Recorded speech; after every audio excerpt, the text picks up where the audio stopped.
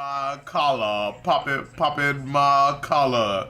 Ever since I can remember, I've been working these hoes, and they better put my money in my hand. Hey, I know you put to the sticker when you see the paint stripper, ice on my paint stripper. With cheese like an antaker, falling from cheese like my lead with my hands breaker. Project Pata, extract 10 dime pieces.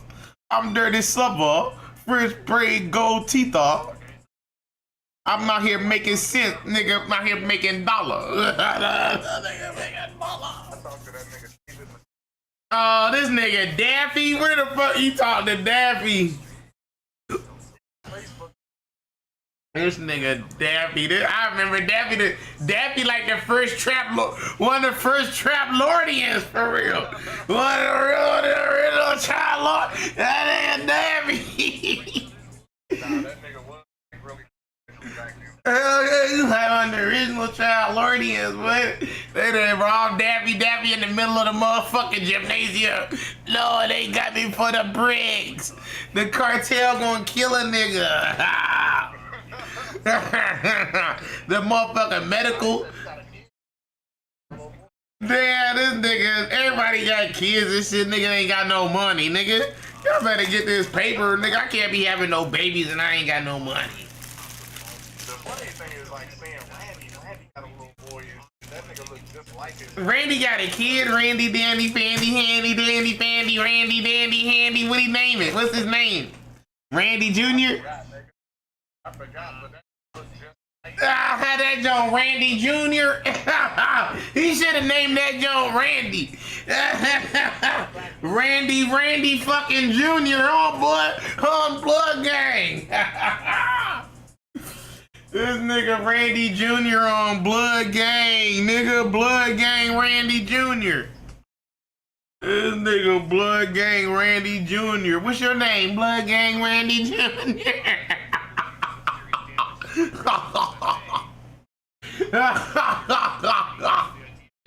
This nigga Randy's son named Blood Gang Randy Jr. Oh hell, I think you gonna have my eyes. Don't damage my eyes with that baby. That's my little godson. That's our godson. Your daddy was a piece of shit. I'm your godfather. I'm your fucking god daddy. We your godfather, boy. Your fucking father was a bitch nigga. That's that shit when they say your daddy a bitch nigga go up to that nigga son. You know your daddy a pure bitch ass nigga. Blood gang. Your daddy a pure bitch ass nigga, young blood. Your daddy, boy. Don't be like your daddy, boy. This nigga, I don't even want to see that. I ain't clicking on that shit. He didn't send me that now. I don't want to see that. I ain't trying to see that you. I ain't trying to see that little you. He look like Danny or he look like Randy? That's a split image right there. That's getting hilarious. He look like Danny? Nigga, he look like motherfucking Randy in his baby pictures, nigga. Oh, with the big head? He got a big forehead and shit. Yeah, nigga, I just sent it to you. I remember how Randy baby pictures was.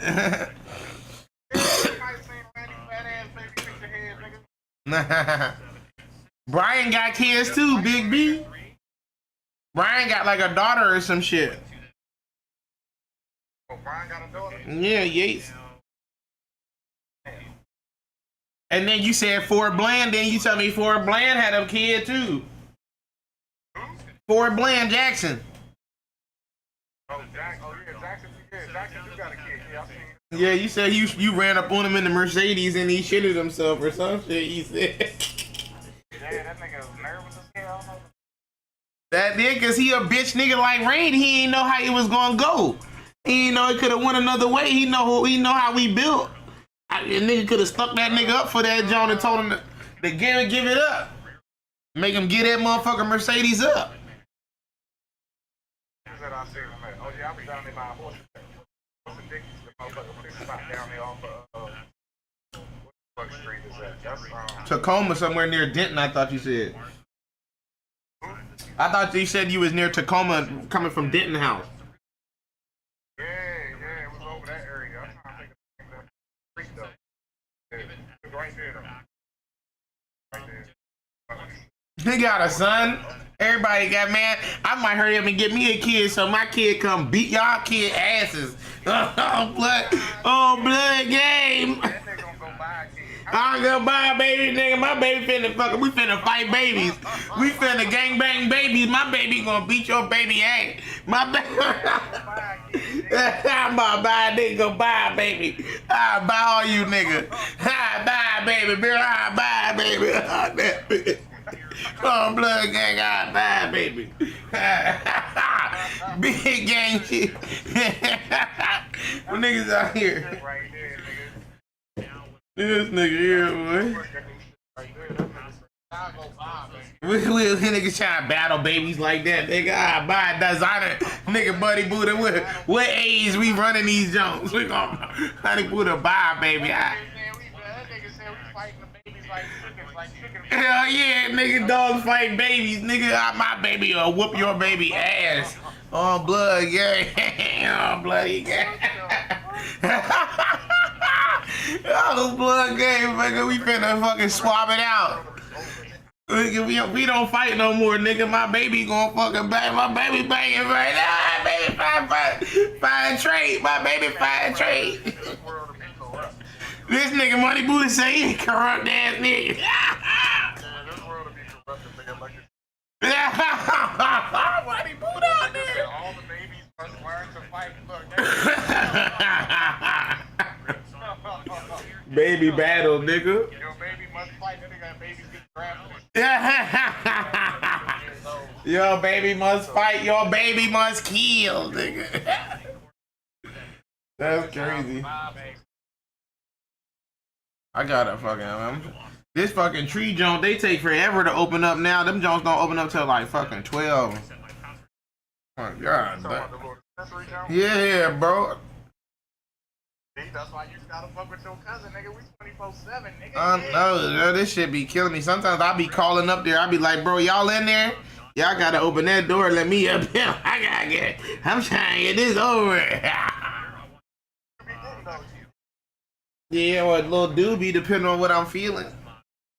Nigga still be buying them dumbass dudes. Nah, little doobie, get me out the way. Get me out the way. I love you, Angry. See, He said, I love a nigga like you. I say you're dub every hour on the hour. Come Go. on, if you fucking buying dubs, nigga, shit, run the money up. Money up. This nigga Money Buddha to be buying doobies. My homie motherfucker hit me the other day talking about something. I got a permanent marker. He tried to sell me that jump for 2,000. I said, for 17.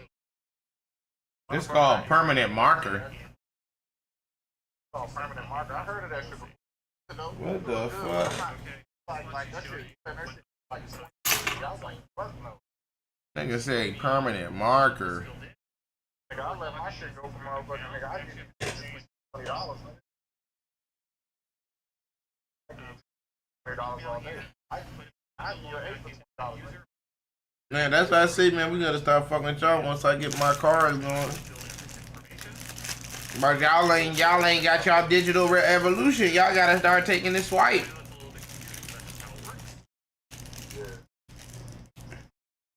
I got some hella deals, man. He said, come shop with me, nigga. Come shop with a nigga. I say, come stop with a boss and get pockets.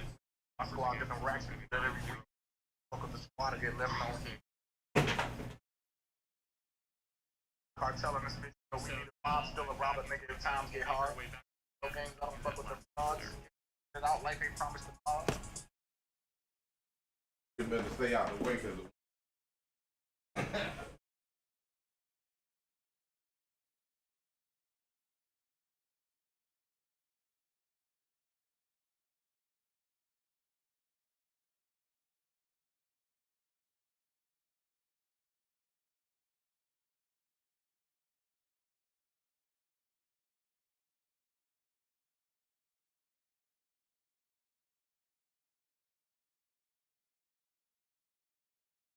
This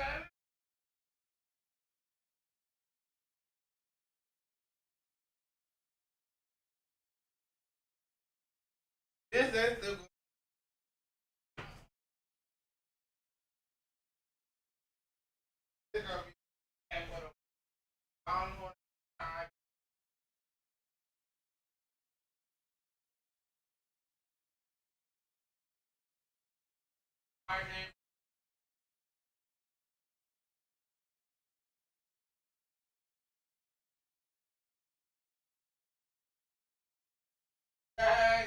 like what I'm saying, then fuck you.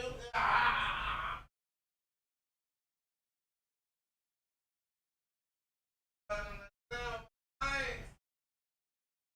Hustle, hustle,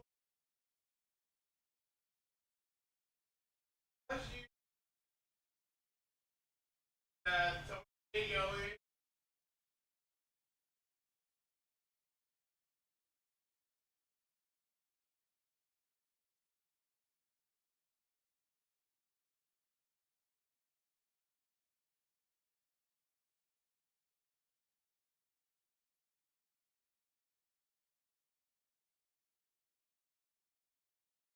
Tornado in there.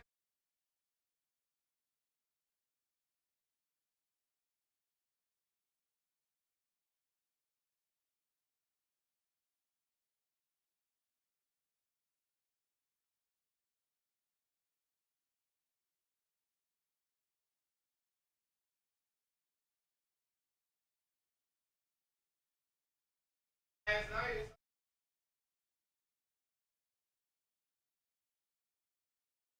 Oh, they lost. I thought they said we playoffs.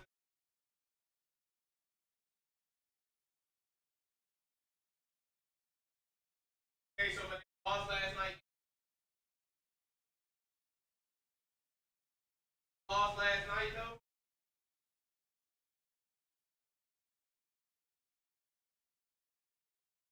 Dallas.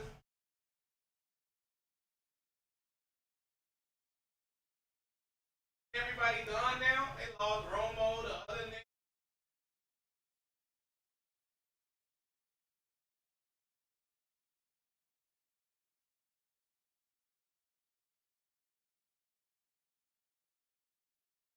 Got Dak Prescott. He's still there. They try to bring it back. They brought a nigga back.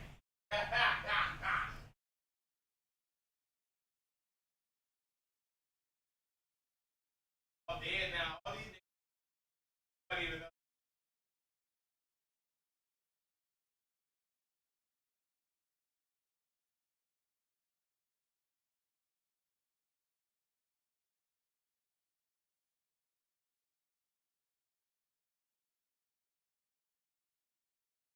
How do you get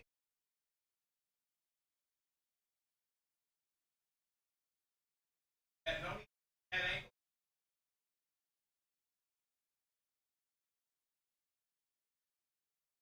God damn. That's some that shit.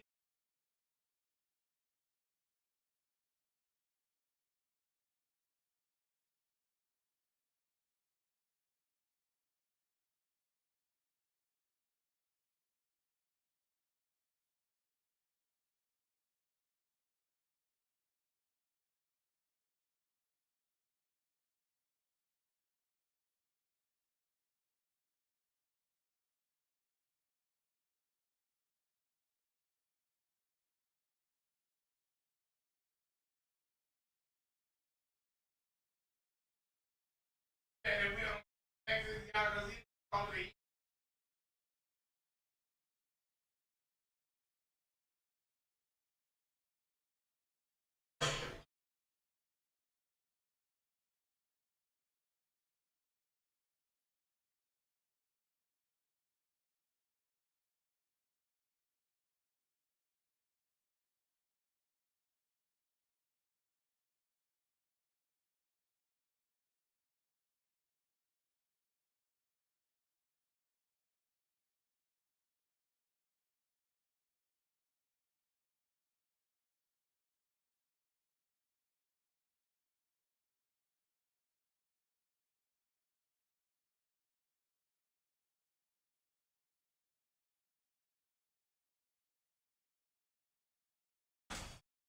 wow, they let everybody make it to the playoffs. I thought certain teams don't make it.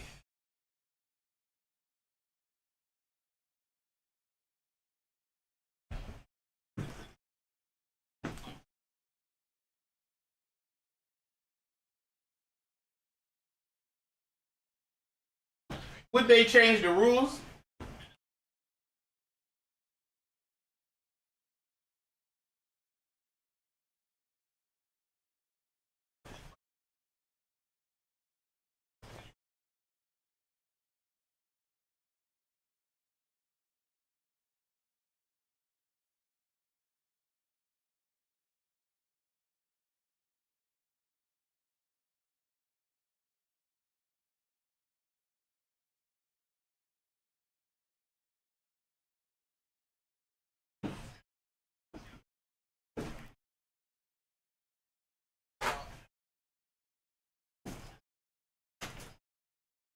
I know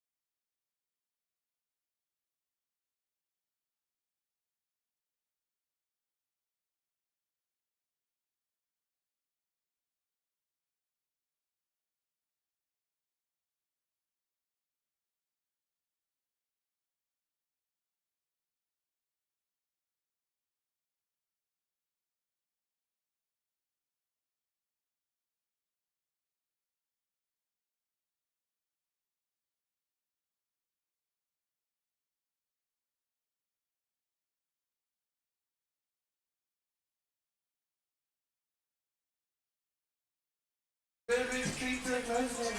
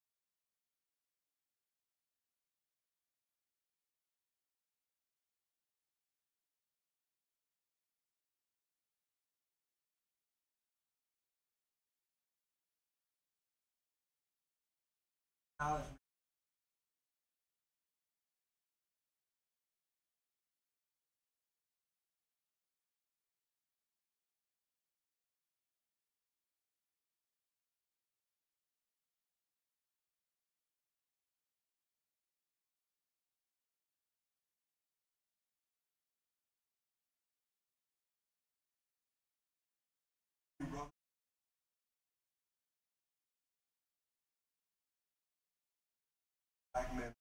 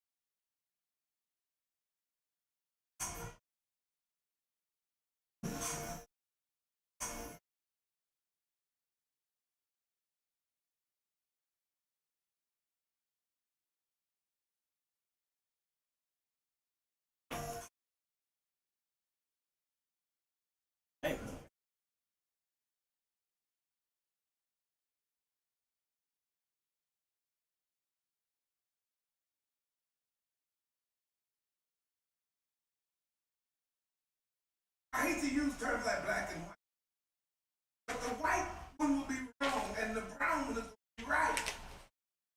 Polished brass one is right. The tribal interpretation is always right interpretation. Tribes of it. That is the correct. What white supremacy was, they acted like, and I kind of hit yesterday,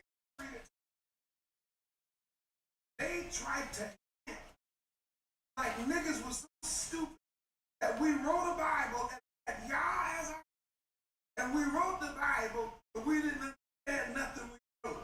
It took the white man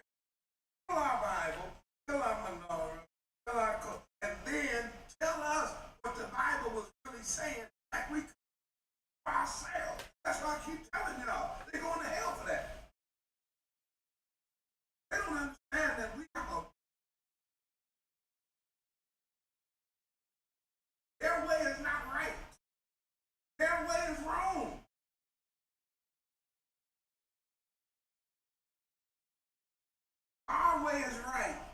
The way our biblical writers interpreted was correct. Heathens interpreting scriptures are incorrect.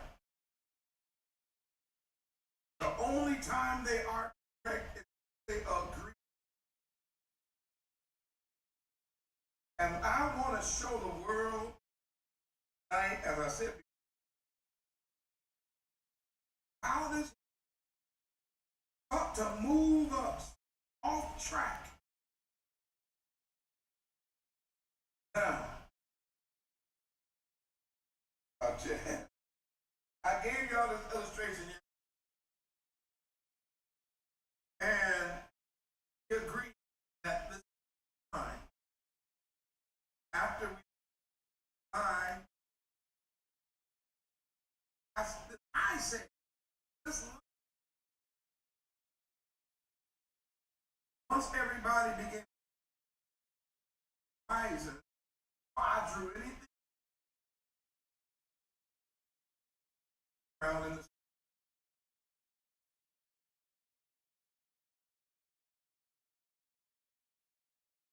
if you didn't know that was a horizon, I told you, you would not be able to see, but understand. Able to see. And when I put the mountains, you were able to see, oh, those are mountains. But the road, then I put a dot off the road. I said, dot is not on this road. Everybody said, yes. Why? Because you have a reference. Now, I want to show you where this is. I'm talking about in the beginning of the Bible, right, and went against what the Bible, right, back and word here, where it says, in the beginning,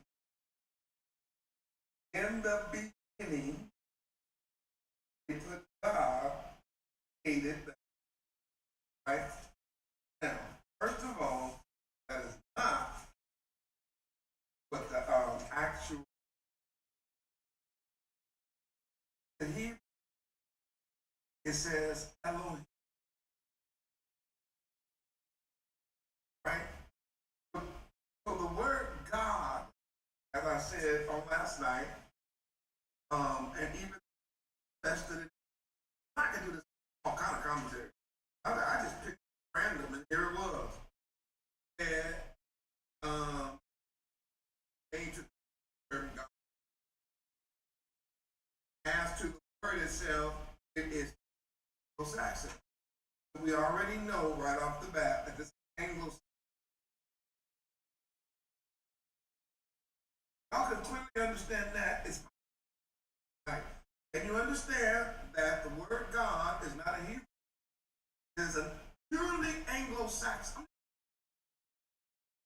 We'll get into the definition, but can you see that it is not Hebrew?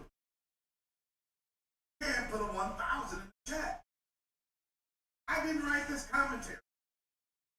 This man is telling you that word God is a made-up word that was inserted into our Bible, cover up something. I'm gonna prove it because they don't just this with the word. They also cover up the name Yahuwah. They also cover up the name of Jesus. They do a lot of covering up in the Bible. They do things, Zion, that they ought not. And then they misrepresent what the actual writer, which was Moses, was trying to get us to understand. Because in every word has and it has a meaning that is built in. And our words are all made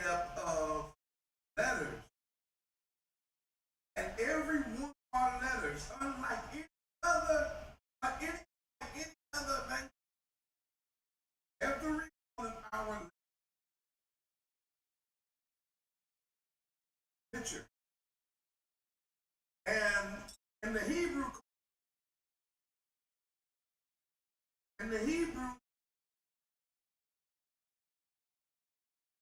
our language focus on, write that down. Write it down. Focused on function.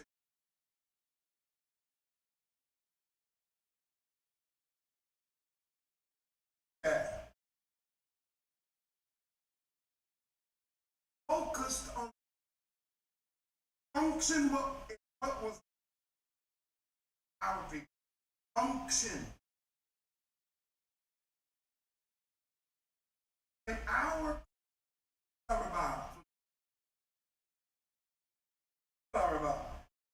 our was always 1,000 times more.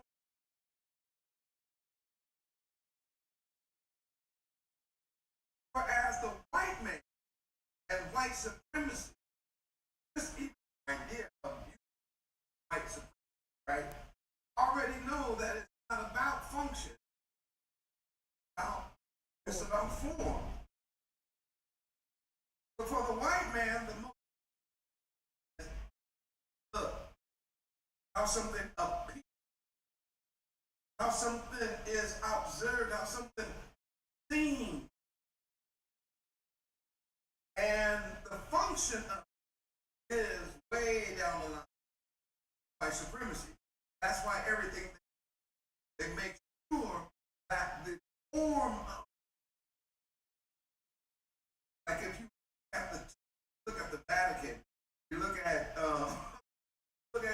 all these different, man, look at the government, look at the statues, that everything out form. They get people. I saw the white church, big old huge building with chandeliers. I saw them with thousands of people in them. I saw at the same time that was all. Because when you open the doors out of these buildings, found that they were functioning together. After church, function was hang. I gave you the look up lynching after church. Type it in your chat if you want. I'm not in the chat. Type it in and search it. KKK. Got the building on the outside, but how you say it? As long as they have the form, they're cool. But for us, function is first.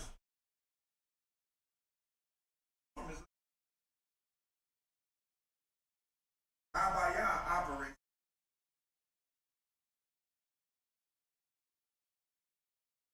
Open the Bible. I know this. This really is. This really should have been taught this on. When you open the Bible and read verse 5,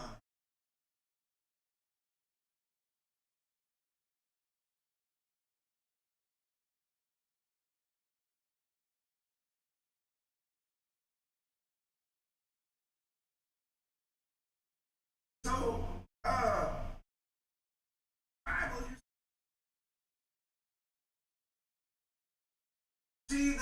you see that there is somebody, we don't know who it is right now.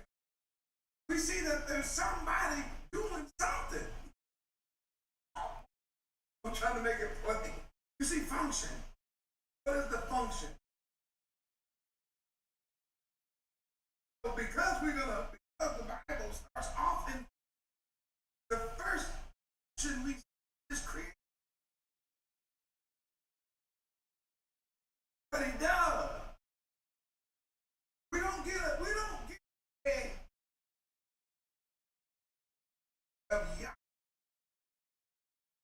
of function. So much different understand that, for him, let's look at the scripture. We're going to listen. There that the term God, as to the word is your aim. And why did you?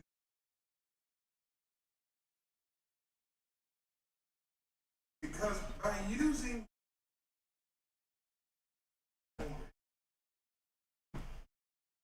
you,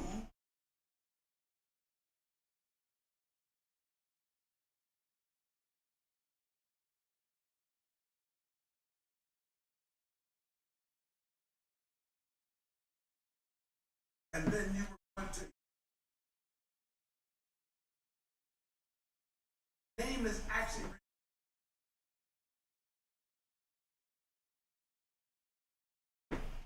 and then not ready to redeem people and revealed him again.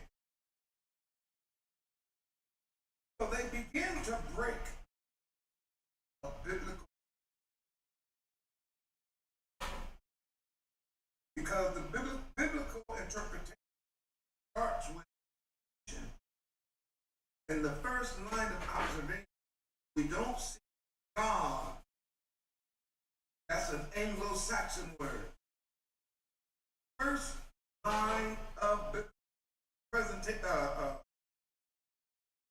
interpretation, we see Elohim. Elohim. I've no record. I'm trying to help my people. So, let me see. Elohim. Elohim. Now, watch this. Watch eyes open. I love coming to room.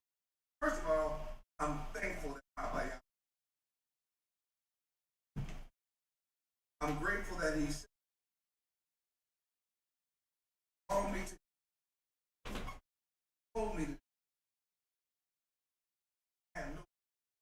I was even have a car, put gas in it. I didn't know. All I knew was told me to do. I had a little church still time and then that when I say church, I had a small assembly at the time, and when COVID hit across that building, I was like, yeah, what do I do?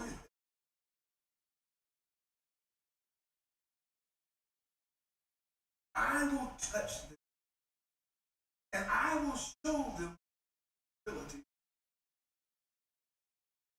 But you first have to show them your responsibility by showing them what they haven't seen before. They're going to see it like they've never seen it. You first have.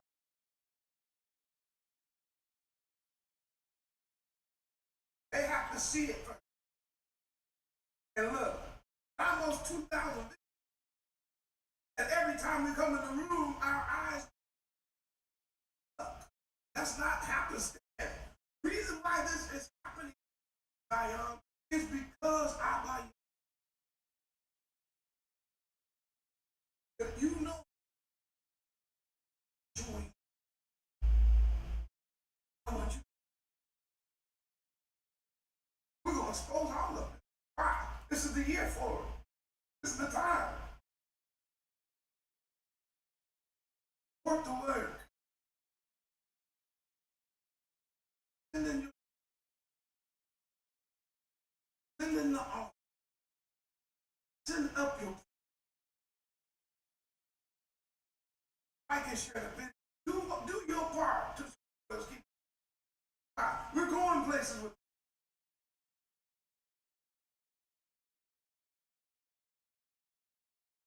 Now, turn out rebuttal for yourself.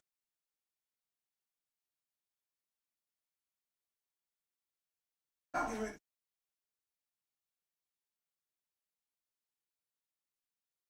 For you that are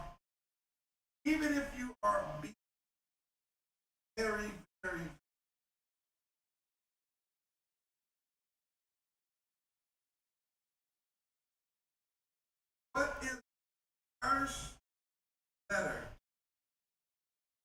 in the word Elohim. I'm gonna let my administrator. What is the first? What's the first? No. I see you. I'm talking about. Oh, thank you guys. Oh. Gotta be more clear. H. Yes, I left. Yes, I left. Thank you. Yeah. All of y'all, Kendra, Diane, yes. It's the I left. Right. I left.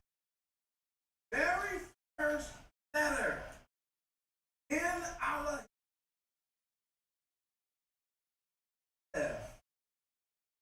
Now remember, they chose to use the word God. They themselves said, "And not." They said they don't know. Argument.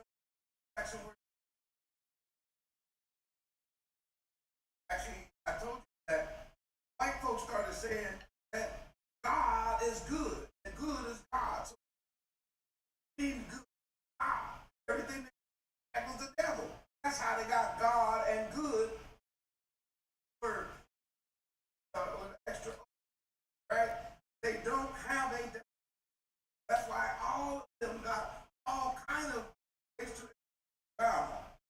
But Hebrew, that's not where we.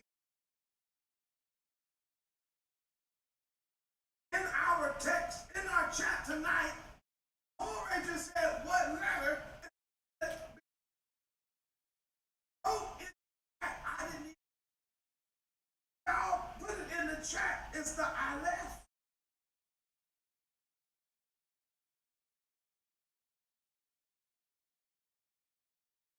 And we had a picture.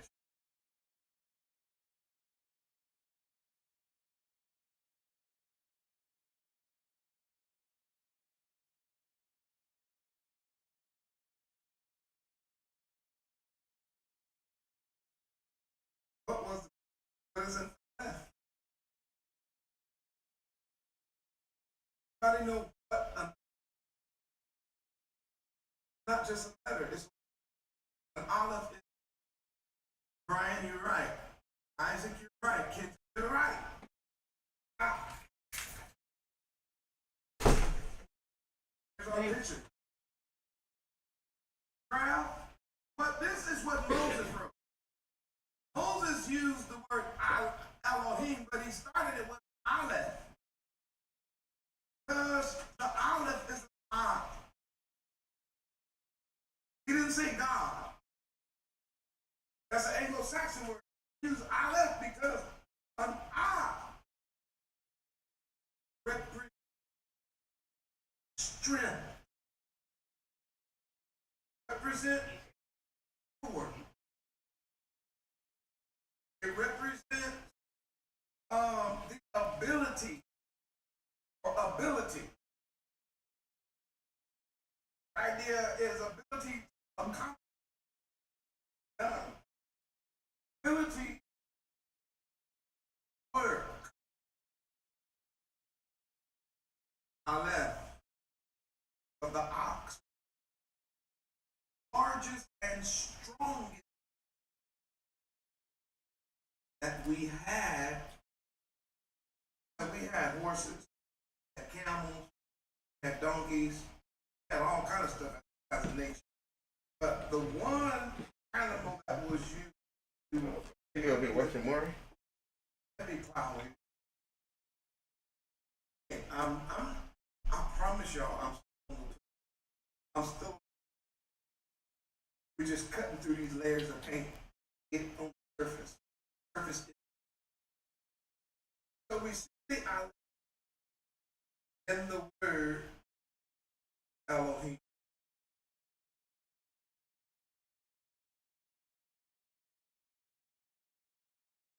Everybody see it? We know that whatever Moses is trying to get, it has to do with strength. has to do. Word really has to do champion.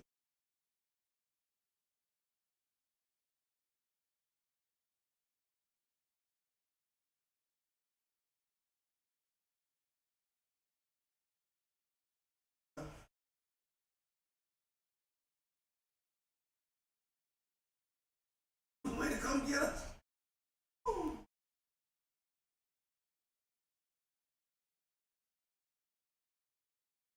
That right now. On the surface. Right.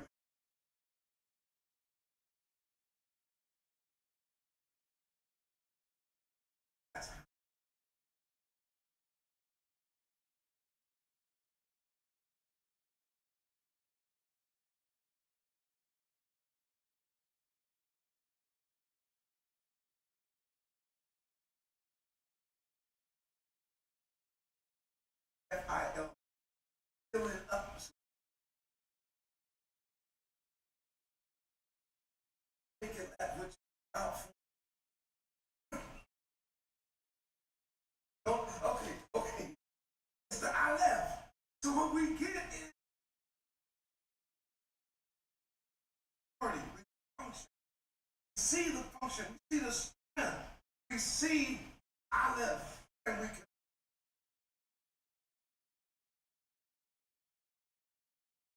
If y'all can see that clearly, I gotta get out of this. Y'all can see that clearly. 500,000.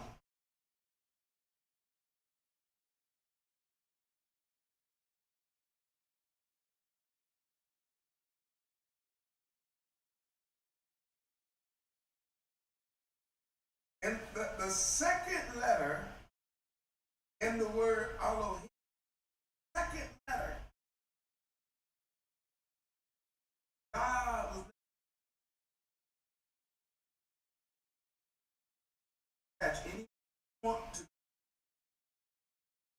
and not attach any Elohim. Elohim.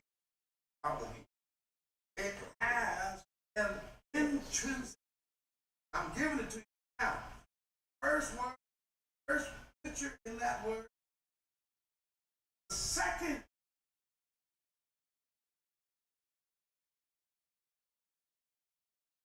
I was gonna ask you. Anyway, can y'all write Lamed in the chat? I gave it to you. The second letter in Hebrew is what? Second letter in the word Elohim. Right, Lamed.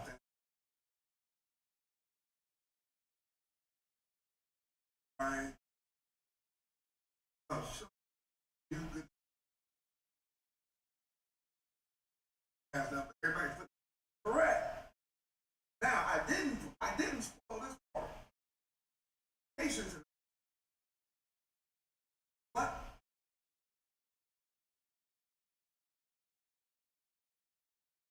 What is a law? What is, remember, every letter is a, what is,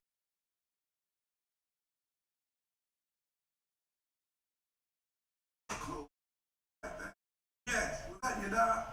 Did you finally in the room with me? I'm just messing with you. Yes, it's a staff. And to be more correct, right? To be more correct, it's not only just staff, shepherd staff. Lamed is a shepherd staff. And that shepherd staff made the hook. So it would look like this, like that, or it would.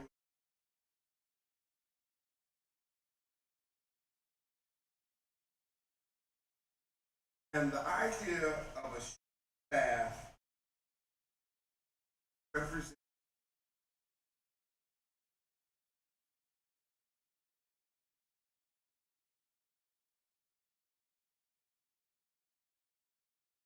shepherd staff meeting. At the shepherd staff surface of the staff.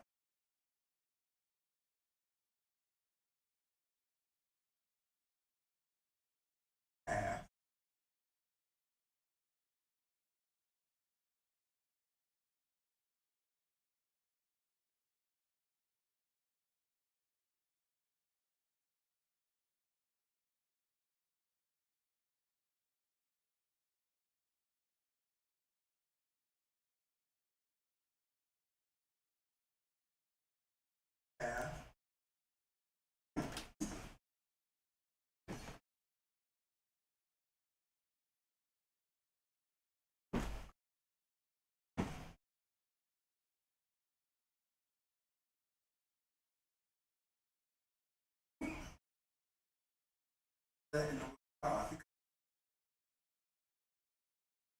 they told you themselves this is the word Elab, the word Elohim.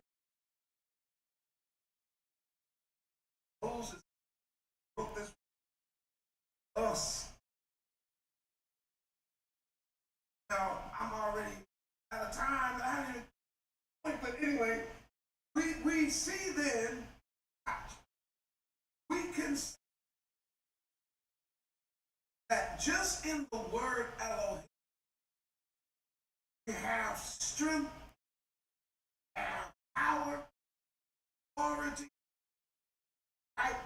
The ability to get things done, champion, add the next word picture, which is the Lamed, and you see that this individual, whoever he is, he's also our leader, our teacher, the one that's going to rescue us, the one that's going to fight our enemy. The strong leader and the strong champion, our leader.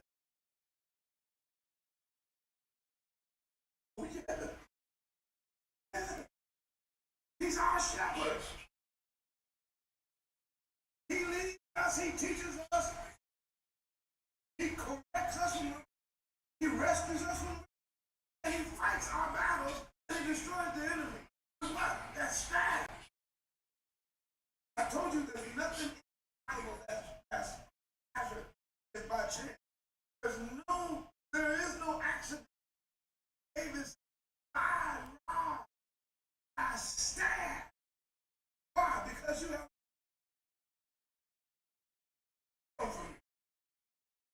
nobody is. Nobody.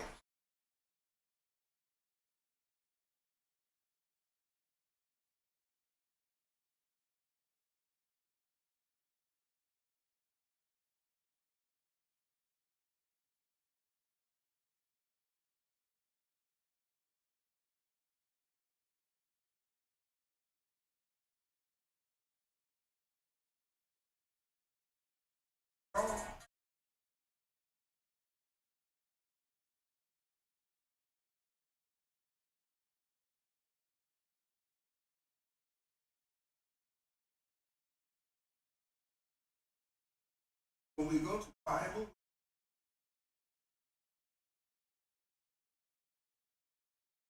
we see that the word God is not Elohim is there. The reason that Elohim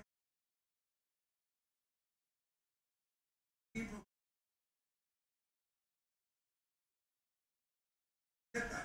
always, what is he doing? Before, what does he look like? Idea is function. Earth. Function. If you continue down this road, I can't at the time. But you continue down the road of breaking down this name. You're going to find out eventually is that this word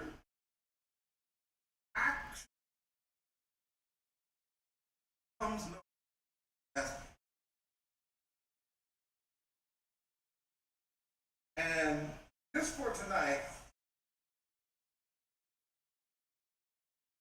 before we attach the powers to,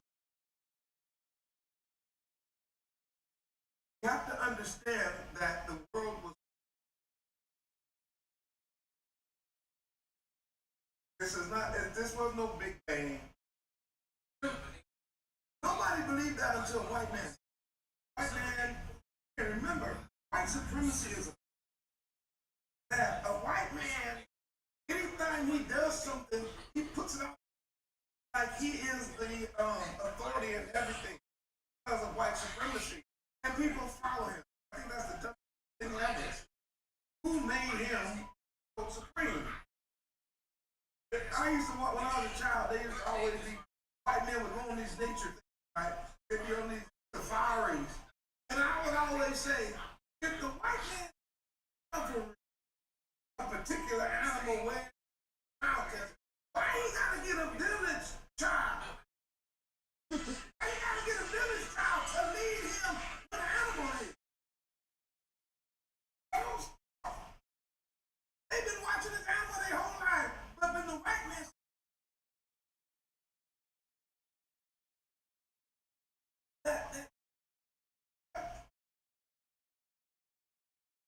I always had to take a guide with you. I always had to every time you had to go get us to show you everything. I can start it.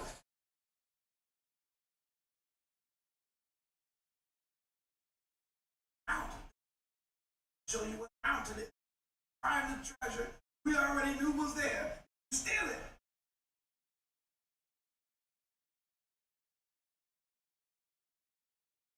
And the biggest one for you and I, world, they still say Christmas, this character. People.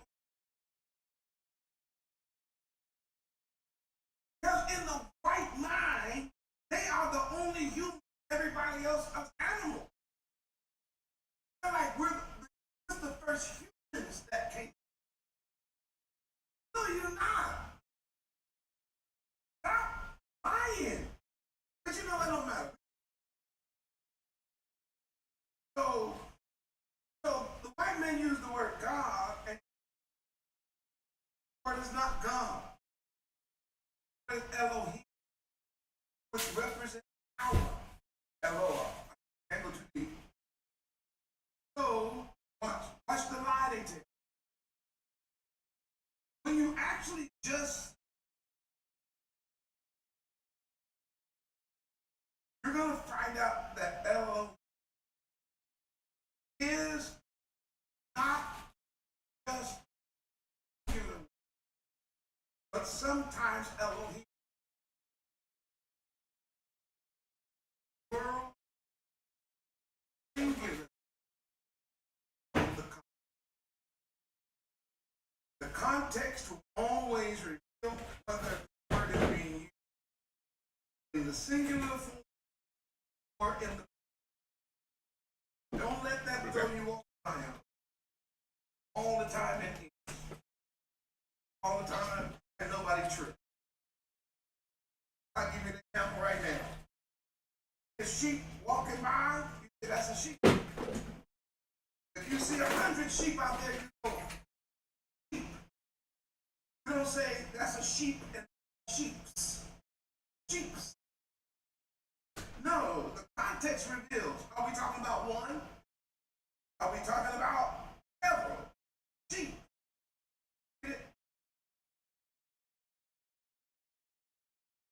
With fish. That's a fish. A fish. It's really improper to say fishes.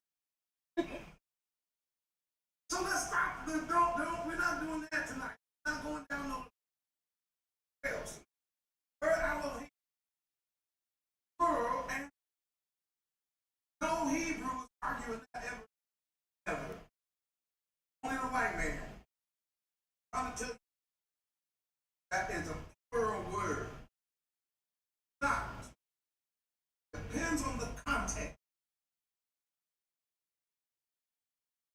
Word has a meaning.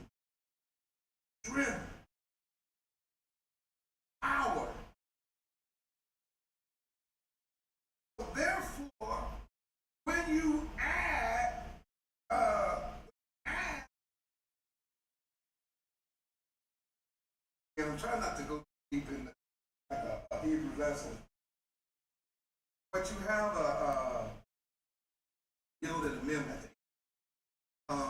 That's always represent. That always represent. And in a way, okay, I see, but not when it comes to the word is.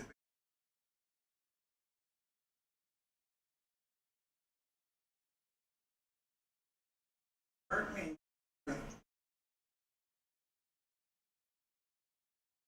When this word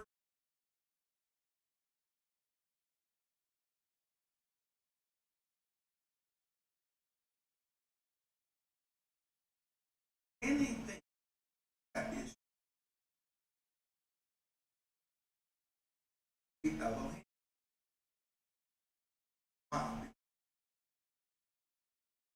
actually in there in our strength. So we talk about certain people. So and so, president is a powerful, right? But we could say the leaders of the world, they sit in seats of power. They would be called Elohim.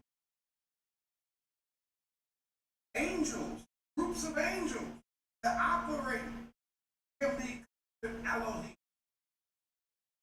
It is power, strength. When it comes to the heathen, they had their own gods, their own Elohim.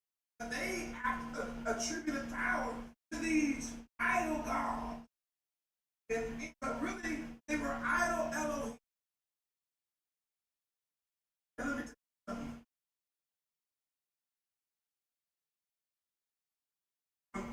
Remember, all the news, he spoke about idols. He said, false gods, that really, that don't make no sense. They're gods, but they're not gods. That don't make no sense, right? Watch this. What he's really saying in Hebrew is, these so-called Elohim that the heathen makes Elohim.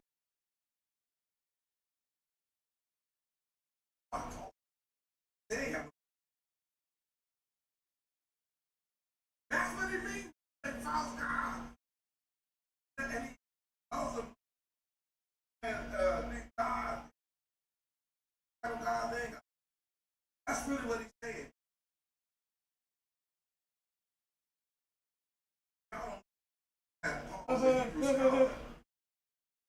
Paul is always going to be dealing with prayer.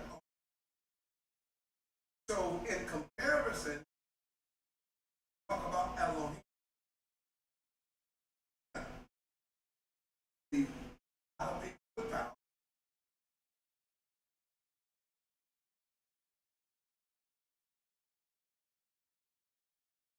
Elohim.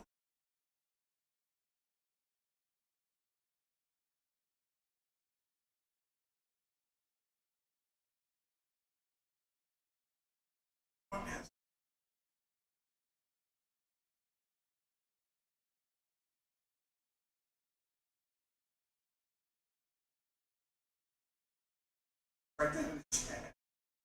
Right there. That Elohim. All power. That's what Elohim. In Genesis chapter 1. Not some random God and how long time God live. God will forget. That's not the Bible. But the Bible, because really, I don't get that right now. Because Abba can operate. He can speak and bring forth life. He can also speak that. He can speak and bring forth life. He can speak people in darkness. So let's not deal with that. Oh, God is good. I'm not saying that our Heavenly Father not properly function. What I'm saying is,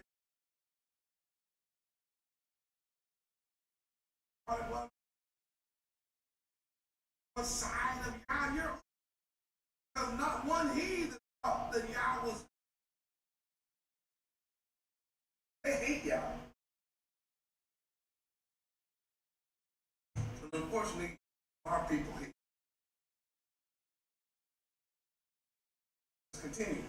So the idea word Elohim based on know that because of our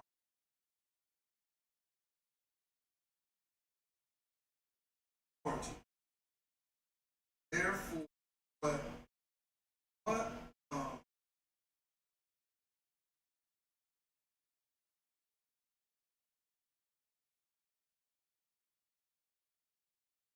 all of it is the one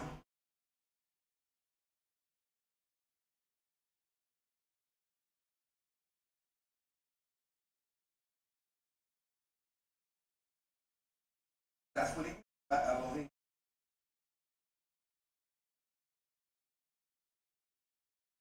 We find out about our king. We find out about our Elohim. Write this down. But we find out about our Elohim.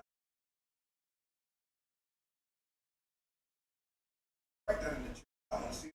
I want to see it. Our Elohim. Our. Don't just write Elohim. Right. Our Elohim.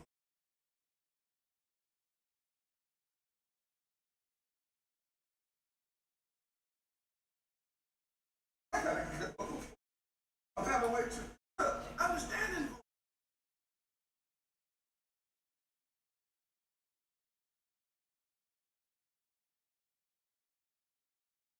Our Elohim is one. Let me show you what this white man says.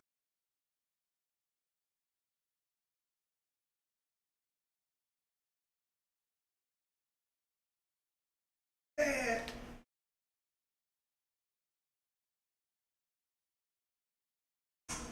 the liar. And go into hell. Read this. The original word Elohim, God. I just proved to you that God and Elohim is not the same. Anything can be called a God. But not everything is Elohim. Everything will have all power. That's what he's speaking with us. Certainly the plural of El, or Eloah, and has long been by the most and that third highest. He's trying to say, you niggas wrote the Bible.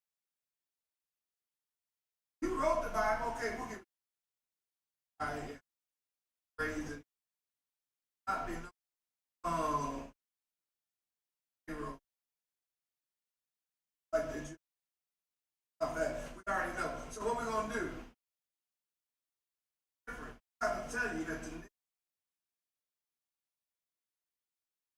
have no insight in it. Righty. Let the white man tell you this Elohim that most people really go to the learned and highest.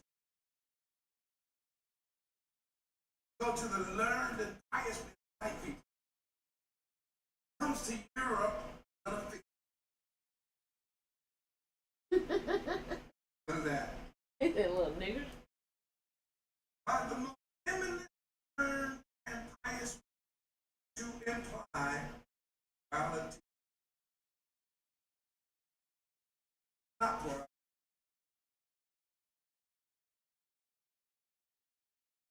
so they started right there saying that it is a. And this is where every one of your pastors, your deacons, and grandma, and everybody reading the Bible and say Elohim. Not from a white man, they did not. Got that from somebody that wrote about the Bible.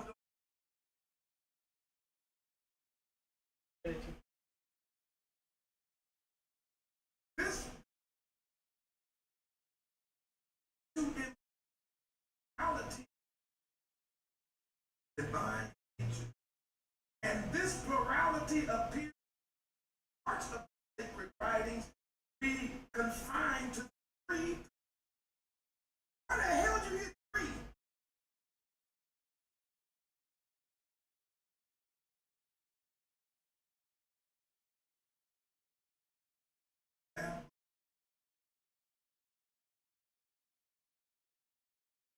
You look at what their posters on it.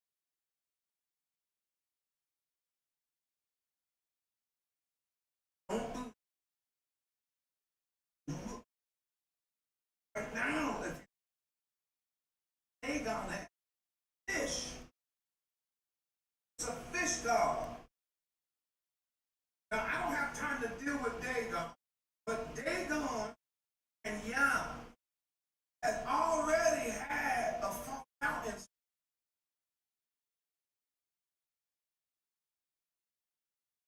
And Yah won 100 nothing.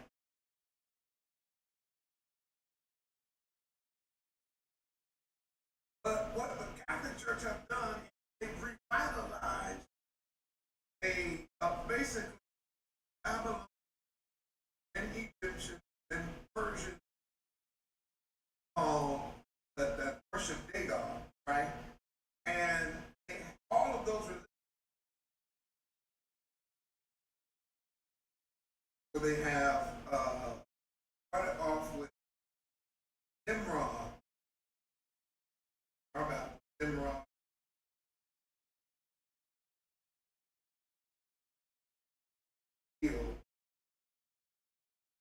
That claimed that her son was her husband reborn. This nasty thing with her mother married her. Hated the Trinity. Father, Thomas, and all through history, that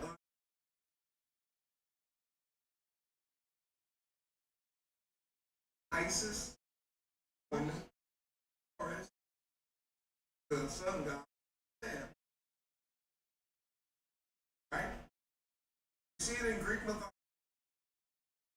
Venus and Mars,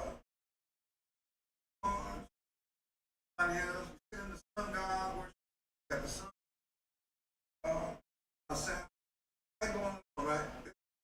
That nasty, disgusting, holy, every. And so we're not actual. The thing went off. We don't have a Trinity. Air fryer went off. But because these white people are connected, ancient Babylon, they pushed the Trinity into the text. I just showed you that word means Trinity. There's nowhere this verse, that person in actual scripture say it means God. That easy. Biblical interpretation.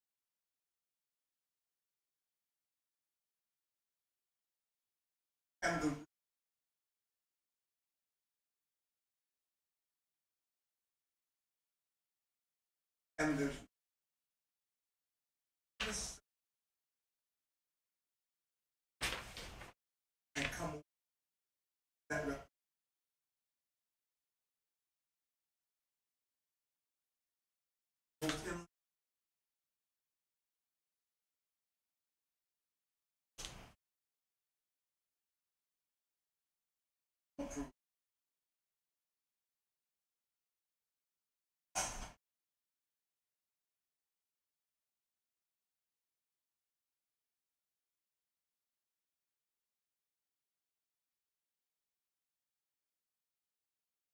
Goes on to talk about all that in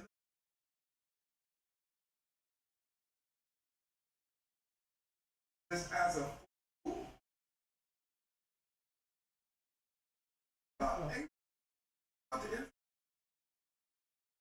Remember, they also as a foreshadow. A foreshadow.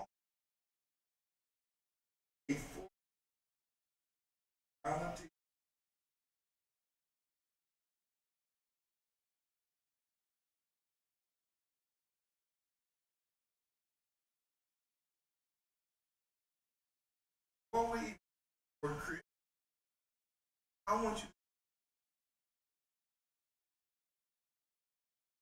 argue Israelites. I don't care if you are Moses and Elijah and Joshua, King David, all y'all. None of y'all could. We could. You couldn't see the Bible like people could. You didn't see in Genesis, but we call the divine Trinity in the word Alpha.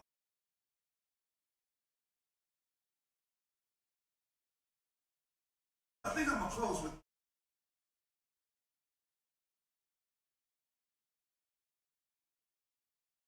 how about listening to them?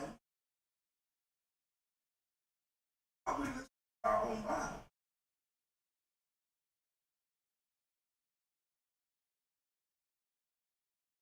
We can start off just going to chapter 2.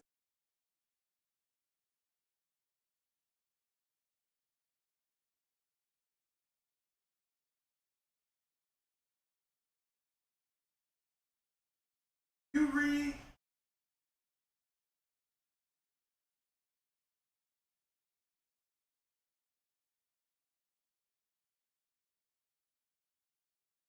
I want to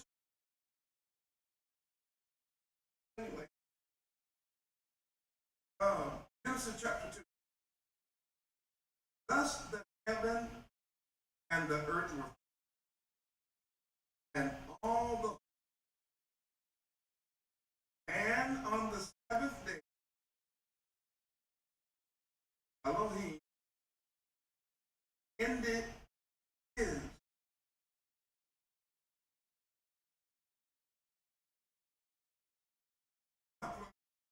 It didn't say Elohim ended there. It says Elohim, his work.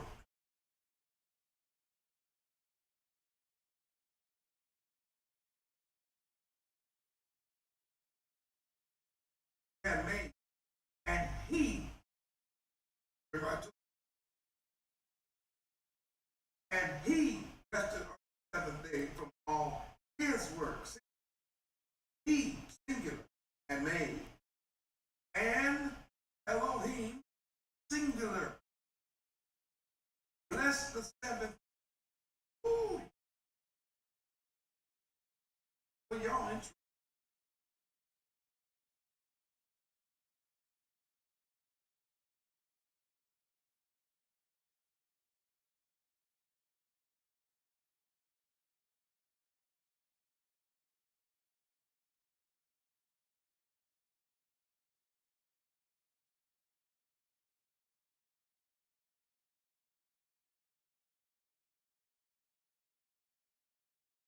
You go, woo! This one is, this is a law. Biblical should have. Here is the rule of this tribe. Seventh day.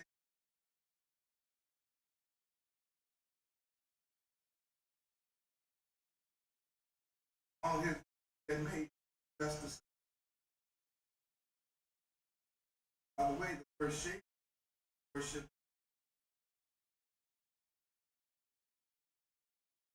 And sanctified it because of that. In it, he had rested from work with Elohim. Elohim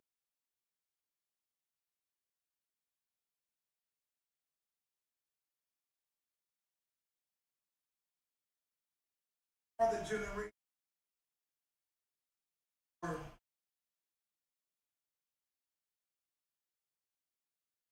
in the day that my other Bible is already highlighted. And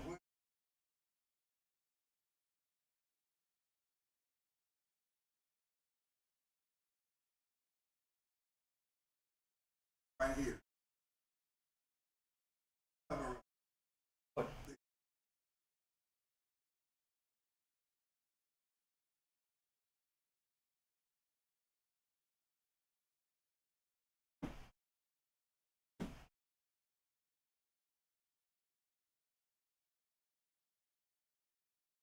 Because we're in class tonight. I want some. You can Google it if you want definition. I want you definition. Definition. Everybody. I want the whole. I don't care how many of y'all do it. Find out for yourself. Word look at this English writer said that the Lord. Go ahead and type it in. Put the definition of Lord in there.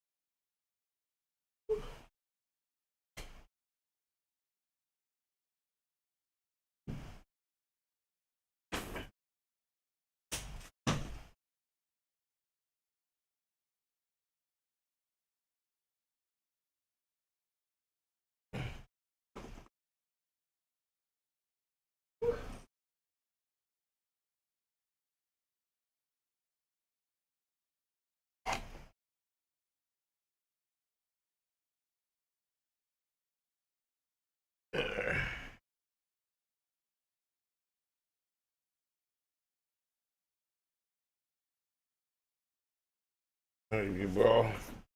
Good boy, Money Boo.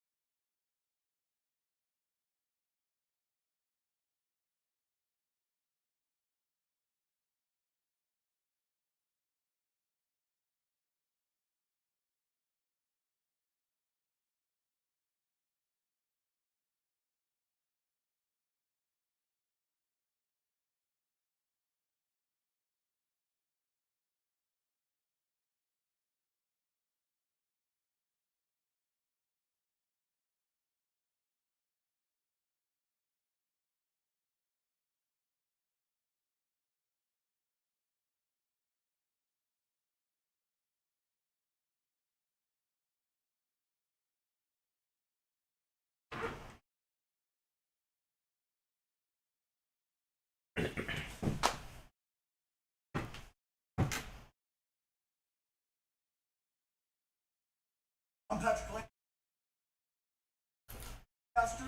Right now we're in the Russian war zone and by Russia and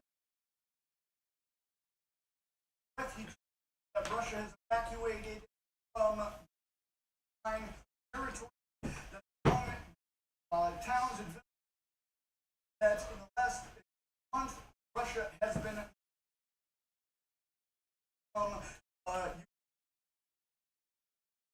talk to these people about what the special of Africa. We're going to be talking about the United States, where is the new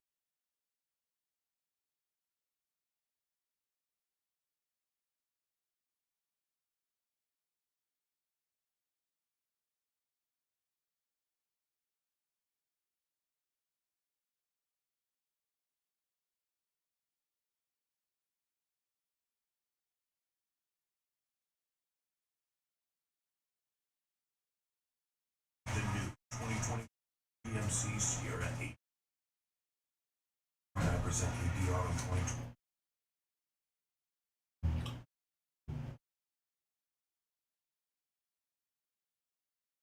I can tell.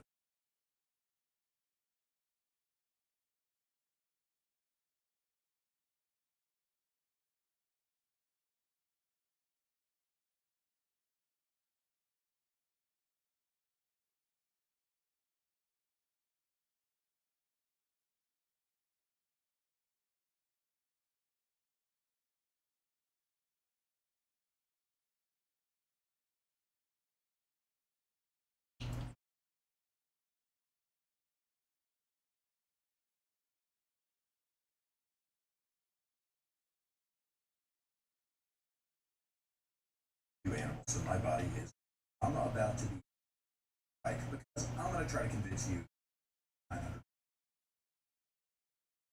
spend as you watch this HK USA's 55684 today talk about what's new with the effects actors and my forward on today. I've never reviewed the HK MR 556 or I saw preview MR 556 as cover price about water. A little after I had the honor of training operators of the rapid response intervention Public. These guys basically detect public security section 9, and if you got that right, never touched a one. My point is, they basically have an unlimited budget to buy whatever they want, and what do you watch for their sidearms? The HK-7 has a submachine gun and a short as their primary. After shooting with these guys, after talking to these guys, see why. Tell me about the HK-16. Every member of the unit has one.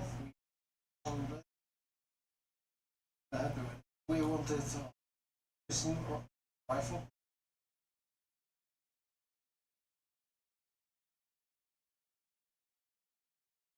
The reliability. We use it outside of Czech Republic, the places. And it's absolutely everywhere. Happy with the piston system. Not suppressed. Something preferred like this with a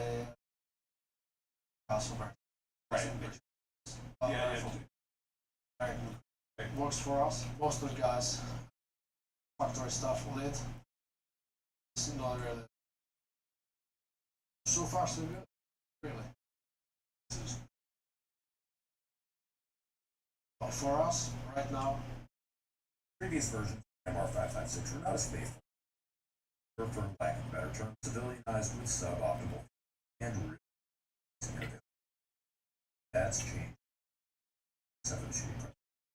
Exception of full auto, the barrel, talk about just a second, as well as a few small details. This is the closest thing that we've seen to a 16 so far. First, you have the slimline HQ. Furniture thinner and lighter than CMR6 furniture. This also includes a slimmer block handguard. One note, perhaps my only complaint about this, other than this, and wait. I do despise the large roll mark on the hand, but that's my second or third biggest complaint about this gun. You can see where this review is going. After all, as it's noted, the process of being stunted upon by a heckler. It's got the over. It's probably useful for you. Jersey or Galveston is the closest air quote beach. Woof. It's got a reinforced double length castle nut to protect that buffer tube. Magrally, well fenced, large board. Additional also have similar to a lot of the other platforms. Can be safety with about 45 degrees. I want it. You now have an angle AR-15s instead of the straight tunnel from. One of the best features of short-stroke piston operated guns is, of course, a two gas plug. Great thing about the 416 MR556 family short-stroke piston operated gas system.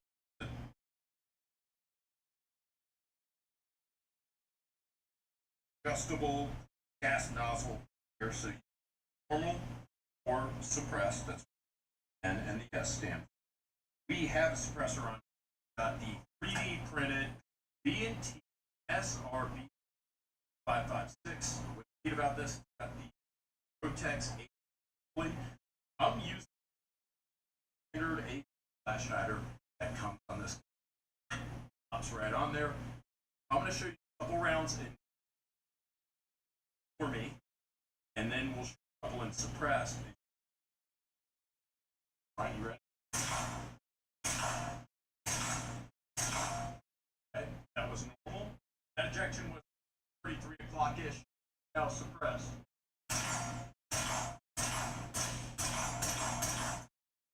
Brian saying out like 5. I gotta tell you, it feels great. Like just being able to pop it over, run it in suppressed.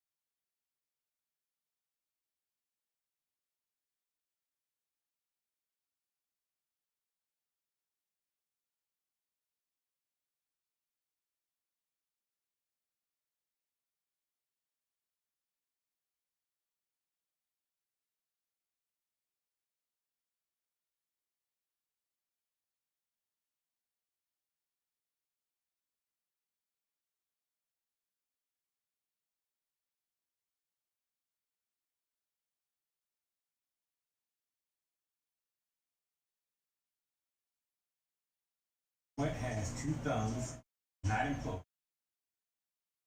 Guess what? I got plenty of time to do this.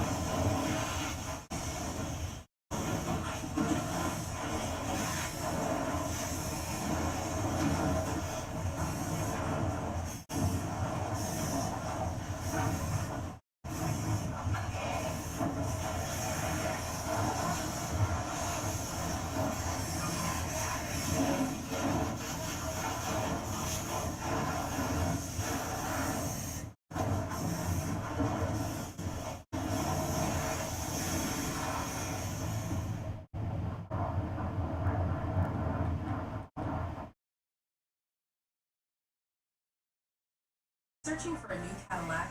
The search is over at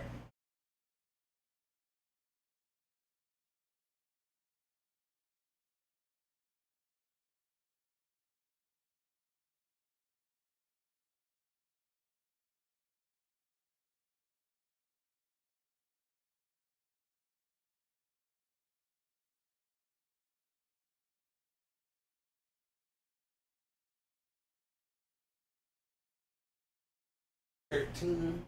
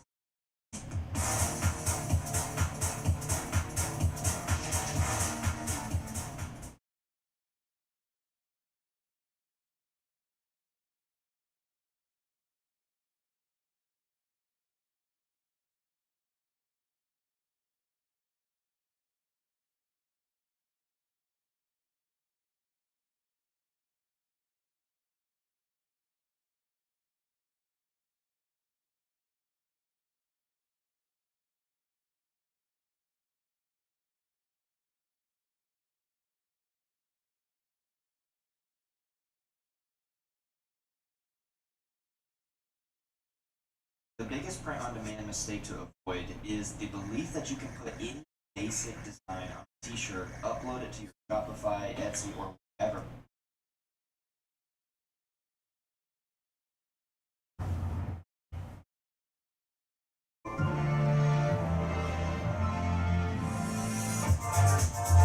I'm Max Romy. I am a painter and a filmmaker, and right now I'm here in Alaska hoping to make a watercolor of this gorgeous spot, which kind of feels like a watercolor painting already. And to capture it, I've got this, which is the new Hero 13 Black with the macro lens mod. This has been a total game changer for me. What's so cool about the macro lens mod is it has an actual focus range. I am able to wrap from focused on everything down to really close focus, and it just is able to pick up all of those little details, every brush stroke, every pen stroke. This is so much more than a macro lens, because when I'm able to wrap all the way out, I'm able to capture that great kind of vlog POV, so colorful. There's big picture landscapes, and then I'm able to switch it up at a moment's notice, twist that ring, and then I'm back to this close-up details. Like the lens, the camera, they are fully waterproof, so it's really kind of helped me pare down my kit, but also just expand the kind of shots that I can get. No matter how much you paint or what you paint, you're only going to bring back this tiny piece of the big picture. And I just love, at the end of the day, when I'm able to hold up a sketch and it just lines up and you're able to see how it all fits in.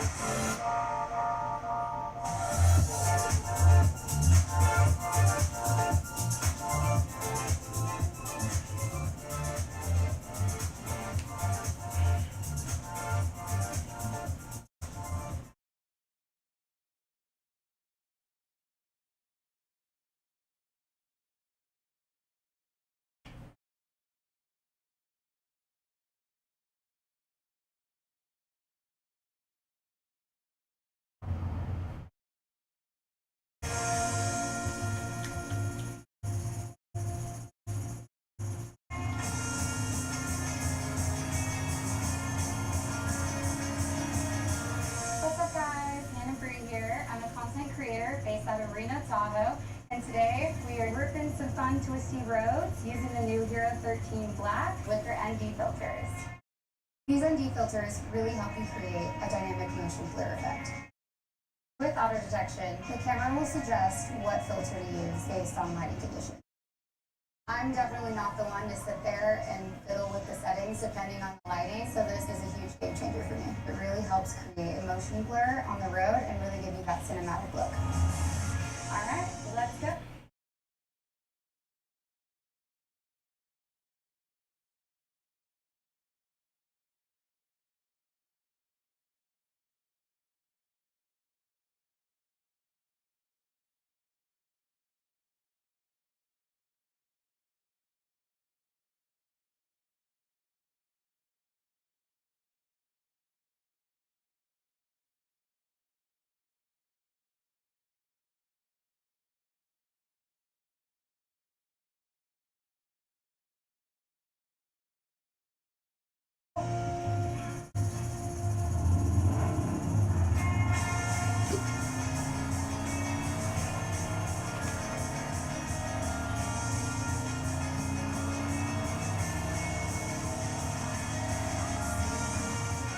Certain speed. Whenever you can get that motion blur, whether it's a video or a picture, for me it's like I can almost relive that moment.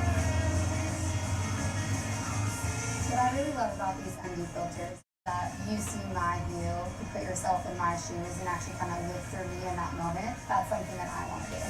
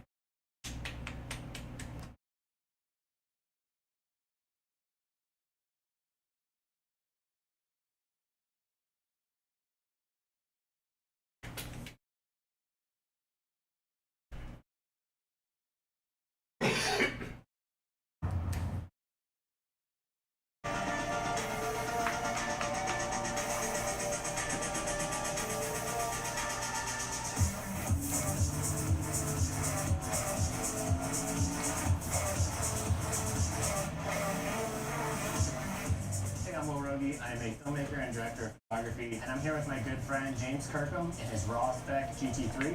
We're going to be using the anamorphic lens today. Anamorphic is what you think about when you think about cinematic movies. It's low, wide. I think that's the best choice when you're filming cars. One of the characteristics of anamorphic is that classic letterboxed cinematic look. The anamorphic lens mod shoots 21:9 aspect ratio in camera.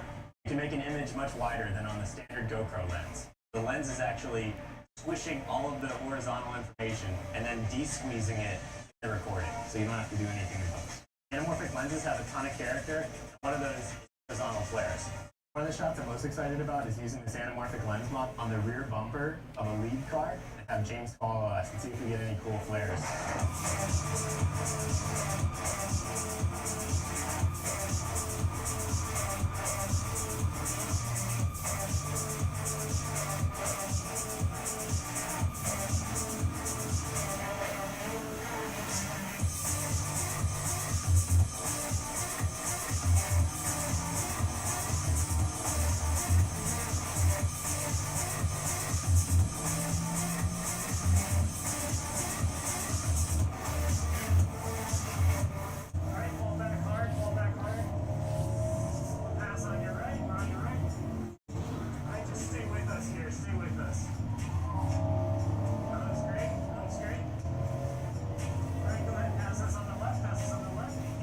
Lens mod, it's going to deliver you.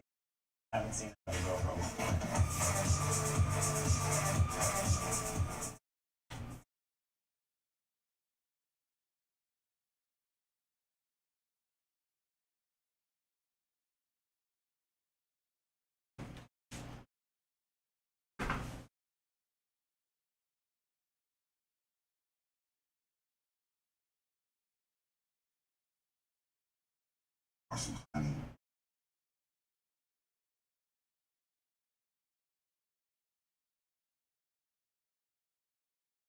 Something natural.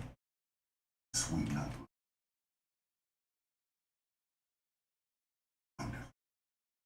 Bring fun.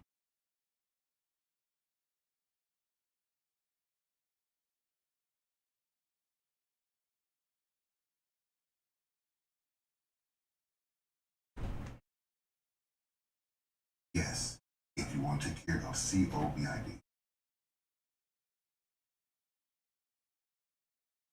CO, it takes care of it. I'm not kidding you.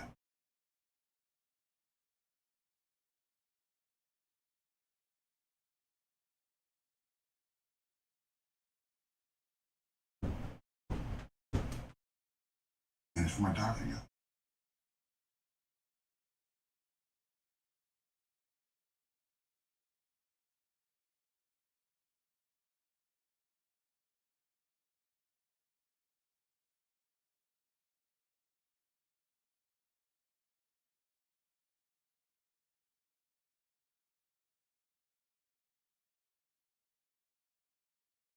Sign up for my doctor.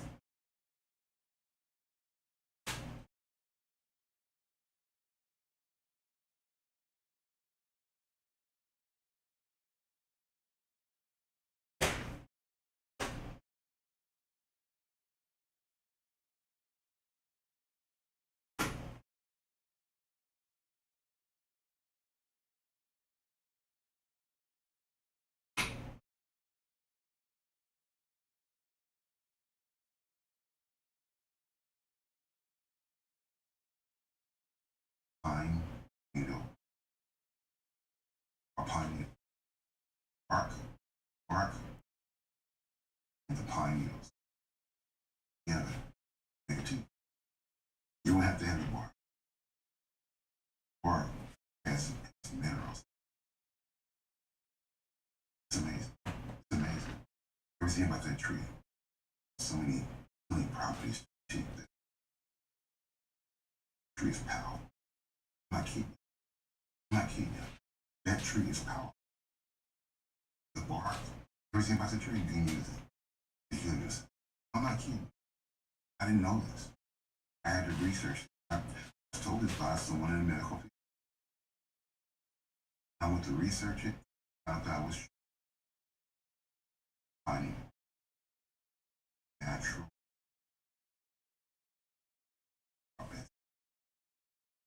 Make sure if you want to online, www.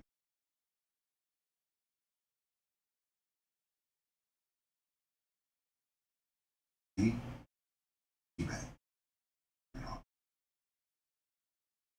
That's right. Shalom, shalom, shalom. Well, thank you, David. David Torres. Thank you, brother, for being faithful. Also, thank you, Dave. Thank you, Dave. He blessed us yesterday with sold his car. And you know, it blessed my heart. Dale, but it blessed my heart. Because Dale going through something. He's going through something where he devastated. And Dale was needing support. And he decided to sell his car. He sold his car for a portion of the car proceeds. Even though he needed course, he blessed him. And that shows you a heart. No matter what, he had to, even in the midst of his own tragedy, he blessed him. Yeah, brother.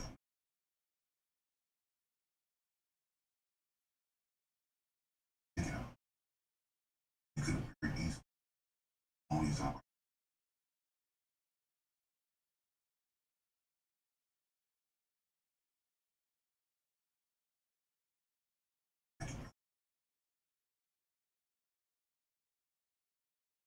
For those who sleep, y'all, come on, y'all, we Israel. We can't be sleep. They said for those who sleep, though, they sleep at night, y'all. And those who get drunk, y'all, they get drunk when? They are drunk, y'all, at night. They are drunk at night.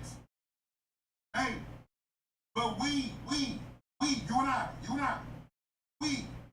but we who are of the day, to be what? We sober, y'all. Putting on the breastplate. Putting on the breastplate of belief, y'all. What do you believe? As well as love. As well as love.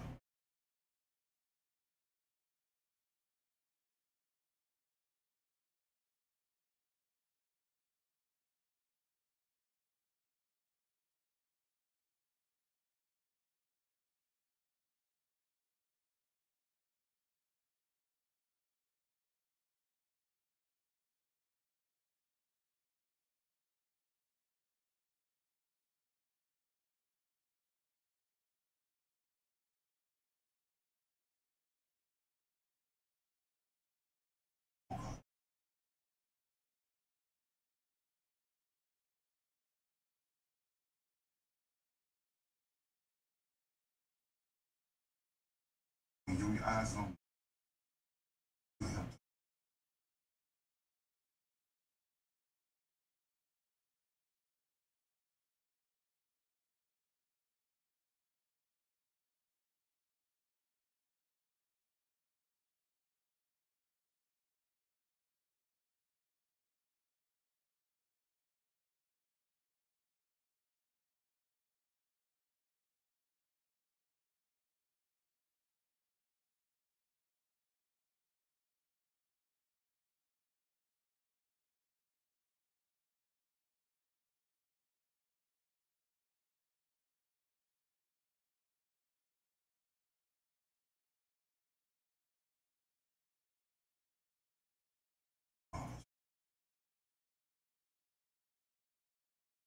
But we who are of the day, y'all, we're of the day. You and I,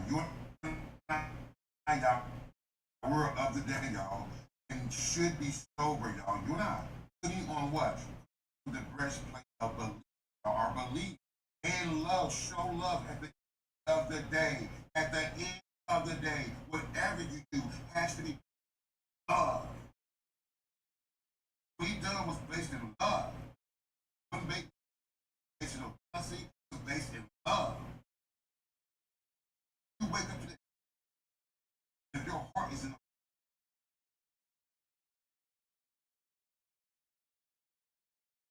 everything, all that you go through, you don't have love.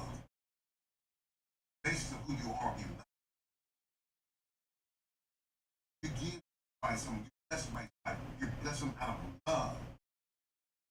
If you don't have no love, you ain't gonna want to have no love. You don't care to do nothing for nobody. You're not. Why? Because you love everybody else, only for yourself. Beyonce says, no, not in that. You must walk out your house, fresh place. Help your brother. You help in this day. Do it with me.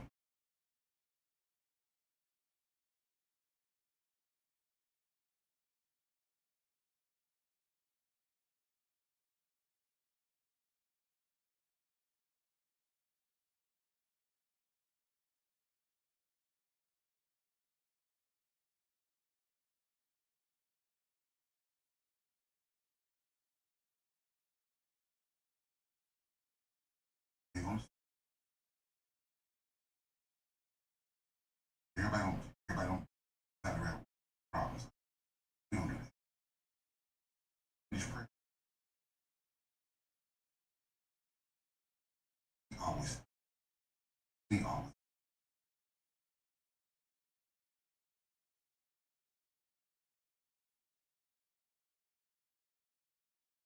But we who are of the day, y'all. But we who are of the day should be sober, y'all. Putting on the breastplate of belief, y'all. What do you believe? That should be on the first part of with your belief. Your belief. Your belief should be the first thing on your mind right now, every day. That's what should be part of your belief, your faith. I think about, I'm watching TATICAL. When y'all saying first thing,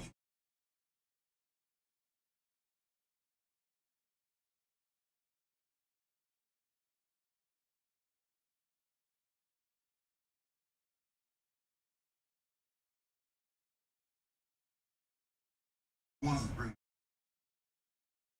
that should be your hope. All his brothers do, everything they need. These are the things.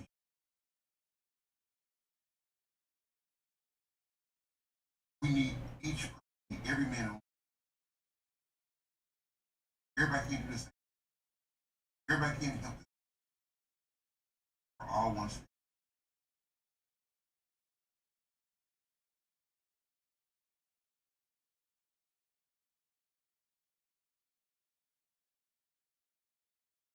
All one.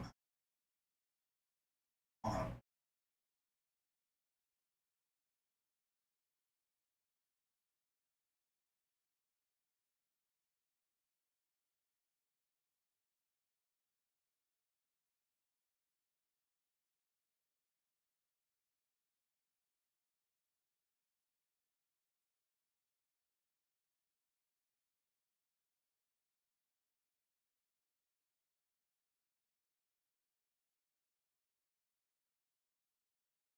Every day.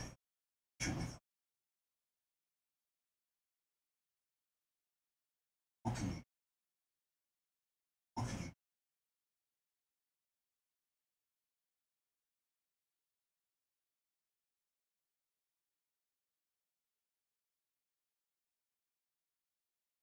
The thing. Us to do.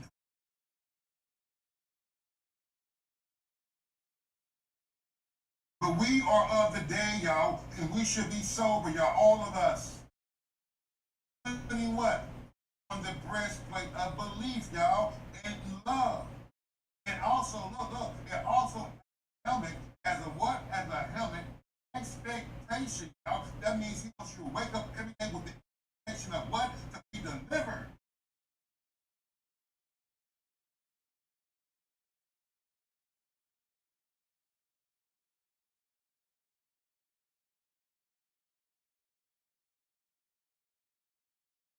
Breastplate. None of us. That's what can we do? What can we do? Let me know. First, you try about money. Sometimes about your effort. Sometimes just you posting some posts. Build the kingdom in any kind of way. You make it about money. You make it about. You said I didn't say. Do something. All I'm saying. Wake up and do something every day. Help us do it. Help us do this. That should be your. That should be your. That should be. When you wake up with the fresh plate, it's on your heart, on your mind, put on that helmet, on that. It will protect you, your mind. Put on your mind. What can you do to build the kingdom today? What can I do to show y'all I love him? Show y'all. Tell somebody about my father. Somebody. Something. We gotta do something. You can't just sit there and wait no more. All hands on deck right now. God wants all of us to know him. All of us love him. He wants all of us. And we serve him. All hands.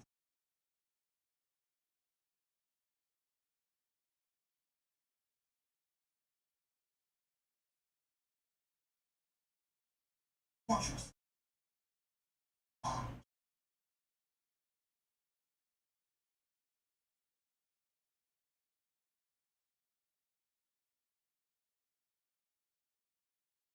Putting on the breastplate.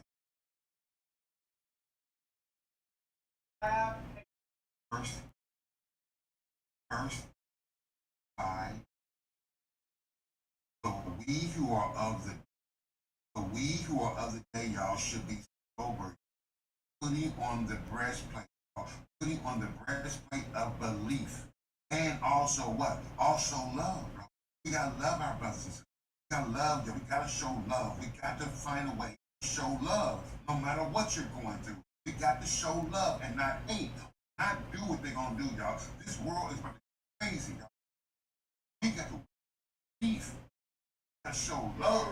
And I also, y'all, as a helmet, y'all, as a helmet, but wake up with the expectation. That's one of us. Wake up with the expectation of what? Of what? Of the care be delivered.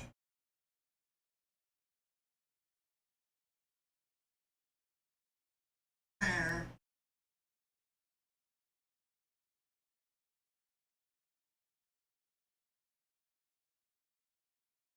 Are we?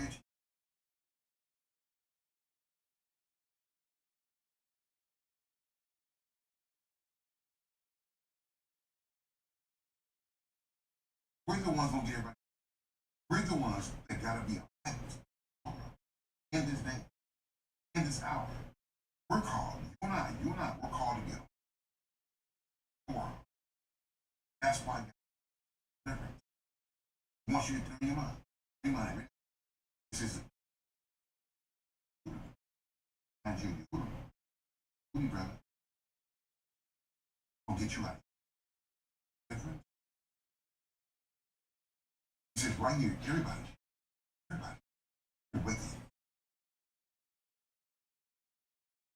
you. Expect.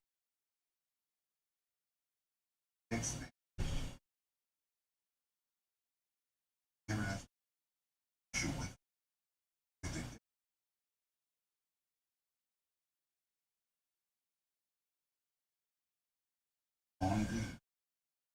Only choice.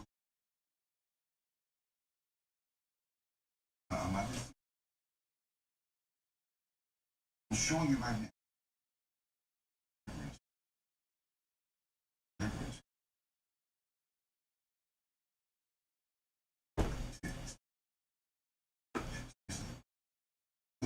Put on as a expectation.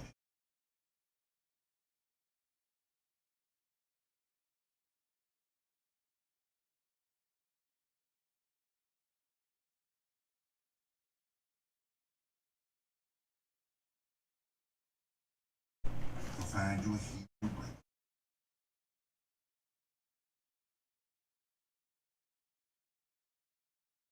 She got it. We're the only ones. That's why we got it. We gotta be alive. We got a job. We're the one to lead the world. The right.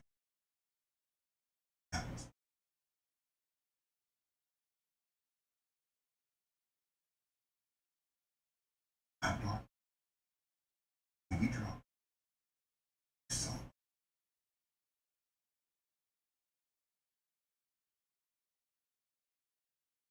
I have no.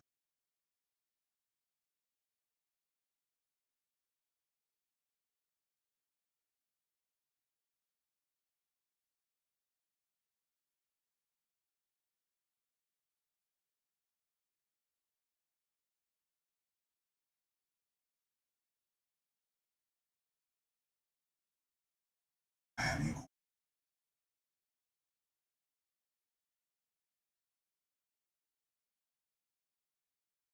I don't want you. Look on there.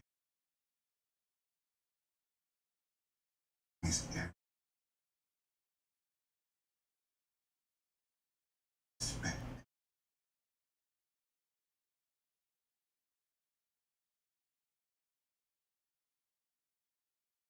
Respect. Respect. You gotta live.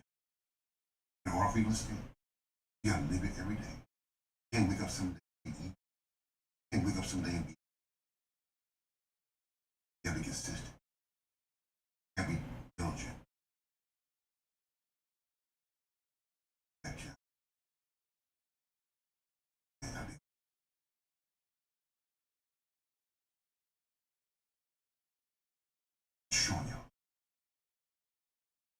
you are. Someone can come.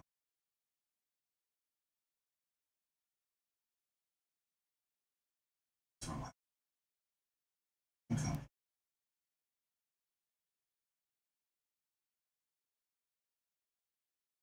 You're gonna leave.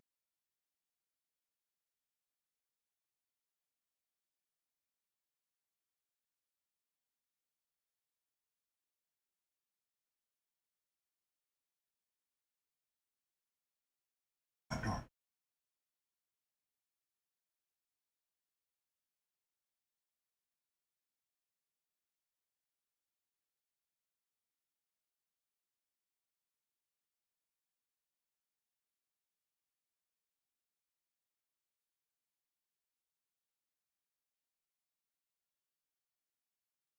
No dark.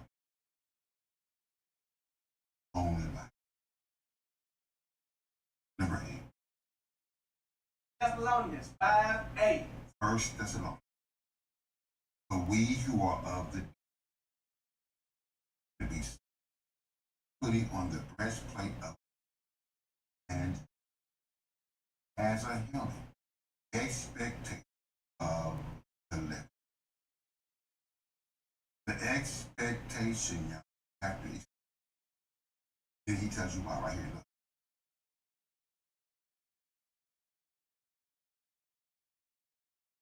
Because Elohim did not.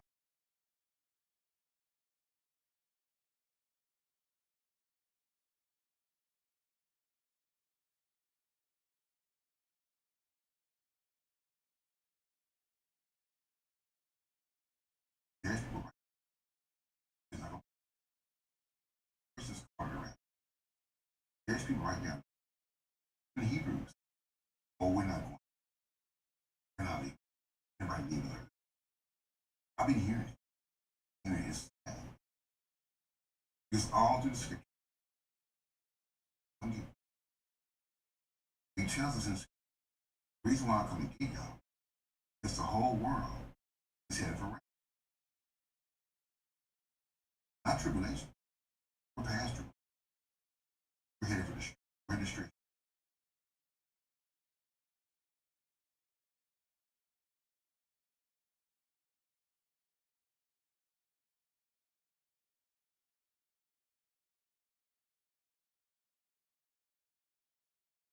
He says that we were not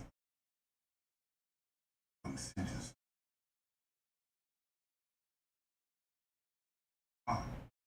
It's where he knows us. He loves us. And what he does, something is author. But we can lie down and say, Luke, he tells us, separate, the county work, escape, all of things.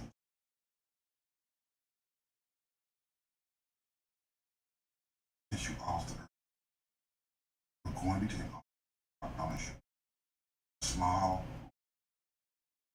Unbelief.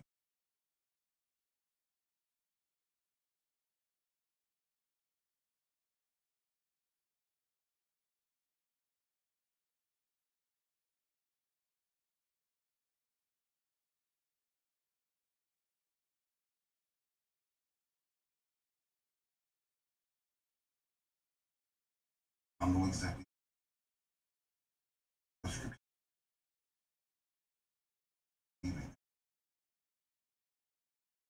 That's why.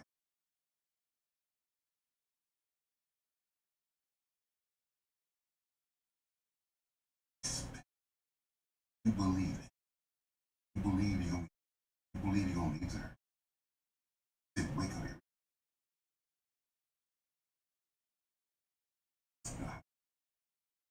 The fire. Don't believe.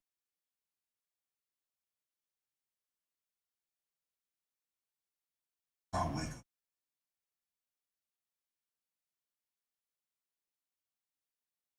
I did. Because Elohim, y'all, did not, look, I'm showing y'all scripture. Elohim, y'all, did not appoint us, you and I, to wrath, y'all. Look, that's it. That's why I know for a fact this word is a promise to us. His word is a promise. I know this world is very bad right now. I'm be hardwired in the spirit. The manifest here. I promise y'all this. I can explain everything. I cannot. I cannot explain.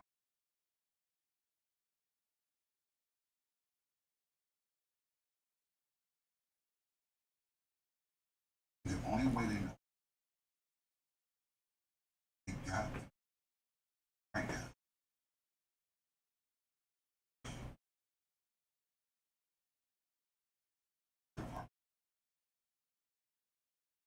Only way. The only way he's gonna see every last one of us.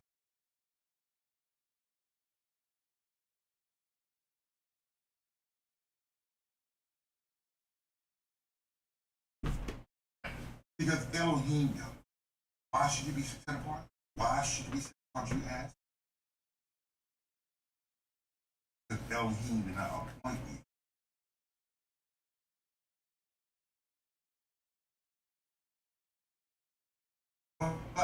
But to obtain them. To what?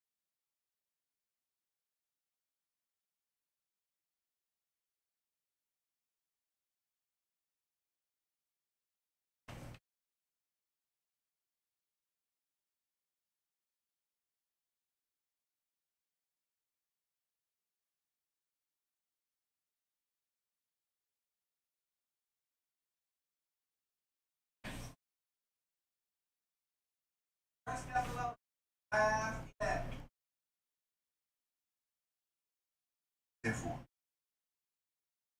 courage.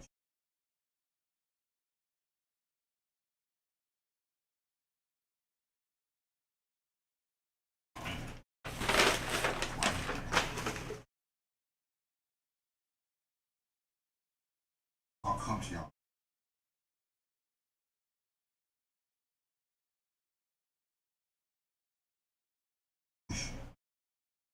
Be right. Tell you every day. My job.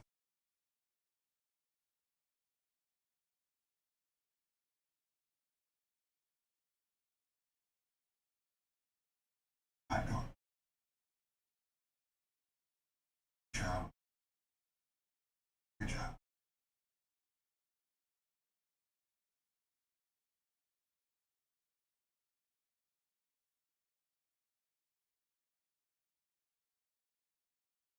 And be done.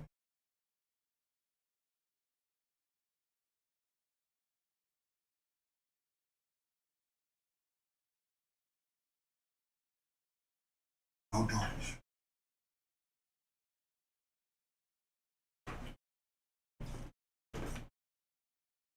Therefore, encourage one another. Okay. Encourage one another. And build up one another. You said, well, you mean carry each other down? No, no. You said build up that brother. Don't carry. Build that brother up. As indeed you do, Cohen. I know you do. But look, y'all. Look. Brother. We beg you, brother. We beg you.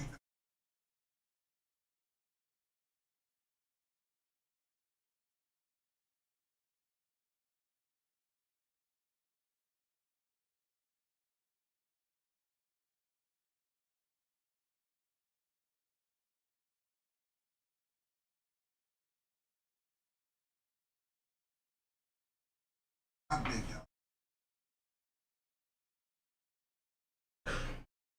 I beg you. Right here in scripture. He knows we're going to be here on earth. He know you won't get no love. Our reward is with you. Not big.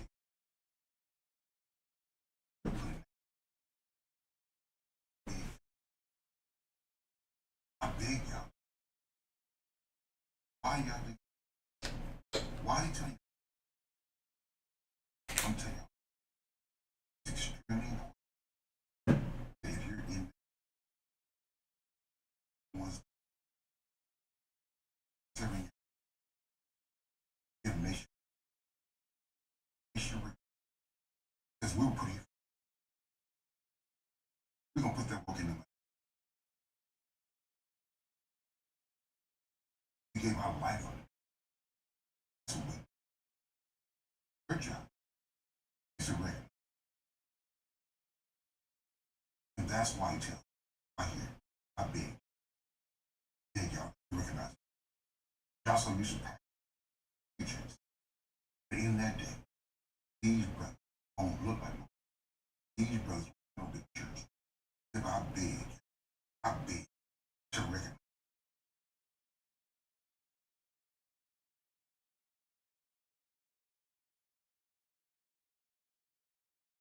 He's out big.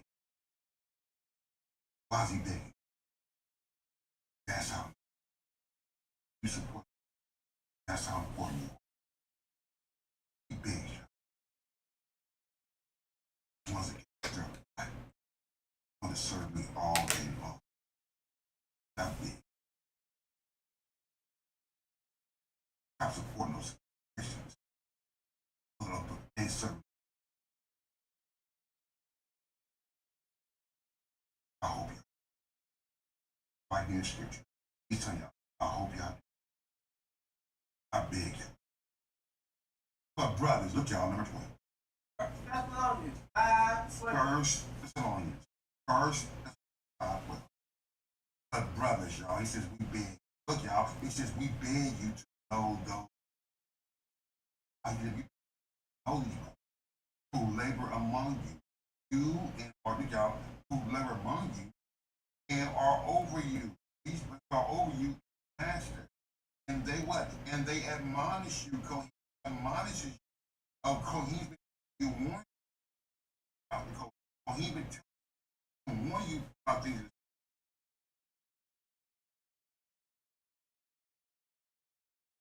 Give them about it. Recognize. Don't knock them, don't down them. Their job is to admonish you. Let you know when you're doing. Those are my priests. Recognize my brother. I beg you. But brothers, look y'all, look, brothers, we beg you to know those who labor among you and are over you, master, and they what? And they admonish you. 13, and to hold them, y'all. What should they do? What should y'all do was? And to hold them, hold them, the highest regard.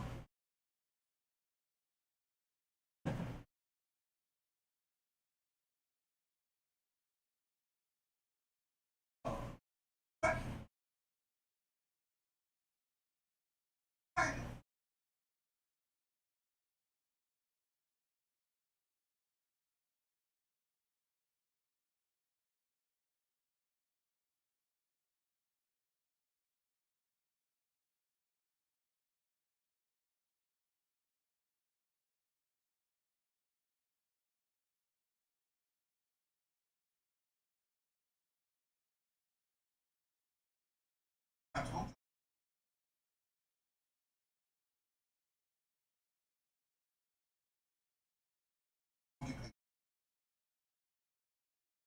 We're here.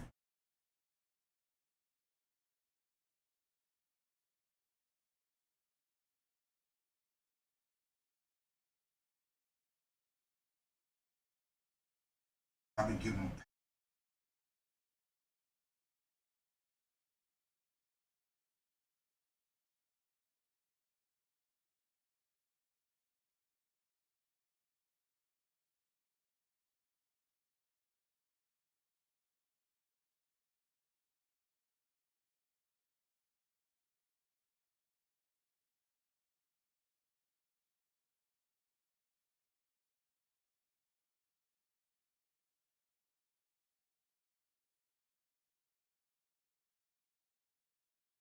reason. It tells you just in a whole job. Just into a whole thing in the how?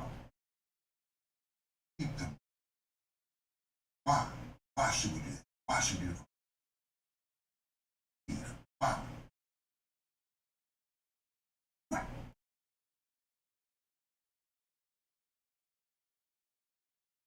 Why? That's the point.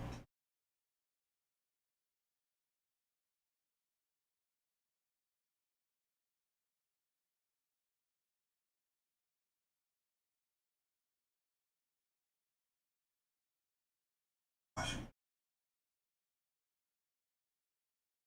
numbers?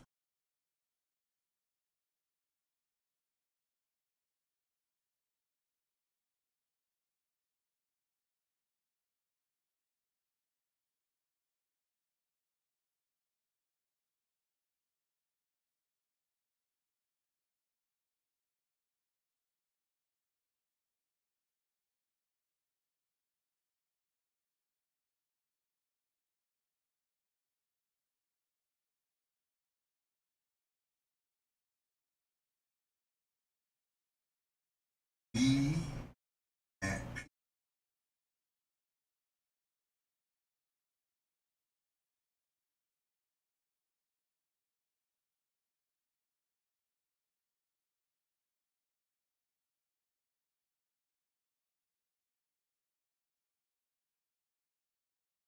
Josh, peaceful. I don't fight with them.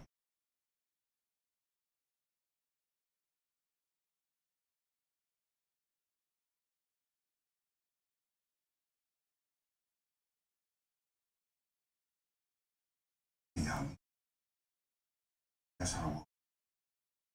Even if I will be until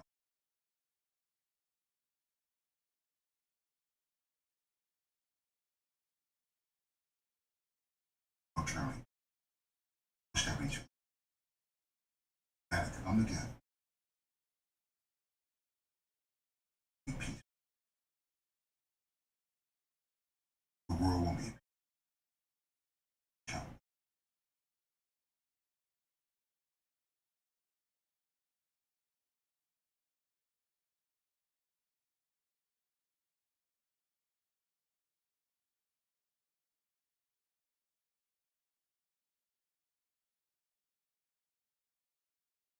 And we appeal to you, brother. He said, warn those who are disorderly. He said, encourage y'all, the faithful. He said, uphold y'all. We need to uphold the weak. He says, be patient.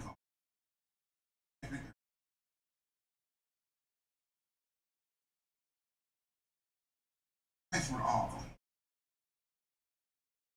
He said, it's he that no one renders.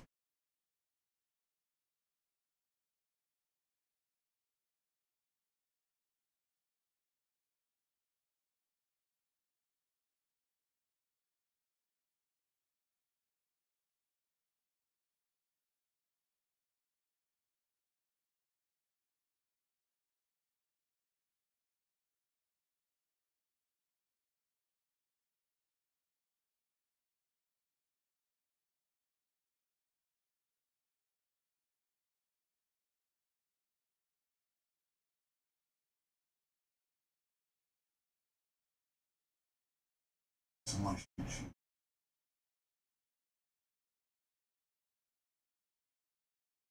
Hide you.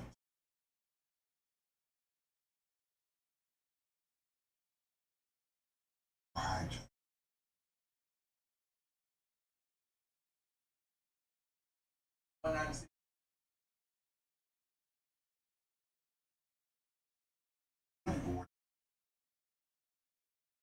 Or 96. 96.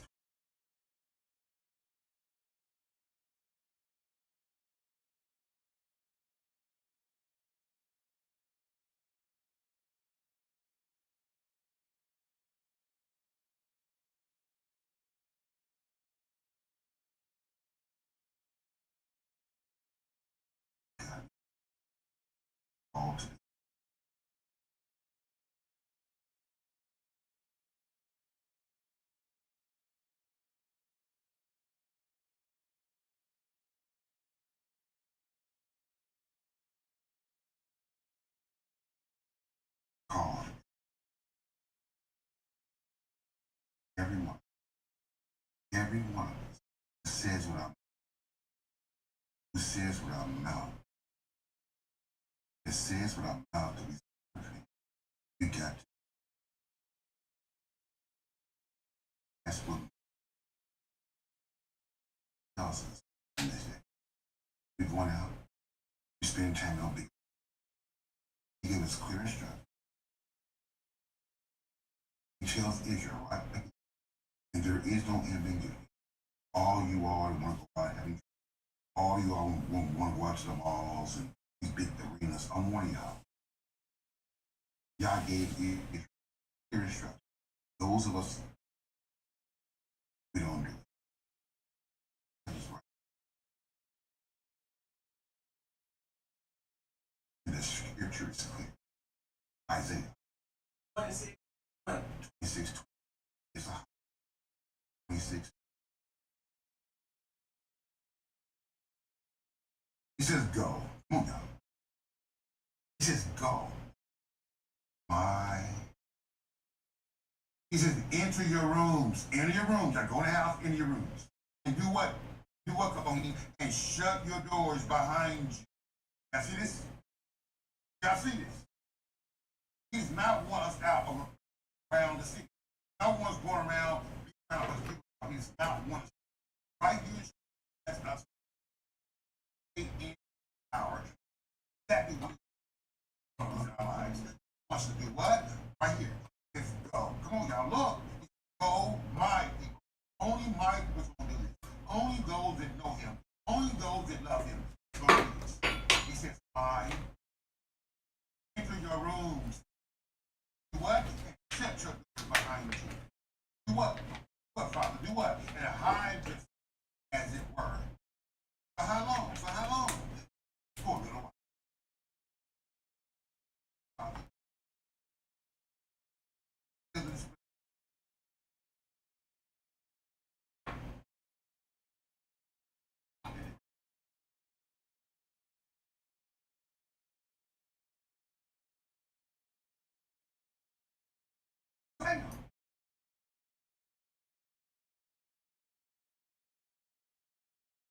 He tells us why. He tells us why. When he wants us to, when he wants us to do what's that? When he wants to do that. He said, when y'all's coming.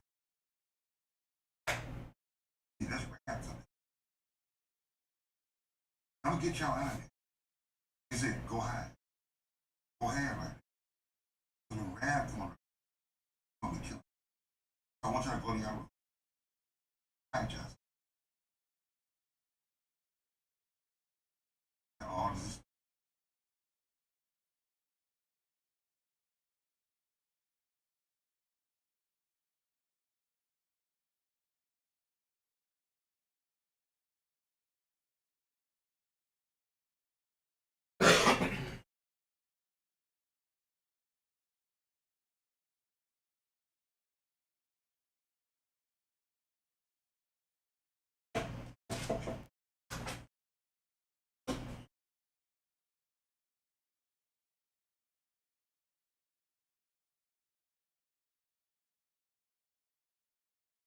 But look, Yah is coming out.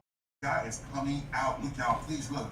Out of his place, y'all, to punish what? To punish the inhabitants, y'all, of this earth. For them, oh, y'all love. And the earth should disclose her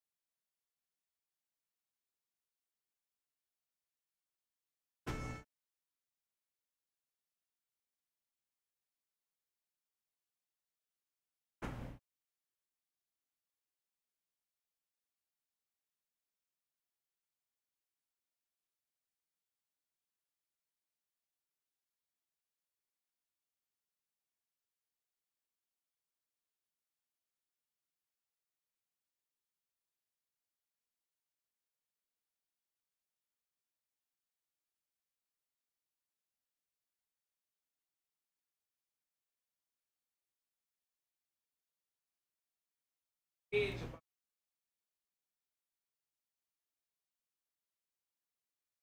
that we make your command. We ask that you judge our enemy, persecute.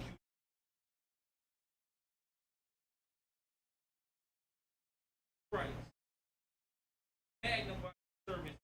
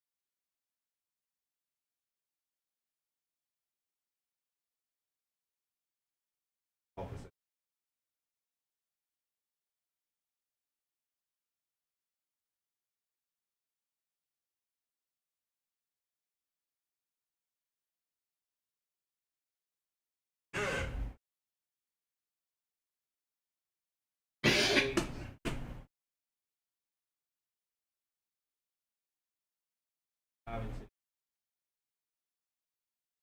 it was a mighty man.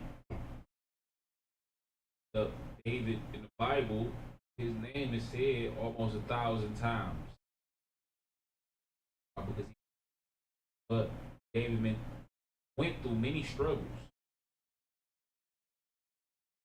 And there's a lot of things to learn from history. So we're going to dive deep in it. We're going to go straight into it because we got a lot of. I'm not going to waste time at all. I'm going to start with the book of 2 Samuel, chapter 23.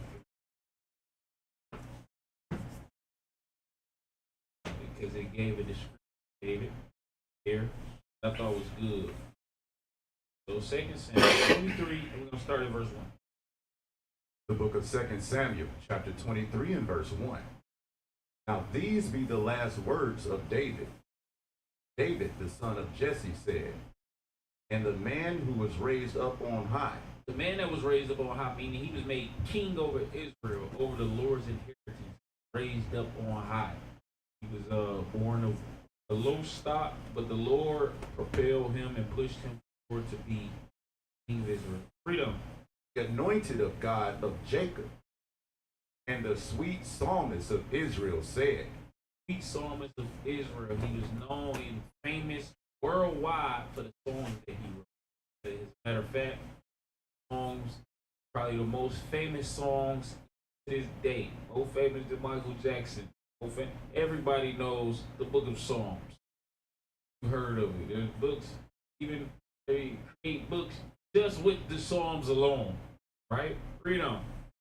The Spirit of the Lord spake by me, and his word was in my tongue. So it says, songs that he created was the Lord speaking. And when he created these songs, his tongue uttering the words of the Lord. Right? Read on. The God of Israel said, the rock of Israel spake to me. He that ruleth over men must be just, ruling in the fear of God. So he had anointed a king because he feared the Lord. Let's go to Acts chapter 13, verse 15. Acts 13.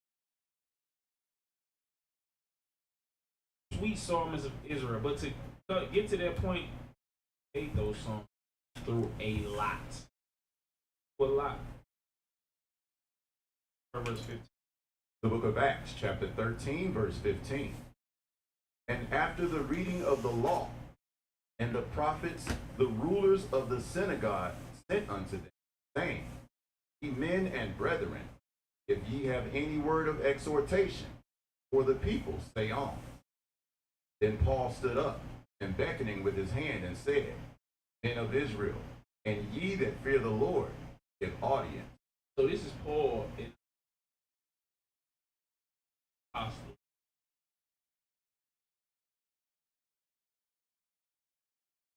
Hear me? Testing? Okay. So this is Paul at the time of the book of Acts. And he's standing up and he's about to go through some history for us, right? He's about to go through some history that's significant, right? Because history, I was talking to a pastor last night, and it was a female pastor and her husband, and they was caught up that we was pointing out the history so much. One thing is the love of Jesus. That makes absolutely no sense. We have to know the history and understand where we're going. So Paul stood up and he's about to give some history. So let's see what he got to say. Read. Verse 17. The God of this people of Israel chose our fathers and exalted the people when they dwelt as strangers in the land of Egypt, and with an high arm brought them out of it. So he starts at Egypt. He says, the Lord exalted our people. He brought us out of Egypt. We was in bondage in Egypt, and the Lord saved us. Read, referring to the Exodus. Read. And about the time of 40 years, suffered their manners in the wilderness. And when he had destroyed 7 nations in the land of Canaan, he divided their land by them by the lot. Sorry. He divided their land to them by lot. And after that, he gave unto them judges about the space of 450 years. So initially, the Lord set up judges in the land. This is prior to the time of the kings. So there was many judges that went out. You had Gideon, you had Samson, you had give me some more. You had Samuel, had some more. Joshua, he was a judge as well. It was many judges that was set up in that time period who was set up to be leaders in Israel, right? But read on. Until Samuel the prophet. And afterward, they desired a king. So during the time of Samuel, our people desired a king, wanted to be like the nations, desired to have a king. But the Lord was always set up to be our king. So, but we desired to have a king in the flesh. We wanted to have a man to be over us. And we didn't want it set up the way it was with the judges, with Samuel as the judge. But read on. And God gave unto them Saul. He gave him what? And God gave unto them Saul. So David's story is intertwined a lot with Saul. Saul was the first established king over Israel. God gave our people Saul. Now Saul went clean off. Don't read that. Went off. And because of that, the Lord sought out somebody different. Right? Read on. The son of Cis, a man of the tribe of Benjamin. There you go, Benjamin. Read. By the space of 40 years. And when he had removed him, he raised up unto them David to be their king. So after Saul, he raised up David. So now it's a lot of history at time period that's what we're going to go over today. Time period from Saul, from the end of Saul's rule to the beginning of David's rule. Read on. To whom also he gave testimony, said, I have found David, the son of Jesse, a man after mine own heart. A what?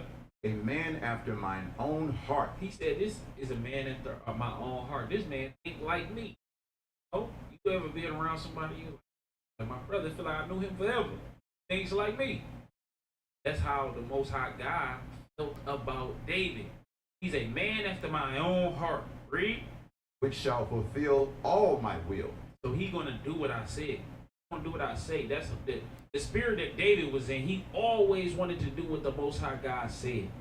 Right? Read.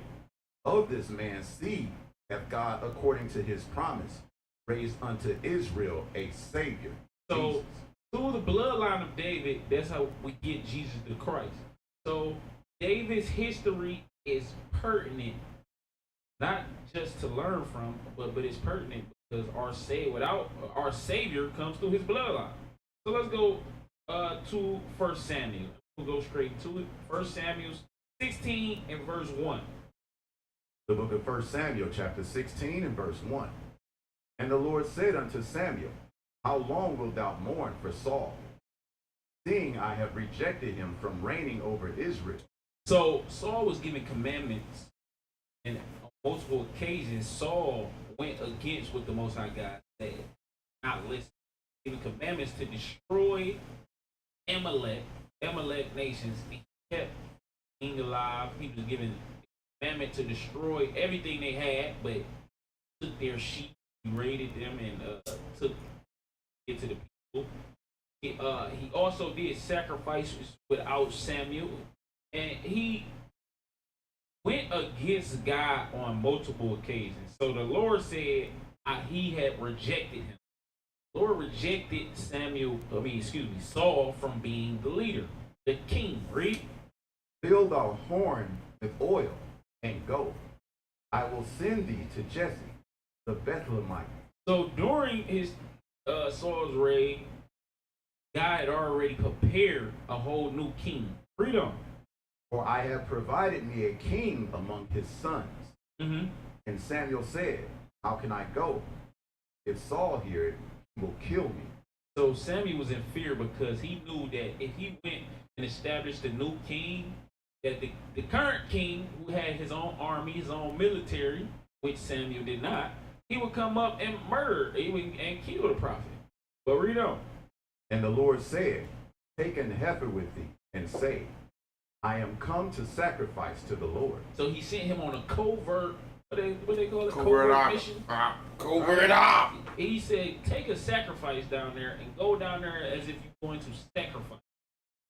While you're doing that, you're going to establish our true mission, which is to anoint the king. Read on. And call Jesse to the sacrifice. I will show thee what thou shalt do. And thou shalt anoint unto me him whom I name unto thee. Mm-hmm. Samuel did that which the Lord spake, and came to Bethlehem. And the elders of the town trembled at his coming, said, comest thou? So, when Samuel got there, the elders trembled at his presence. Why? Because prior to the establishing of the king, Samuel got angry at the people. We're gonna read that. So the people was in fear of Samuel because the Lord showed that Samuel was a powerful prophet. Go to 1 Samuel 12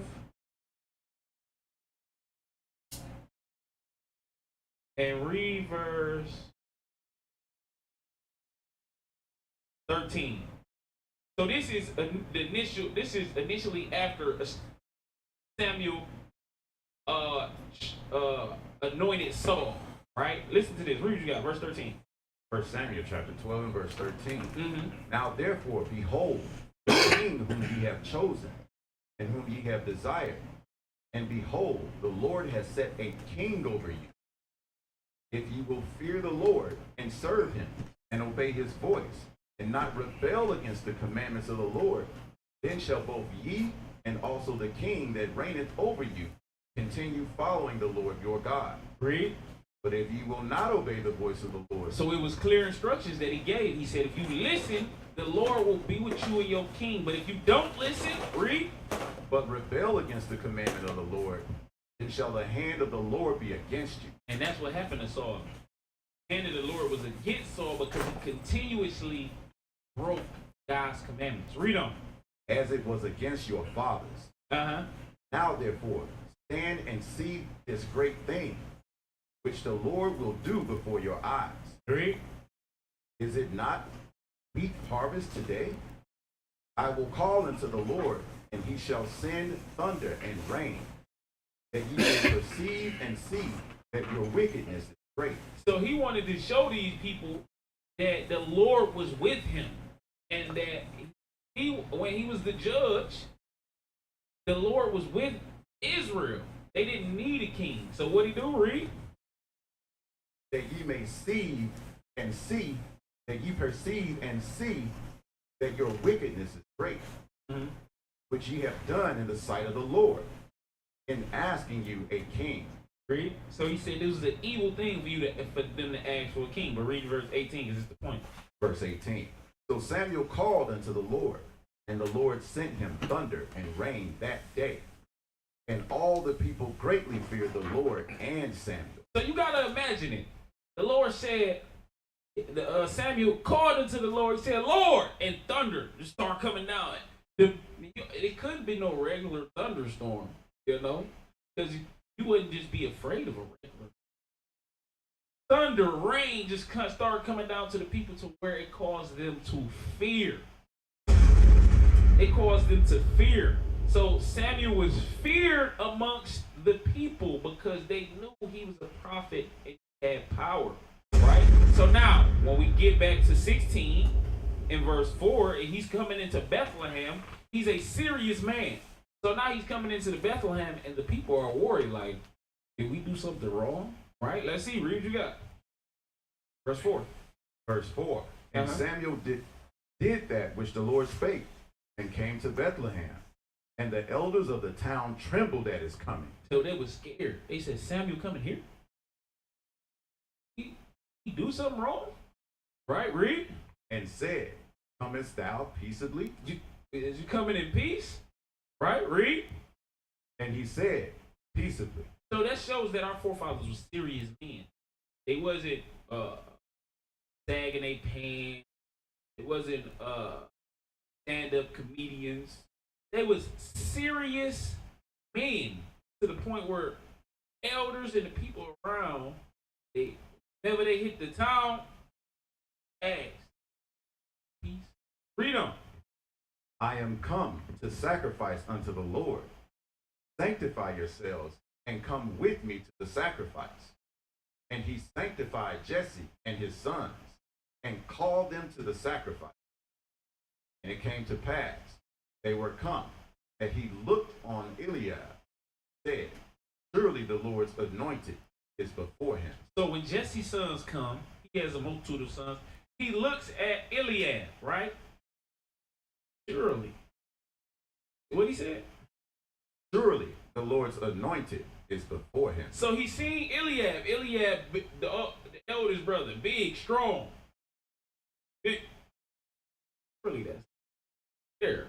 Because when initially, when picking the first king, the attributes, the physical attributes was a part of it, right? I'm gonna show y'all what I mean by that. Go back to that what we just said. What was that? 1 Samuel 12. Now we're gonna read verse Samuel 12 and read verse. See where it talk about how tall Saul was.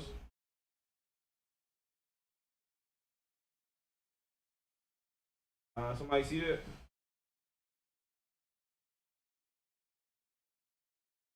Hold on, I'm gonna find it.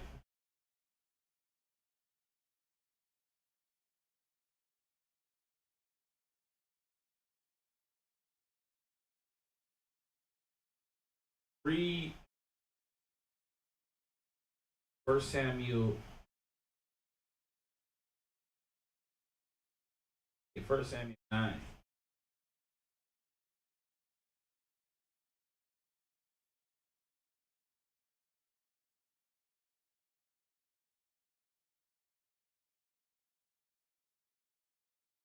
Is that it?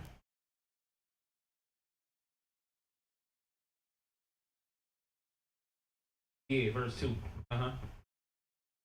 The book of 1 Samuel, chapter 9 and verse 2. Start verse 1. Verse 1. Now there was a man of Benjamin, whose name was Kish, the son of Abiel, read a little faster. the son of Zeror, son of Bechorath, the son of Aphiah, a Benjamite, a mighty man of power. So he was a mighty man of power. Saul's father. Saul's father was a mighty man, meaning strong. When you look at Israel, we always had warriors. Everybody was trained up to be warriors. He was a mighty, so Saul's father was a mighty man, right? Read. And he had a son whose name was Saul, a choice young man, and a goodly. Choice meaning strong. Out of all the young men, he was one of the strongest, and he was goodly. Read. And there was not among the children of Israel a goodlier person than he. Why? From his shoulders and upward, he was higher than any of the people. So he was taller than all of the brothers, from his shoulders up. So all the brothers just came up to his shoulders. You gotta imagine he was, let's say if all the brothers was 6'1", which we probably was a lot taller than that during this time period, but he was like 6'7". All the brothers came up to his shoulders. He was a very tall and strong man. So when Samuel goes to looking for the next king, he's looking for those same attributes. He's looking for that same thing. But that's not what the Lord was looking for. Read, because remember the Lord said he was looking for a man after his own heart. That's what the Lord was looking for. Somebody who had the right mindset, right spirit. So let's go back to 1 Samuel 1 and verse 6. The book of 1 Samuel, chapter 16, verse 6. That's what I meant. 16 and 6, yep. And it came to pass, when they were come, that he looked on Eliab, said, surely the Lord anointed before him. He said, surely, look how strong that brother is. Surely that's the Lord's anointed. But read. But the Lord said unto Samuel, look not on his countenance, or on the height of his stature. Don't look at how tall the brother is. Don't look at what he looked like. Don't look how strong he is. Read. Because I have refused him. That's not the brother I want. I'm not looking for those attributes, Samuel. Read. For the Lord seeth not as man seeth. I don't see the way that you looking at it. Man see, oh, that brother's strong in the spirit. He all the priests 6'7", brother run a 4.2 flat. The brother got a 40-inch vertical. That's that man. That brother right there. Put him over us. That's not how the Lord see things. Read. For man looketh on the outward appearance, but the Lord looketh on the heart. The Lord looketh on the mind. The heart is the mind. There might be new. Let's just prove that. Go to Mark 7. Mark 7. To see what the Lord is looking at. We look at physical things, physical attributes. The Lord don't think that way. 7 verse 21. He look at the heart. What's the heart? Read. The book of Mark, chapter 7, verse 21. Read. For from within out of the heart of men proceed evil thoughts, adulteries, fornication. So out of the mind, out of the heart proceed thoughts. You don't come up with thoughts out of the organ that pumps blood throughout your body. Come up with thoughts right here, out of your mind. That's what the Lord is searching for when he's looking for leaders. Right? So let's go back. Read verse 7 again. Third, 1 Samuel chapter 16 and verse 7. But the Lord said unto Samuel, look not on his countenance, on the height of his stature, because I have refused him. For the Lord seeth not as man seeth, for man looketh on the outward appearance, but the Lord looketh on the heart. Read. Jesse called Abinadab, made him pass before Samuel. So Jesse called his next son, Abinadab. Read. And he said, neither hath the Lord chosen this. He ain't the one either. Read. He's not the guy. Then Jesse made Shammah to pass by. Said, hath the Lord chosen this? He ain't the guy either, man. Read. Again, Jesse made 7 of his sons to pass before Samuel. He made 7 of his kids. Who's the guy? Him. But read. Samuel said unto Jesse, the Lord hath not chosen thee. Samuel said unto Jesse, are here all thy children? And he said, there remaineth yet the youngest. Behold, keepeth the sheep. Samuel said unto Jesse, send and fetch him. So the youngest out of all his sons, the one that was chosen. But he was a keeper of the sheep. You got to think about that. That job itself, it builds your character, your mindset. When you have a certain job, you're able to build your mindset. As a keeper of the sheep, there's certain things you must learn. You, as a shepherd, how to guide the sheep correctly. David had learned these. Read them. Send and fetch him. For we will not sit down till he come hither. Read. And he sent and brought him in. Now he was ruddy withal, of a beautiful countenance, a goodly to look to. And the Lord said, arise, anoint him, for this is he. So he said he was a ruddy and goodly to look to. So he said, arise, for this is he. Right? So read on. And Samuel took the horn of the oil and anointed him in the midst of his brethren. And the Spirit of the Lord came upon David from that day forward. So Samuel rose up, went to Ramah. So the Spirit of the Lord, ever since that day, the Spirit of the Lord was always with David. Why? Because he had this heart that they're looking for. Now, when the Spirit of the Lord came upon David, what happened to Saul? Read what you got. Verse 14. But the Spirit of the Lord departed from Saul. But it left Saul. So Saul had the Spirit, because it said, is Saul amongst the prophets? Because the Spirit of the Lord jumped on him to the point where he was able to prophesy. Right? He was able to utter understanding. He went to war and fought our battles. But then he disobeyed the commandments, and the Spirit left him completely to a whole nother brother. Right? Read on. And an evil spirit from the Lord troubled him. What happened? And an evil spirit from the Lord troubled him. Because he disobeyed the commandment, evil spirit was sent to bother Saul. It bothered him at every turn. Read on. And Saul's servants said unto him, Behold now, spirit from God troubleth thee. Let our Lord now command thy servants, which are before thee, seek out a man who is a cunning player on an harp. And you got to remember, all this is, so David's anointed as next king. Saul has an evil spirit, and his servants say, we need somebody able to play. But a lot of us don't realize is music, righteous music, is a weapon that's able to ward off spirits.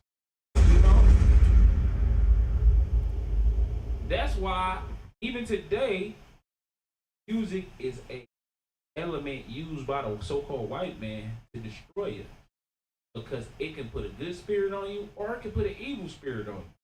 That's why we got to be mindful of the things that we listening to, right? But they seek out a servant to play, right? Read on. And it shall come to pass, when the evil spirit from God is upon thee, that he shall play with his hand, and thou shalt be well. Read. Saul said unto the servants, Provide me now a man that can play well. Bring him to me. Read. Answered one of the servants and said, Behold, I have seen a son of Jesse, Bethlehemite, that is cunning and plain and a mighty valiant man. So I want you to look up the word valiant. So it said, I know a Bethlehemite of the son of Jesse. Now remember, David is just anointed as the next king.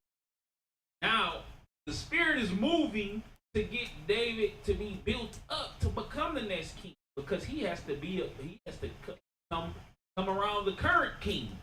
He has to learn. He has to be built up, right? Establish his name amongst the people. Next king. Now, read what you got? Valiant. Why it ain't on the screen? Let me see. Hold on. I want to see it on the screen.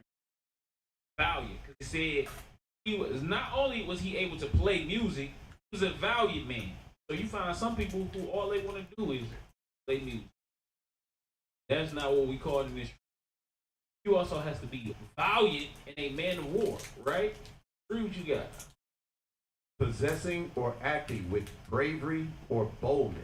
So David was a brave man. He was bold. He wasn't mamby-pamby. He wasn't introverted.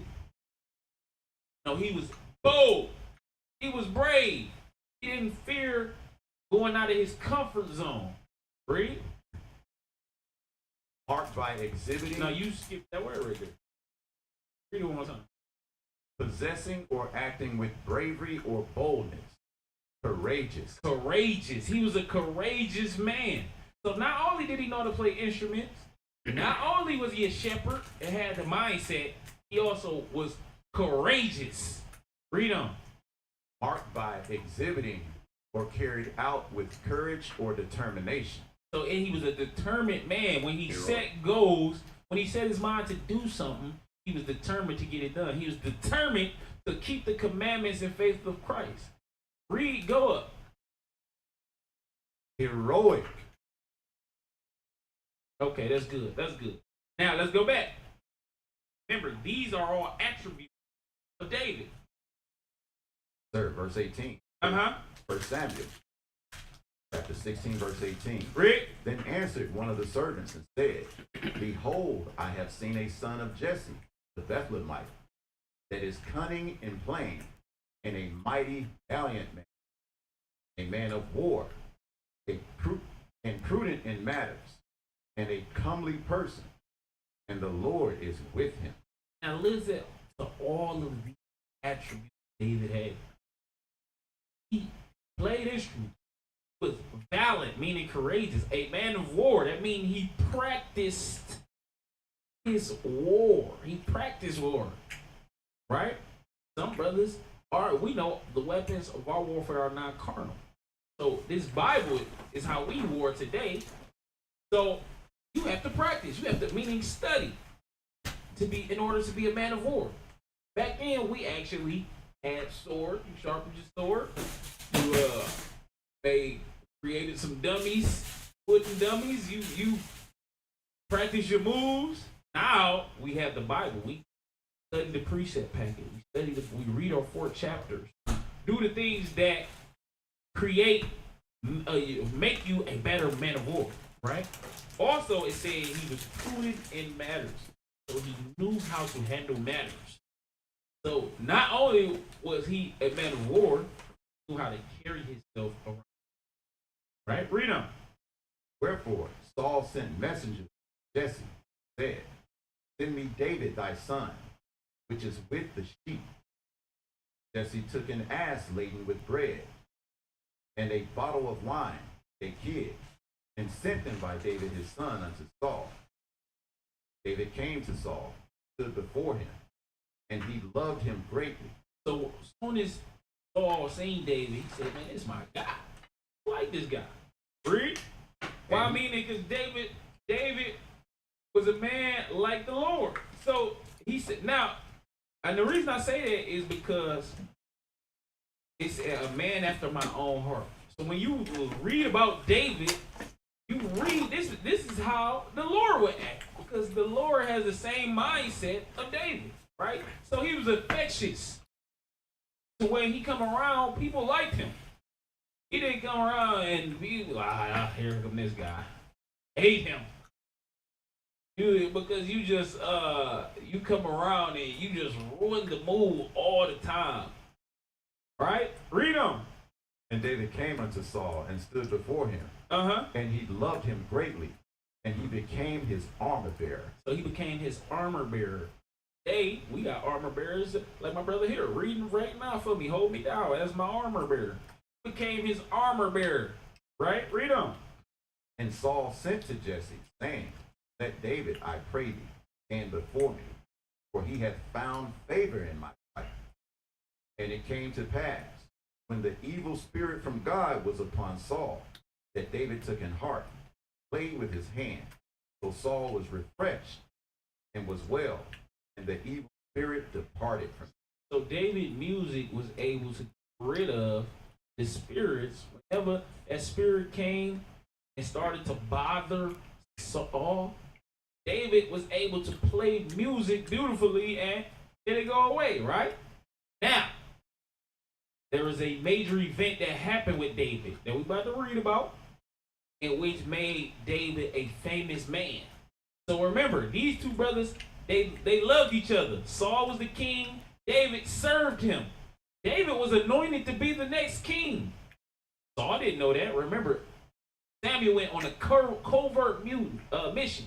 So Saul didn't know he was set up to be the next king. But he loved his brother because of his spirit and because David helped him. David always wanted to help Saul, right? So now something happens that puts David in the spotlight. We're going to read that. Chapter 17, verse 1. The book of 1 Samuel, chapter 17 and verse 1. And we're going to read a little bit faster because not much. I guess this class is an hour and a half. So we got time. That's another hour. So, okay. Let's read it. Let's get into it. Samuel chapter 17, verse 1. Read. Now the Philistines gathered together their armies for battle. They were gathered together at Xxxgirls, belongeth to Judah. So if you know anything about the Philistines were in the land of Canaan. They were during after the Exodus. So when you read the book of Judges, a lot of the wars that was carried out was against the Philistines. We warred with multiple nations, but we battled the Philistines a lot because they were in our area. You know, they was in our facility. Like we fought for the same place. You know, For example, you read about Samuel. Samuel put the Philistines to death. You know, he killed a lot of Philistines. We went to multiple battles against the Philistines. So now the Philistines is gathering an army. They want to come up and they want to wipe out Israel. They want to have one last battle to see who should be on top, who should be dominant. When they want to wipe out Israel, right? And they are confident. We're gonna read why they're confident about this. Read. And pitched between Shaka and Ezekah. And Ephes the men. And Saul. Sometimes when you come across a name, you just try your best. Yeah, no, all praises. Read on. Verse 2. And Saul and the men of Israel were gathered together. Read. And pitched by the valley of Ephraim, and set the battle in array against the Philistines. So Saul brought his army. The Philistines there with their army. Philistines cocky. Why? Got a sea weapon. Who's about? Let's see. Read. The Philistines stood on a mountain on the one side. Israel stood on a mountain on the other side. And there was a valley between them. And there went out a champion out of the camp of the Philistines named Goliath. Now they had a champion. They called this man a champion. He was the heavyweight champion of the Philistines. He was a champion that went out. Look up the word champion, because I only heard that in sports. I want to look up that word champion. You know, the Bible got to shed light on us. They gonna get it. Don't worry about it. Get it. You got your little read from. Read verse 1. A winner of first prize or first place in competition. Now, when Negroes think of the word champion, that's what they think of right now. Oh, I'm the champion. I won a game. Right? But read verse number 2. Militant advocate or defender. That's the real champion. That's the biblical champion right there.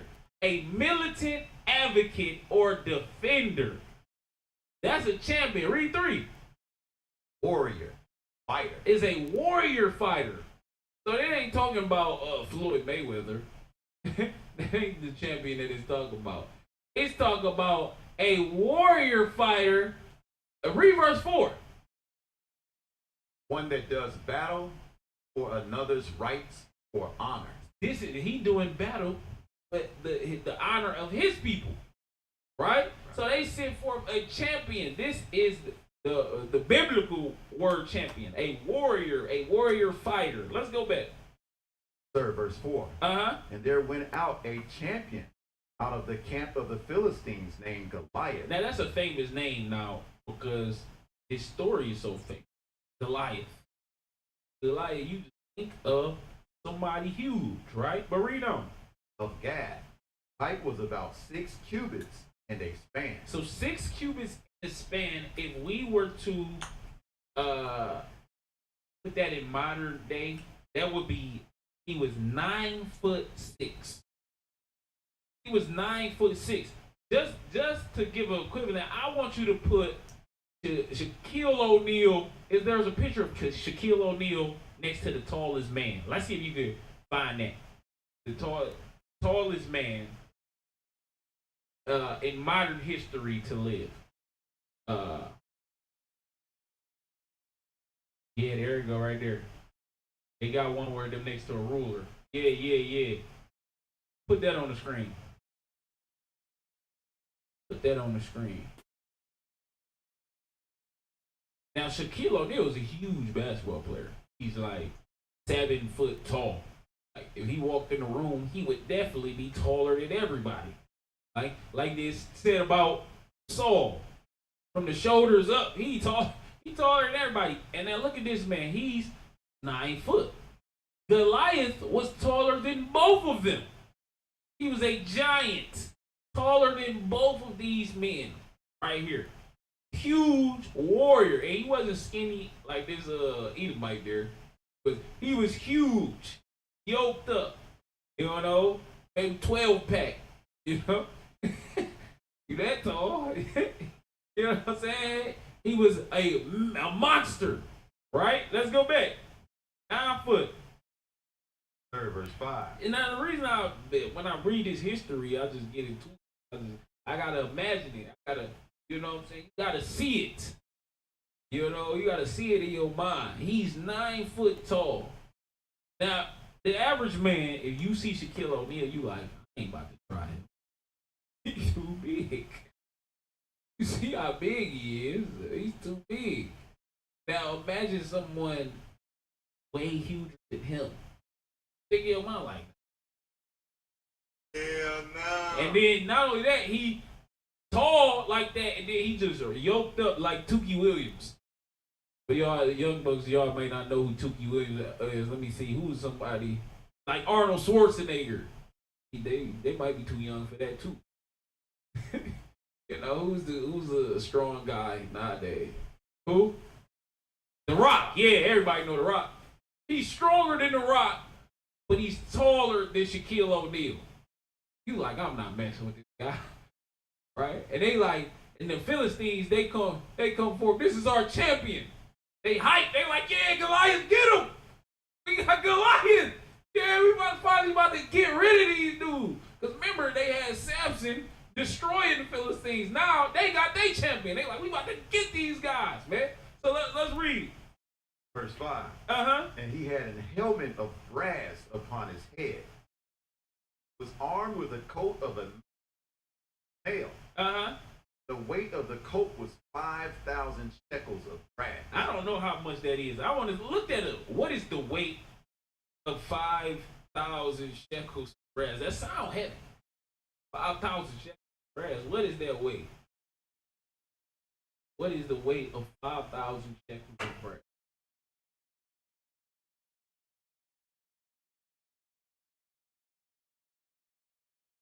What did it say? Now go back. Oh, like, well, that's a shekel for. Hey, go back. Put 1 Samuel.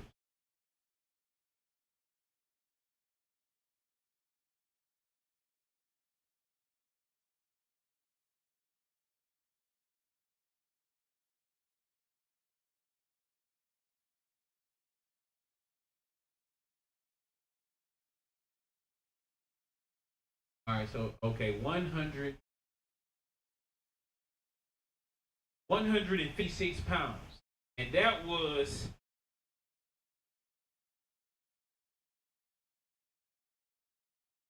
his coat. His coat was a 160. Like you ever see Dragon Ball Z? For those who may watch anime, and you got Goku, he got them clothes that was real heavy. He had clothes that was real heavy. He trained in real heavy clothes to make him stronger and faster. Goliath, yeah, put that on the screen. Yeah, you got a video of that, a little short? Yeah, right there. Why is that long? Yeah, just to put it on, just get what I'm saying.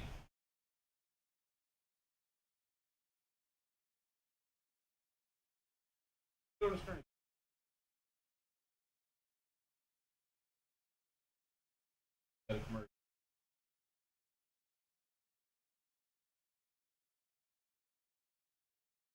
All right, turn it up. Some of these clothes. Look at this. Do it yourself. If you're going to lose, you might as well be comfortable. So they're in a martial arts tournament. He said, let me take off some of my clothes. Glad you noticed. I came here to win. Well, I'll be. He's taking that thing off. Now this should be interesting.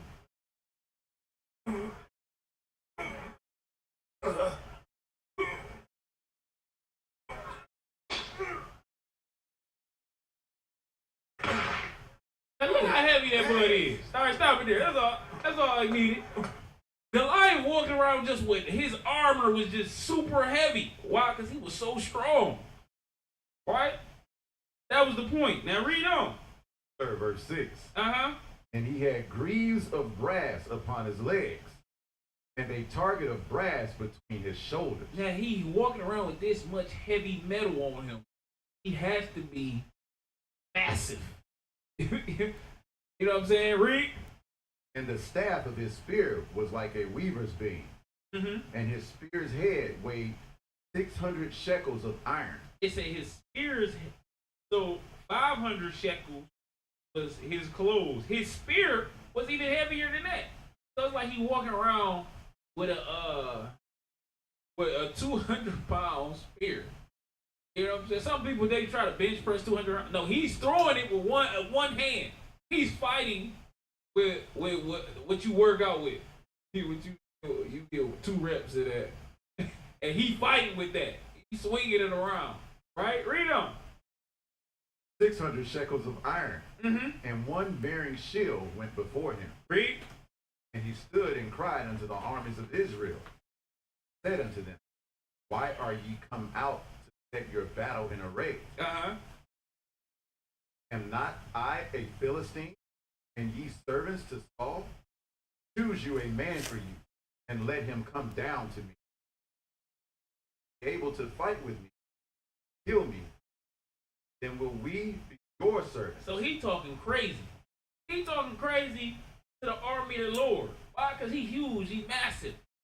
He's boasting himself. Say, man, we can just do one-on-one fight. 1-on-1, whoever win, whoever, if y'all got somebody that can beat me, we can be y'all servants. But if I beat them, read. If I prevail against him and kill him, then shall ye be our servants. Serve us. So this man is pompous. Why? Because he's like what Samuel was looking for initially. He's tall, strong. He got all the attributes to be a warrior. Right? Read on. And the Philistine said, I defy the armies of Israel this day. Give me a man that we may fight together. So he's talking crazy. Right? Read on. When Saul and all Israel heard those words of the Philistine, they were dismayed, greatly afraid. These niggas were scared. They were shook. They were shook. As soon as they seen him, they said, not nobody. Remember, Saul was the tallest amongst them, right? So when he seen this huge, just mammoth, he was scared. So that means now, if my biggest guy is scared, what they gonna do to the rest of the men? What happens to them? They gonna get scared. That's what happens in war. That's why you can't come out with the spirit of fear. You know what I'm saying? One brother come with the spirit of fear, not everybody's scared. You know what I'm saying? Gotta be. But remember what it said about David. He was valiant, meaning he courageous. He gonna show you, and now he's gonna show you that attribute in play. Read what you got. Now David was the son of that Ephrathite of Bethlehem, Judah, whose name was Jesse. And he had 8 sons. And the man went among the men for an old man in the days of Saul. And the 3 eldest sons of Jesse went and followed Saul to battle.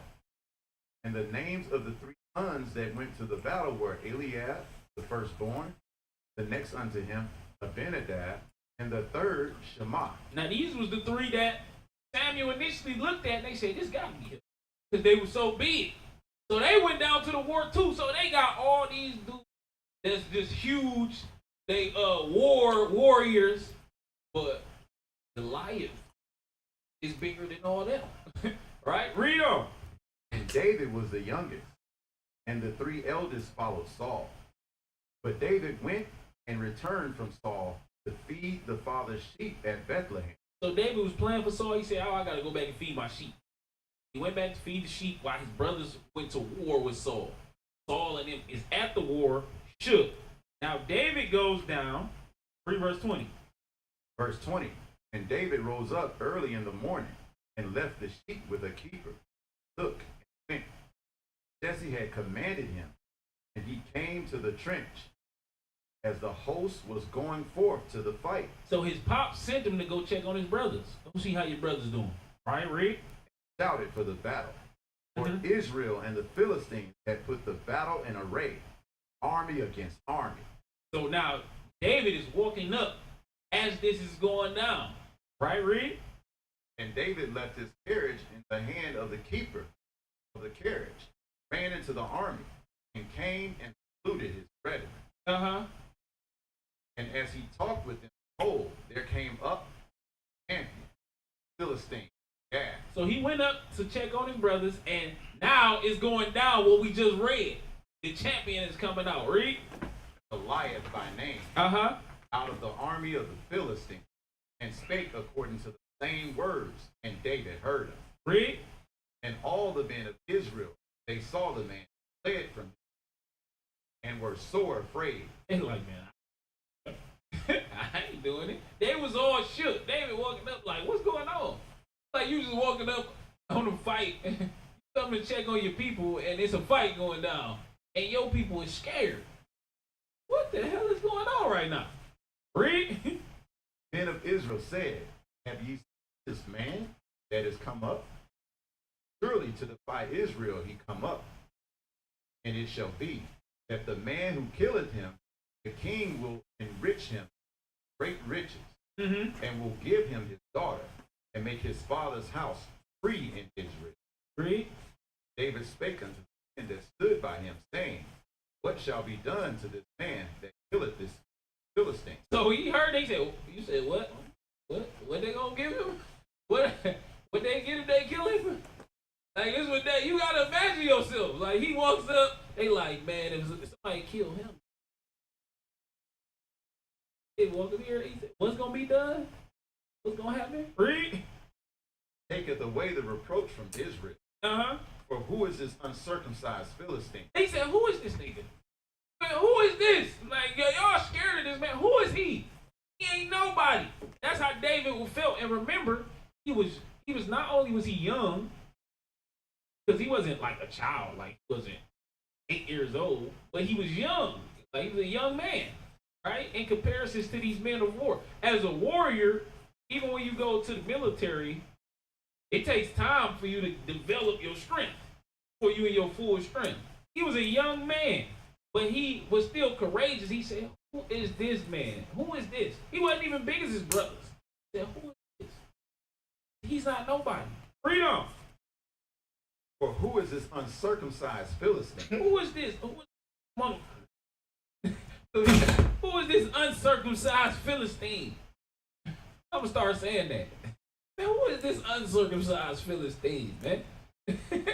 I feel like that's like a cuss word. Like, you know what I'm saying? Who is this uncircumcised Philistine right here? Read on. That he should defy the armies of the living God. That he gonna come up against us. Read. And the people answered him after this manner, saying, so shall it be done to the man that killeth him. And Eliab, his eldest brother, heard, spake unto the men. So his oldest brother, the big one, he like looking at his little brother. You know, those older brothers. You looking at him.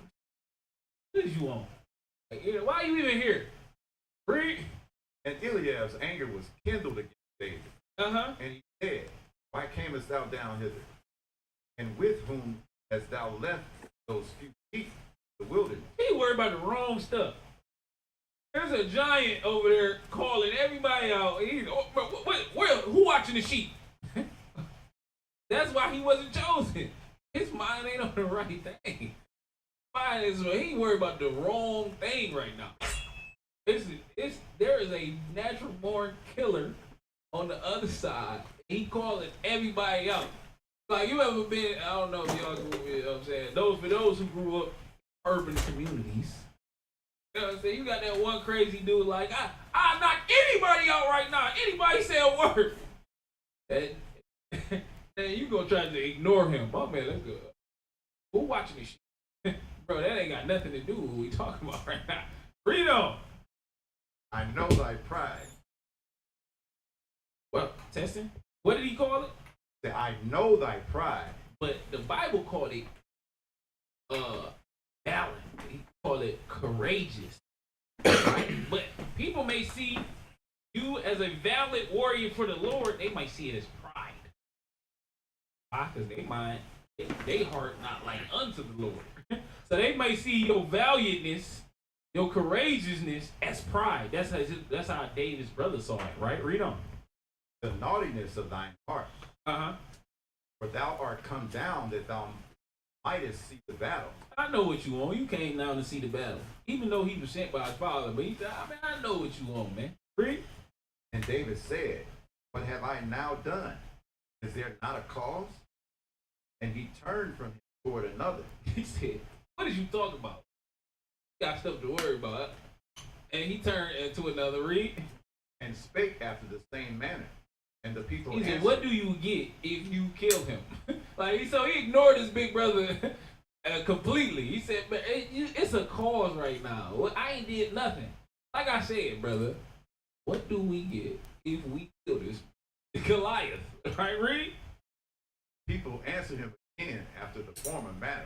Bro, you gonna be set up Israel, and they get the daughter to marry. Read. Words were heard which David spake. They rehearsed them all.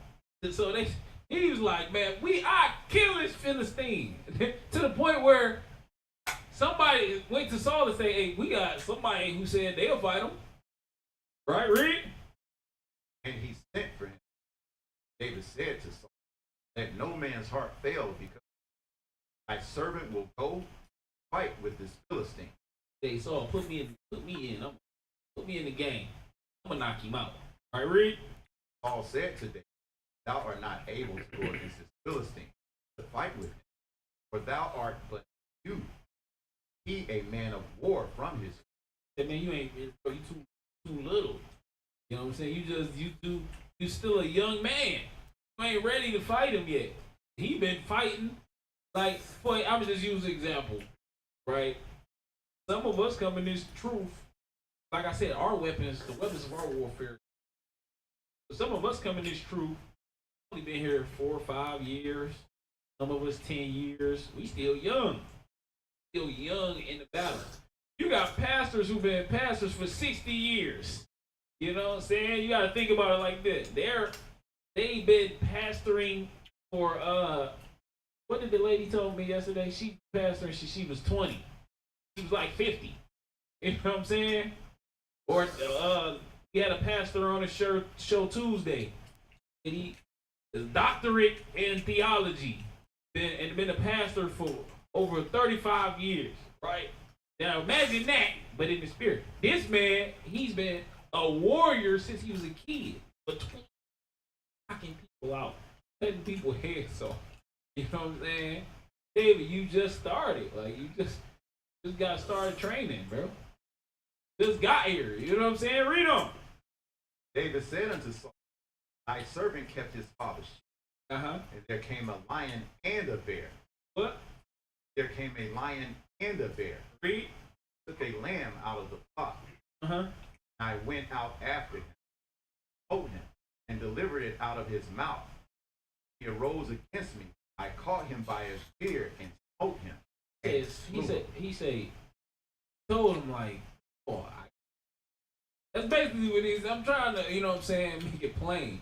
So I got these hands. Like, I fought a lion and a bear with my bare hands. Like, oh, that's a cold-blooded picture right there. I got these hands. I'm not scared of this dude. I fought a lion. I fought a bear. He ain't nobody. Read on. Thy servant slew both the lion and the bear. And this uncircumcised Philistine shall be as one of them. King, he has defied the armies of God. David said, moreover, the Lord that delivered me out of the paw of the lion, out of the paw of the bear, delivered me out of the hand of this Philistine. Now, even more important than the fact that I did it because of the Spirit of the Lord. Because the Lord was with me. And the Lord being with me now, I'm going to do him. Those animals, those beasts, I'm going to do him the way. When Saul heard that, he said, and he already knew the Spirit of the Lord was with him because he knew David. He liked David. You know what I'm saying? David was his man. And his confidence, the confidence in which David spoke, it assured Saul, like, do this. Right? Read on. Saul said unto David, go, and the Lord be with thee. Oh, the Lord gonna be with you. I believe in you. That's what basically, in, you know what I'm saying, in bad terms, because he wouldn't have sent them. Remember, the loser of this fight has to serve the other army. So Saul wouldn't send him if he didn't believe in him. He said, you know what? I believe in you. Right? Read on. And Saul armed David with his armor. Uh-huh. And he put a helmet of brass upon his head. He said, matter of fact, take my armor. He said, so remember, Saul is huge. Saul's huge. He said, matter of fact, you would take my armor. He said, he took his helmet, he gave it to David. Read.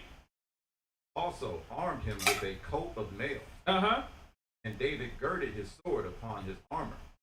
He had saved his oath, for he had not proved it.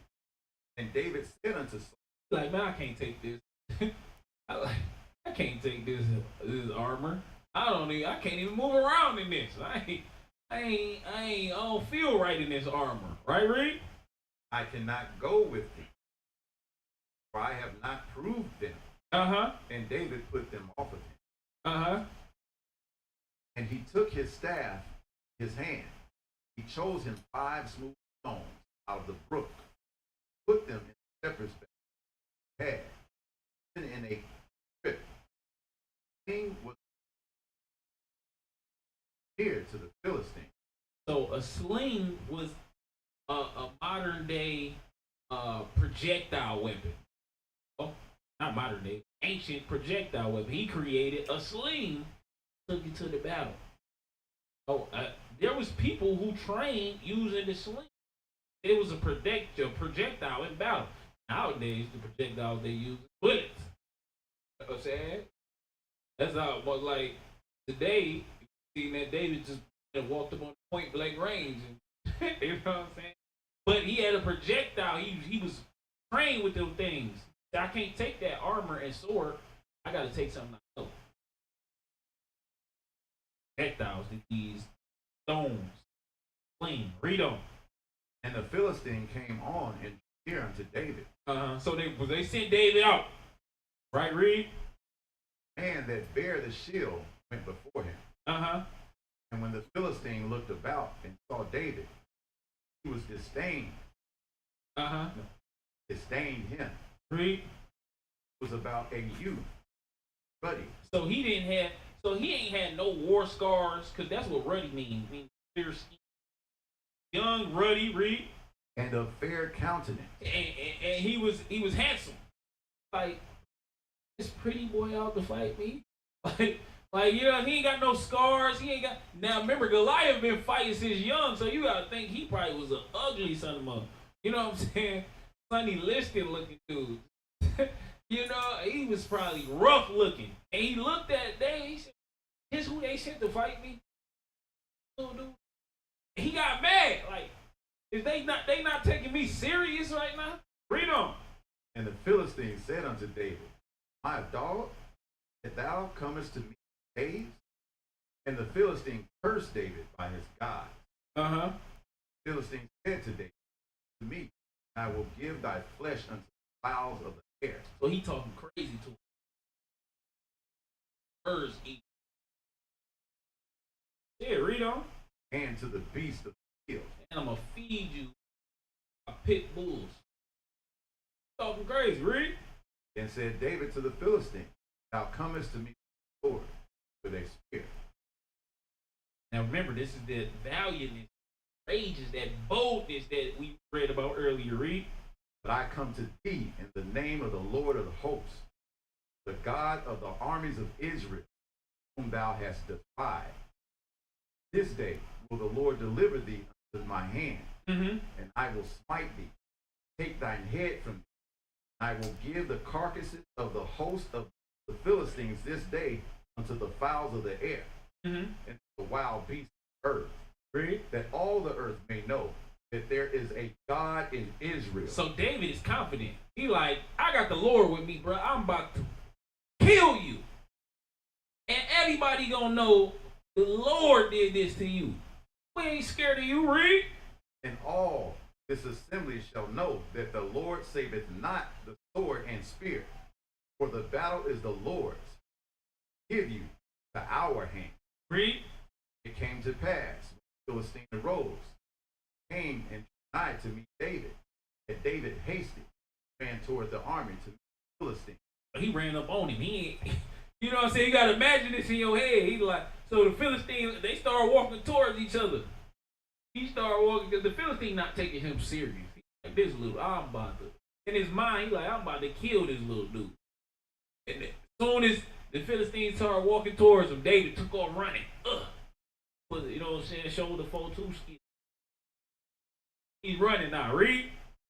David put his hand in his bag. And so as running simultaneously, he reached in his bag, read.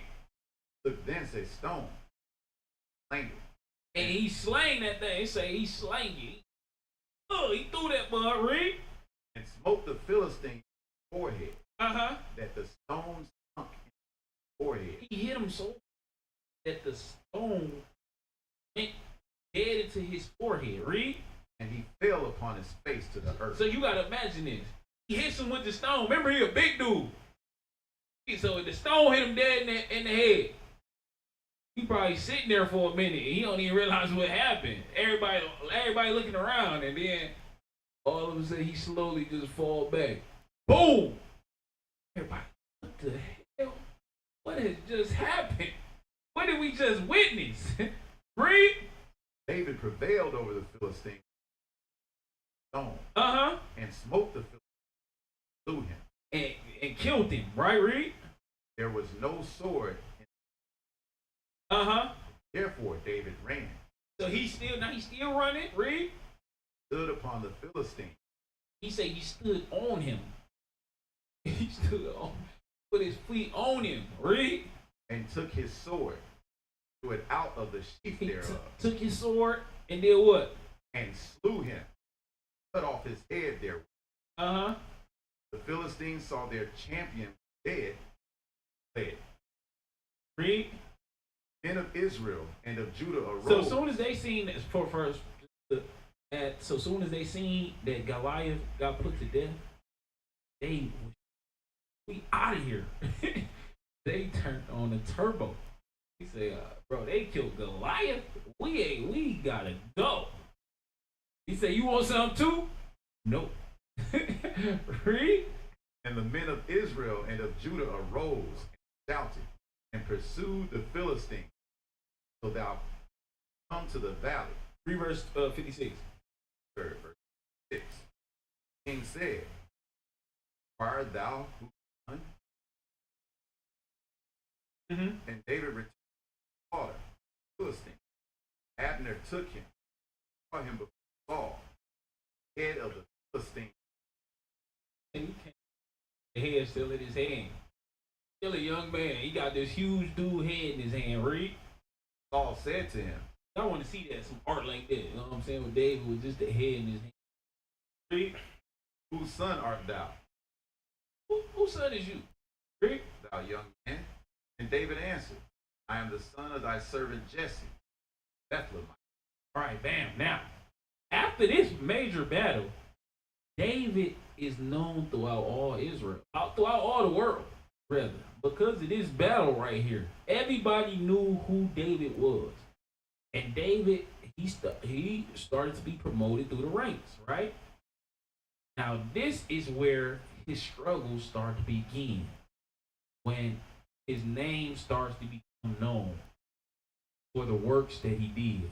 We're gonna go to 1 Samuel 18. Let's jump to verse 5 because we run out of time. Sure. Hold on. What time we start? Yeah, 15 more. Okay, let's read. Verse 5. David went out whithersoever Saul sent him. Read. All right, let's just read verse 1. Let's read fast though. And it came to pass, he had made an end of speaking unto Saul, that the soul of Jonathan hit with the soul of David. So Jonathan was Saul's son. After all this thing, this is my dog right here, dog. I like how David get down. Same way Saul liked him. Jonathan liked him. They was tight, close knit. Read. Jonathan loved him as his own soul. And Saul took him that day, but let him go no more home to his father's house. Like you ain't going back home. Read. Jonathan and David made a covenant, loved him as his soul. Jonathan stripped himself the robe that gave it to David, garments, his sword, bow, and girdle. Jonathan humbled himself to David. Here, you can take my remember David shepherd. Saul is a king. Jonathan, son of a king. And so he said, you can take my clothes, you can take my sword. No? Wow, he said, you my man's. Read. David went out with his whoever Saul behaved himself wisely. Now everything Saul asked David to do, he did. Whatever task Saul wanted David completed it. And he said he behaved himself wisely. Let's see what it means by behavior. 2 Timothy.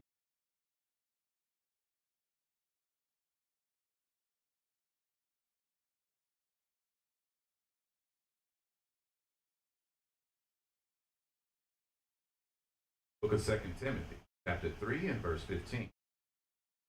And that from a child thou hast known the Holy Scriptures, which are able to make thee wise in salvation, faith, Christ Jesus. So David performed all the commandments the Lord had established. Obeyed the king. That's what made him wise. Everything given to him, he made sure it was done. Read on. David went out with his whoever Saul sent him. Wisely, Saul set him over, accepted him, all the people. So Saul gave him a job because he did that mission so successfully, known for killing, put him over the men of war. He made him a officer. And he gave him an office inside Saul's kingdom. Read on. Also in the servants, as it came when David turned from the slaughter of the Philistines, women, all the singing and dancing. So all the women came out dancing after battle. Now this was a common thing in Israel. Let's go to Exodus 15 just to show.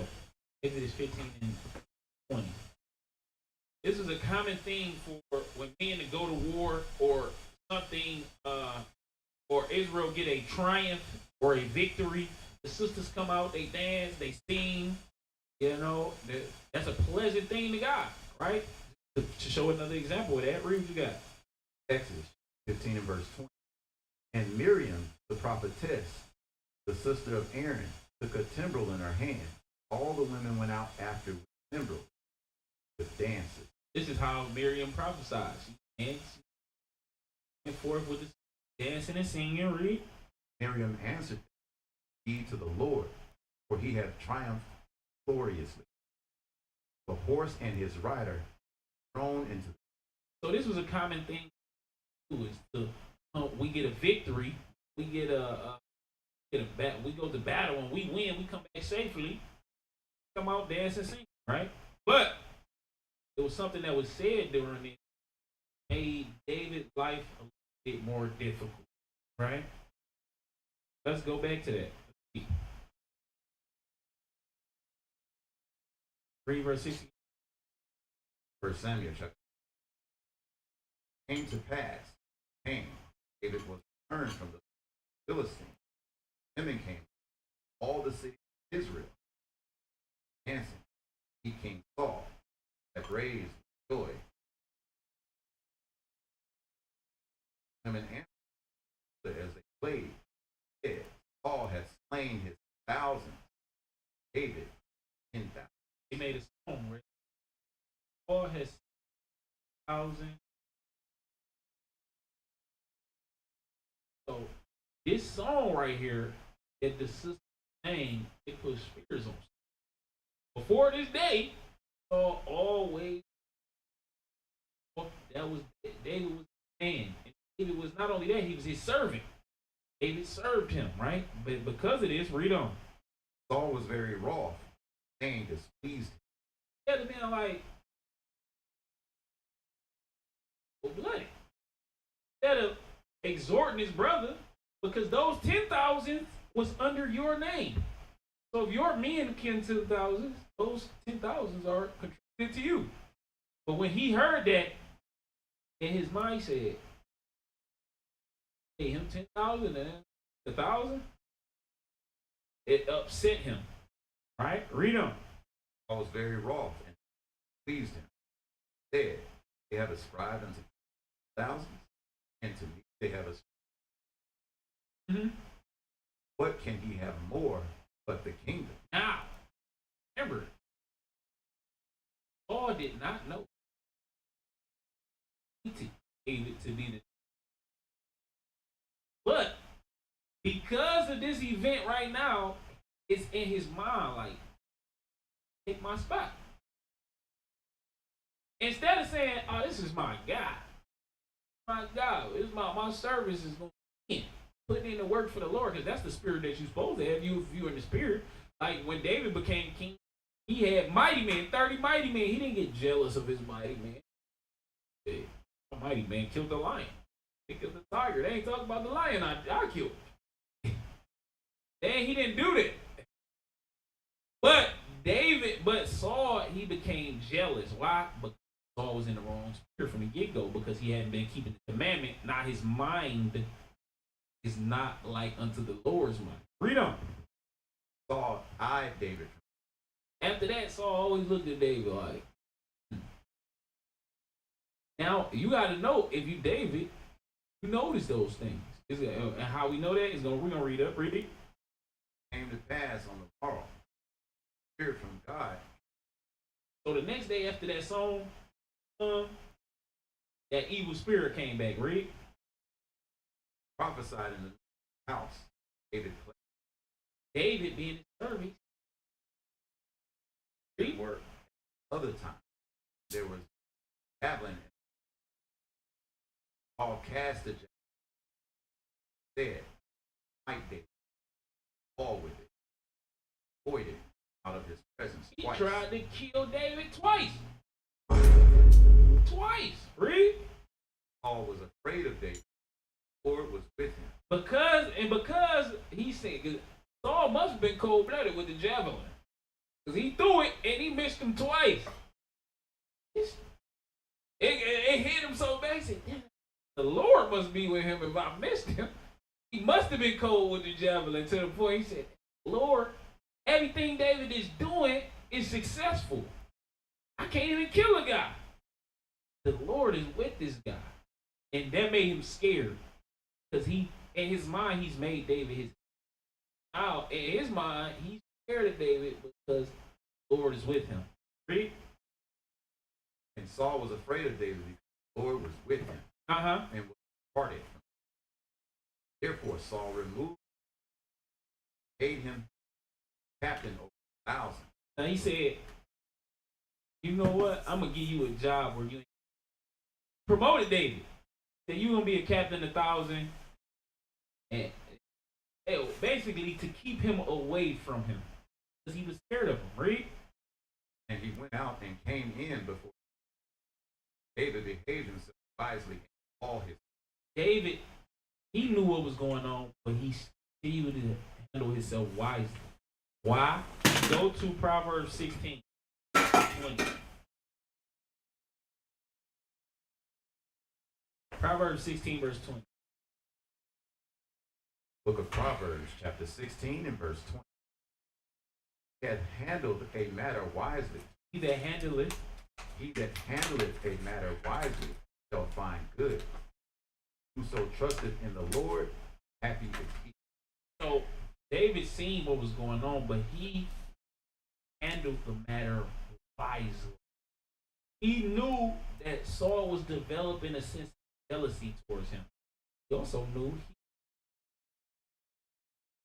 but he didn't take that time to say crap on Saul. He didn't take that time to say, let me kill Saul. He said, I'm going to handle this wisely. What would the Lord want me to do? I'm going to still go in and out before Saul and fight the wars of him and my nation. Freedom. Yes, sir. 1 Samuel chapter 8. 15.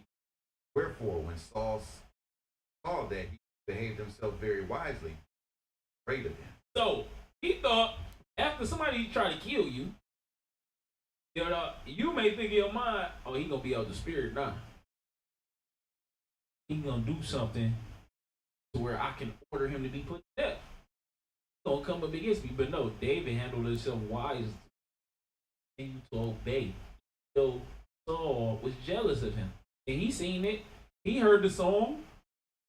Everybody knew the song. To the point, go to just so I can show what I mean. That everybody knew this song. Go to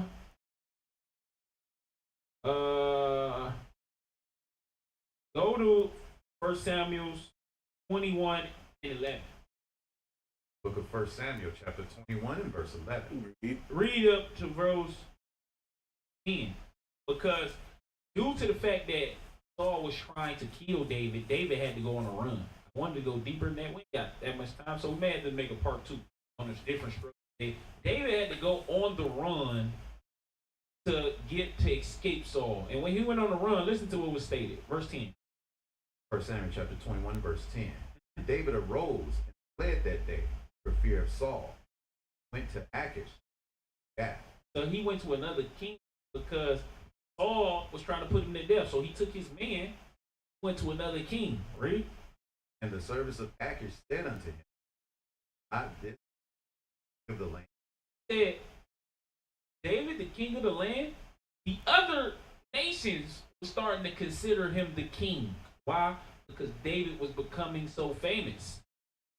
Remember, the other nations don't know that he's been anointed king, but because the Spirit of the Lord is on him, he's moving like a king, even though he's not the king.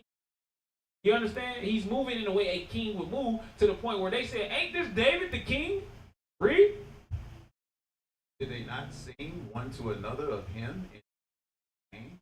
All had slain his thousands, and David his thousands. The other nations had heard the song. That's how famous the song had got out. Didn't they say Saul got 10,000? He got 10. Ain't he the next king? Why is he coming to me? But David was in dire strait. So let's see what happened. Read. And David laid up these words in his heart. So when he heard the king say that, he said, oh, damn. Read. And was sore afraid of Achish, king of Gath. Changed his behavior before them, made him mad. So he started acting crazy, acting like he was crazy. Why? Because he seen that he put himself in a tight situation, right? Because he was just read. Traveled on the doors of the gate, let his spittle fall down upon his beard. He started slobbing on his beard, acting crazy, read. Then said Achish, servants, oh, man. This man crazy, man. Get this man away. Read. Wherefore, call him. They ought to even bring him here. Right, read. Have I need of a man? Have ye brought this fellow to and make my presence? Shall this fellow come into my house? David therefore departed then, gate to the king. David said, I'm out of here. Now let's go back. And finish. The point was to show that he had become so famous about the land, everybody knew. And David understood it bothered. But that's why I say he behaved himself wisely. He made himself a servant to Saul. He tried to prove to Saul he wasn't trying to take his spot. And he was his servant, right? Jump up to verse 16. Verse 16. All Israel and Judah loved David, because he went out and came before them. Paul said to David, behold, my elder daughter, Mary, her will I give to thee wife. Thou valiant, fight the Lord's battles. Paul said, not hand be upon him, that the hand of the Philistine. Saul's mind was so evil, he said, all right, he saw that all the people loved David because he killed Goliath, because he went to war for the people. He sung the songs of the Lord. They loved David. So he said, you know what? I'm going to let somebody else kill him. He said, hey, my daughter right here, you can marry her if you do what? Read. David said unto Saul, what is my life? David, like, you want me to marry your daughter? Like, I'm not a man. Generally, a king would marry his daughter off to make allegiances. So you would marry your daughter off to a mighty household in Israel. Say, I'm poor, I'm broke. Like, why you want me to marry your daughter? Read. This is what David's saying. And what is my wife? My father's family. I should be called to the like it wasn't making sense to David, right? But it didn't make sense. But Saul only did this for David to die. He did this with what's they call it, pretense, or is that the word I'm looking for? He did it. Yeah, he had an ulterior motive. He did it with an ulterior motive, right? Read on. To pass time when Merab, Saul's daughter, had been given to David, given to Adriel, Ephlathite, wife. Read. Michael, Saul's daughter, loved David.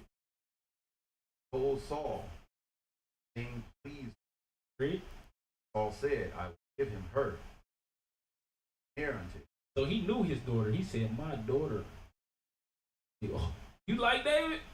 I'm gonna give him her. Because he knew his daughter. She gonna be, and we read on, he had problems out of this. We gonna probably read the Lord's with it next time I be able to struggles with David, because we're gonna go through it. It may take us a while, but we're gonna go through it. Read. And at the hand of the Philistine instant. Wherefore Saul said to David, thou shalt this day, my son, one. So he knew David wasn't able to give what he needed to, because you had to give a dowry to the father when you took his daughter. You had to give some type of payment to the father. He knew David wasn't going to be able to pay it because David was a poor man, right? Or wasn't well off, rather. But now listen to the plan that he devised. His evil plan. Read. Saul commanded his servants, saying, "Deal with David. Say, behold, the king hath delight in thee. All his servants love thee. Now therefore, the king's son-in-law." Read. And Saul's servants spake those words in the David. Said, "Giveth it to you like thing, son-in-law, seeing that I am a poor man, lightly as." David had wisdom. He said, I don't have the money that it takes to provide for a king's daughter or to purchase the dowry. You think that's easy to be the son-in-law of the king? That's what he's saying back to servants. Read on. Servant said to Saul, and the servants of Saul told him, saying, on this matter spake David. And Saul said, thus shall you say to David, king desireth not any dowry. He don't want no money. What did the king want? But 100 foreskin, Philistine, of the king's enemy. So he thought he would give David an impossible task. And you got to kill 100 Philistines. Foreskins is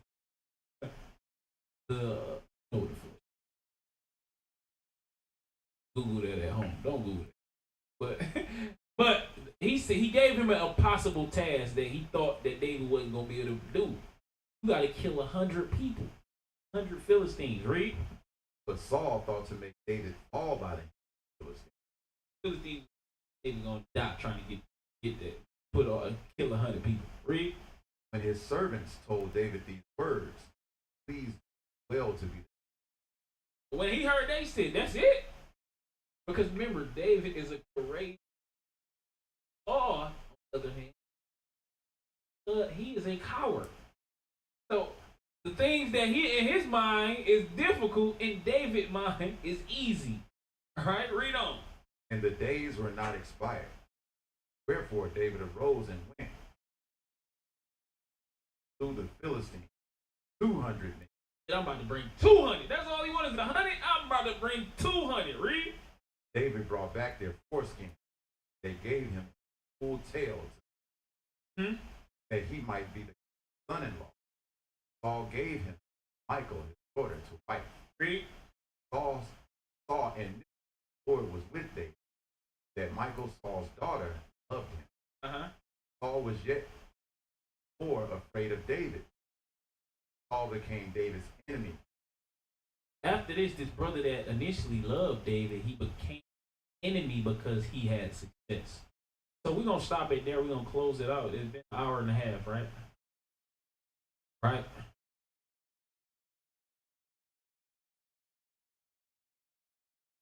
It's been an hour and a half, so we're going to close it out there. And we're going to return the next time I'll be able to teach the struggles of David. Now that he saw his enemies that he had to go through. So with that being said, we're going to close out there. And we wrap it up. This has been in the AM. The struggles of David. Important because these struggles is what make David understanding these help us grow in this truth. Read Sirach 47. Last scripture. 47.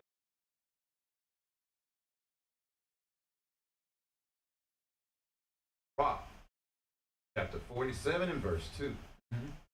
As is the fat taken away from the peace offering, Read.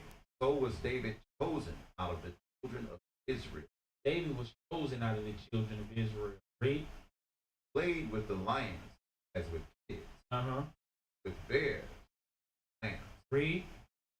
Slew he not a giant when he was yet but young? Didn't he slew a giant? Yeah, we read about that. Read. And did not take away the reproach from the people?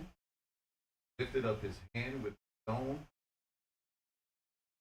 down the boasting lion? For he called upon the Most High Lord, and he gave him strength. For those of you who deal with, who may have spirits like Saul, who cowardice spirit, lack confidence, you got to read about David. He was boldly in the Lord. He was able to be confident enough to kill a giant. Why? Because he knew the Lord was with him. He slew a lion and a bear. Why? Because he knew the Lord was with him. As long as we keeping these commandments, we know the Lord is with us. And so this is why this is important, because even with this knowledge and understanding of the truth, we will have struggles. So it's important to identify our strengths and struggles. And we're going to show the struggles of David. And this has been History in the AM. I'm going to let you guys go. With that being said, shalom, Most High in Christ bless. That's part 2. Shalom.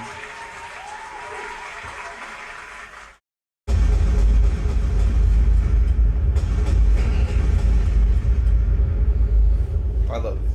That's pretty good.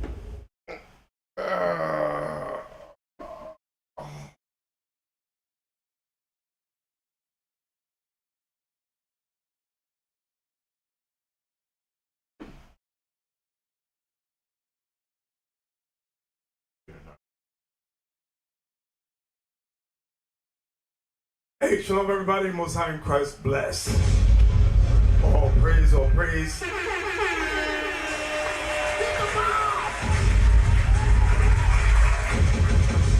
I'm going to touch on a few things and I'm going to turn it over to the deacons. Let's open up. Who's reading for me? Who's the reader? Officer Yuri, sir. Let's open up Leviticus 23. Leviticus 23. And let's see what. Let's start at verse 34. Leviticus chapter 23, verse 34. This is so we all understand what the Feast of Tabernacles is all about. Speak unto the children of Israel, saying, the 15th day of this 7th month shall be the Feast of Tabernacles for 7 days unto the Lord. Right, so the 15th day of the 7th month. This is the 7th month. Go ahead. On the first day shall be an holy convocation.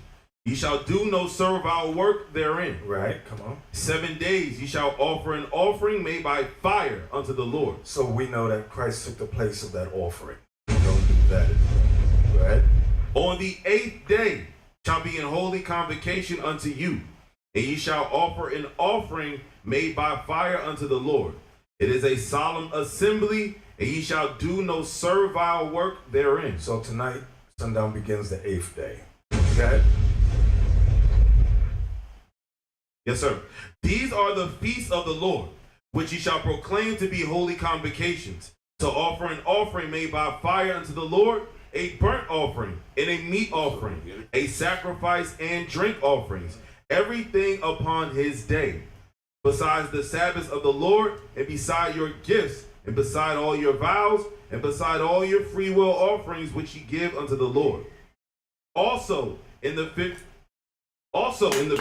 day of the 7th month, when ye have gathered in the fruit of the land, ye shall keep a feast unto the Lord 7 days. Right, because it was a harvest. Go ahead. On the 1st day shall be a Sabbath, and on the 8th day shall be a Sabbath. Ye shall take you on the 1st day the boughs of goodly trees. So what we did was took the boughs of trees, branches, and things, and made ourselves booths. That's also called Sabbath tabernacles. Go ahead. That's called branches of palm trees. And these tabernacles, which is also called, this holiday is also called Feast of Booths. If y'all could find me that verse, Captain Shemaiah, find me that, where it was temporary dwelling places. Okay? And the boughs of thick trees and willows of the brook. And ye shall rejoice before the Lord your God 7 days. You know, Christians have been attacking us about this, saying, you niggas ain't doing that. You ain't getting the boughs of the goodly trees and all that. What are you doing? You got tents out there. You got all these. Listen, give me that one real quick, Yuri. Judges 5:11. Bring it out. Judges chapter 5 verse 11. Like on the screen, they got they were complaining about this not being made of the tree branches and things. Read that, Yuri.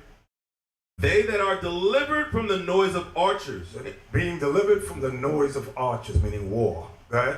In the places of drawing water, and the places of drawing waters mean places of captivity. There shall they rehearse the righteous acts of the Lord. So that's what we're doing now, rehearsing the righteous acts of the Lord. That's what we're doing. That's all rehearsal. That's right. Captain Shema, you found that for me? Where we going? Nehemiah 8:14. Thank you. Just want to show you a different name. Nehemiah chapter 8 and verse 14. And they found written in the law, which the Lord had commanded by Moses, that the children of Israel should dwell in booths in the feast of the 7th month, and that they should publish and proclaim in all their cities and in Jerusalem, saying, Go forth unto the mount, and fetch olive branches and pine branches and myrtle branches and palm trees and branches of thick trees to make booths as it is written. So the people went forth and brought them and made themselves booths, every one upon the roof of his house and in their courts. Right, so they kept it on the roof of their house or in the courts if they had a big courtyard. Was that Yuri? And in the courts of the house of God, in the street of the water gate, and in the street of the gate of Ephraim. All right, that's all I want. Let's go back. I just wanted to show you it's also called the Feast of Booths. Booths is another name for tabernacles. So back to Leviticus 23. Leviticus chapter 23, verse 40. And ye shall take you on the 1st day the boughs of goodly trees, branches of palm trees, and the boughs of thick trees, and willows of the brook. And ye shall rejoice before the Lord your God 7 days. And ye shall keep it a feast unto the Lord 7 days in the year. It shall be a statute forever in your generations. Ye shall celebrate it in the 7th month. Ye shall dwell in booths 7 days. All that are Israelites born shall dwell in booths. See that? All for the Israelites to keep. Okay? That your generations may know that I made the children of Israel to dwell in booths. When I brought them out of the land of Egypt, I am the Lord your God. And Moses declared unto the children of Israel the feast of the Lord. So now that's from that time to now, we're rehearsing the righteous acts. We are dwelling in booths, which are temporary houses, temporary. From there, let's go to Zechariah about the kingdom. Zechariah 14. Bring it out. Zechariah chapter 14 and verse 16. And it shall... Wait. Look at it. Zechariah 14. Yes, let's start there. And it shall come to pass that everyone that is left of all the nations which came against Jerusalem. So this is after Armageddon. After Armageddon. That's why it says that everyone that is left of all the nations which came against Jerusalem, go ahead, shall even go up from year to year to worship the King, the Lord of hosts, and to keep the Feast of Tabernacles. So everybody's going to have to keep the Feast of Tabernacles, which at one time was strictly for the Israelites. So in the kingdom, it's going to be in honor of what the Lord did for the children of Israel, and all the nations are going to have to pay homage to that. Go ahead. And it shall be that whoso will not come up of all the families of the earth unto Jerusalem to worship the King, the Lord of hosts, even upon them shall be no rain. So there's a judgment, for if the nations do not honor the children of Israel by worshiping the King, Christ, to keep the Feast of Tabernacles, there should be no rain upon them. No rain equals drought. No rain equals no food. Everybody understand that? That equals death. Come on. And if the family of Egypt go not up, and come not, that have no rain, there shall be the plague, wherewith the Lord will smite the heathen that come not up to keep the Feast of Tabernacles. That's right, guys. This shall be the punishment of Egypt, and the punishment of all nations that come not up to keep the Feast of Tabernacles. So everybody's going to have to keep the high holy. And not just this one. This is just one example. Get Isaiah 66:23.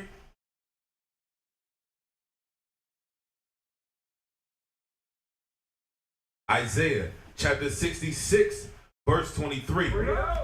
And it shall come to pass that from one new moon to another, and from one Sabbath to another, shall all flesh come to worship before me, saith the Lord. So y'all see that? From one new moon to everybody's going to have to worship, celebrate the new moon. Everybody's going to have to celebrate the Sabbath as well. And we just read Zechariah 14 about the Feast of Tabernacles. So that's 3 examples where all the nations are going to be forced to honor God's laws. Everybody understand that?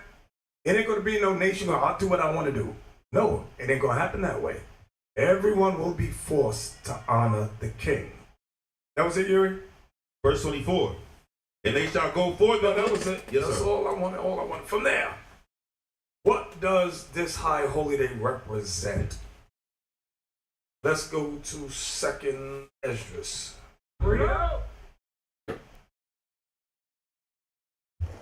Chapter 2. Let's start at verse.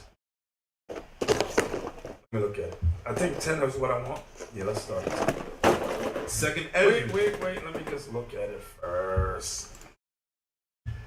2nd Esdras chapter 2. Yes, let's start at 10. 2nd Esdras chapter 2 and verse 10. Pay close attention, pay close attention, pay close attention. What does the Feast of Tabernacles represent? Okay? Thus saith the Lord unto Esdras, tell my people that I will give them the kingdom of Jerusalem, which I would have given unto Israel. Right, so the Lord said he would give it to us. We're going to return as the 12 tribes, okay? Their glory also will I take unto me, and give these the everlasting tabernacles. He said he's going to give us the everlasting tabernacles, which I have prepared for them. Now what is that talking about? What are the everlasting tabernacles? Hold on, get 2 Corinthians 5. Read it out.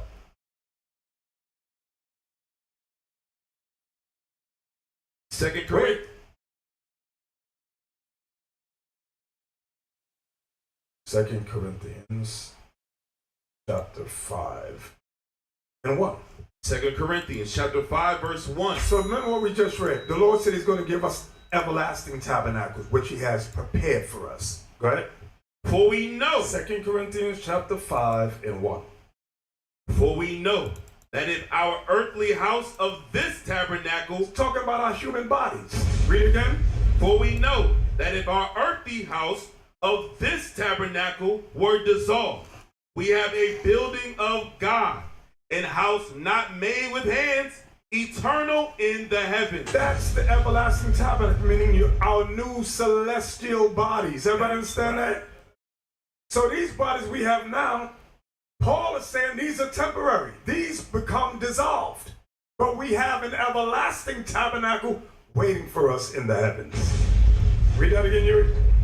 2 Corinthians chapter 5, verse 1.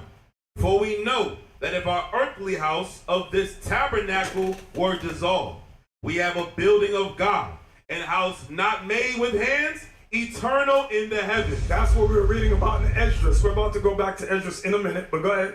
For in this we groan. For in this we groan, our spirit groans. Go ahead. Earnestly desiring to be clothed upon with our house which is from heaven. So we have a house which is from heaven, meaning a body which is from heaven. This body we have here is temporary. It dissolves, but we have an eternal body that does not dissolve. Go ahead. If so be that being clothed, we shall not be found naked. We shall not be found in sin. That's what that naked means right there. So if so be being clothed, clothed with what? Our eternal bodies. Go ahead. Verse 4. For we that are in this tabernacle do groan. We that are in this tabernacle, this earthly body, we groan. Groan why? Because we're sick, we're ailing, we're constantly infirmed, overweight, underweight, diabetes, all you name it, we got it. Read again. For we that are in this tabernacle do groan. And on top of all that, we struggle with sin. Good. That's why we groan. Good. Being burdened. And we are burdened in these temporary bodies. Good. Not for that we would be unclothed, but clothed upon. We don't want to be unclothed, but we want to be clothed upon with the eternal body. Good. That mortality might be swallowed up of life. That mortality might be swallowed up of life. Mortality might be swallowed up of immortality. That's what it's talking about. Let's go back to Esdras. We didn't finish that. 2nd Esdras, chapter 2, verse 11. Their glory also will I take unto me, and give these the everlasting tabernacles, which I have prepared for them. So the Lord has prepared everlasting tabernacles, new bodies for us, spirit bodies, celestial bodies. Good. They shall have the tree of life for an ointment of sweet savor. That's right. They shall neither labor nor be weary. We ain't gonna be enslaved ever again. We ain't gotta work. We ain't gonna be tired no more. Hear me? Good. Go, and ye shall receive. Pray for a few days unto you, that they may be shortened.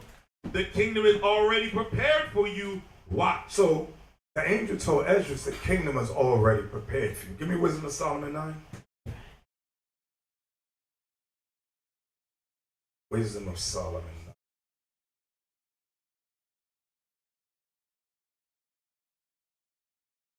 9. And let's get verse 14. Wisdom of Solomon, chapter 9, verse 14. For the thoughts of mortal men are miserable. Our thoughts are miserable. Why? Remember what Christ said in Mark 7:21? He said, for within man, out of the hearts of men, are evil thoughts, adulteries, fornications, thievery. He gave a whole list of sins that's in our minds. Read it again. For the thoughts of mortal men are miserable, and our devices are but uncertain. For the corruptible body presseth down the soul. So our corruptible body, which is this temporary home, this temporary house, what presses down the soul within. Go ahead. And the earthly tabernacle weigheth down the mind that museth upon many things. Yeah, the mind that muses upon many things is sin. Our mind is everywhere. Okay? So from there, give me Corinthians. No, 2 Peter 1:13. 2 Peter 1.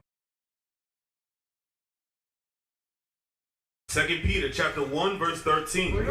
Yea, I think it meet, as long as I am in this tabernacle, to stir you up by putting you in remembrance. You see that? In this tabernacle. So the body's called a tabernacle in the Bible, letting us know that that Feast of Tabernacles, where we dwelt in temporary homes, represents this flesh that we're in. Go ahead. Lost my spot. Verse 13. Yea, I think it meet, as long as I think it good. Meat means good, right. Read again. Yea, I think it meet, as long as I am in this tabernacle, to stir you up by putting you in remembrance, knowing that shortly I must put off this my tabernacle. So Peter said, I gotta put off this my tabernacle. Surely I'm about to die. This body will be dissolved. This body will be sacrificed. I'll be gone. Read again. Knowing that shortly I must put off this my tabernacle, even as our Lord Jesus Christ have shown me. Of course, Christ showed Peter that he was going to get put to death by Rome. And give me that precept in John. Is that the last chapter? Somebody help me. I didn't write it down.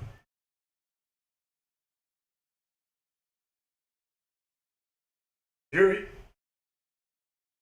John chapter 21, verse 15.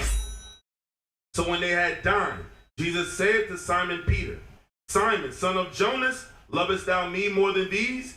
He saith unto him, Yea, Lord, thou knowest that I love thee. He saith unto him, Feed my lambs. He saith to him again the second time, Simon, son of Jonas, lovest thou me? He saith unto him, Yea, Lord, thou knowest that I love thee. He saith unto him, Feed my sheep. He saith unto him the third time, Simon, son of Jonas, lovest thou me? Peter was grieved, because he said unto him the third time, Lovest thou me? And he said unto him, Lord, thou knowest all things. Thou knowest that I love thee. Jesus said unto him, Feed my sheep. So when it says feed my sheep, give me the precept in Jeremiah 3:15. We're coming back here, Yuri, so don't let it go. Feed my sheep. That means protect the people. Save the people. We gotta save the Jeremiah, They chapter took Alex 3, verse Jones 15. offline. And I will They give took you Alex Jones pastors offline. He was the according to man mine of the heart, people. The which shall goddamn feed the you evil with forces are knowledge making their and maneuver. understanding. Goddamn. And just as Peter was instructed, so are we instructed to feed you with knowledge and understanding. Let's go back to John. John chapter 21, verse 18. So remember, I made a statement. I didn't make a statement. Peter said in the book of Peter, the Lord showed him that he would die. And this is it. Read. Verily, verily, I say unto thee, when thou wast young, thou girdest thyself, and walkest whither thou wouldest. So Christ says to Peter, when you were young man, Peter, you dressed yourself, you walked and went wherever you wanted to go. Well, watch this. But when thou shalt be old, but when you get old, Peter, thou shalt stretch forth thy hands, stretch forth your hand, because you will be under arrest. Right? And another shall gird thee. And another, meaning Rome, would put clothes on you. And carry thee whither thou wouldest not. To Rome, to Rome, to Rome. They escorted Peter to Rome. Right?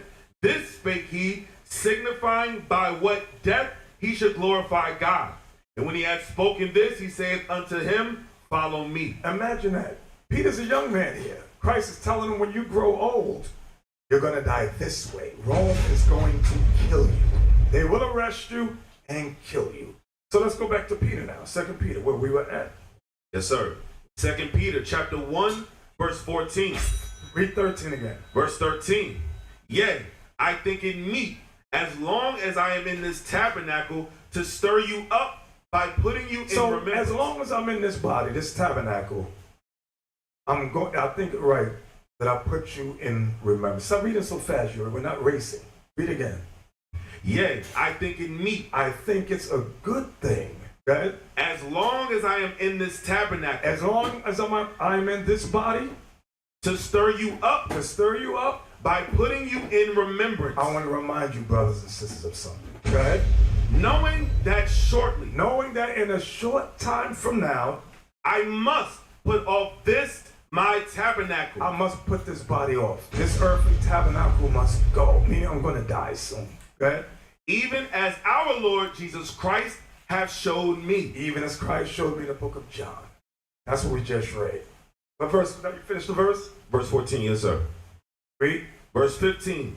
Moreover, I will endeavor that ye may be able after my decease to have these things always in remembrance. He said after my decease, meaning after I die. He made it plain. When I'm dead, I want you to remember what I've told you about. Was that Yuri? Yes, sir. Now go to Romans 8.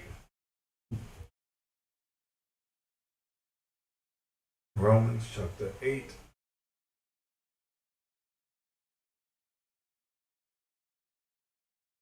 think I want 20. Let me look at it.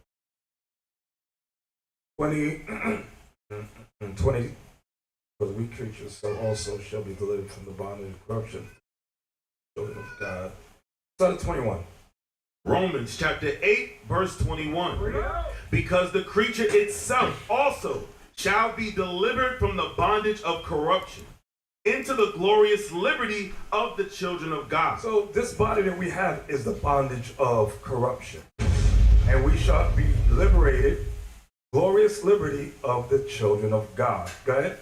For we know that the whole creation groaneth and travaileth in pain together until now. So Paul says all creation groans in the spirit, travailing in pain together until now. Go ahead. And not only they, not only creation, but ourselves also, but us too.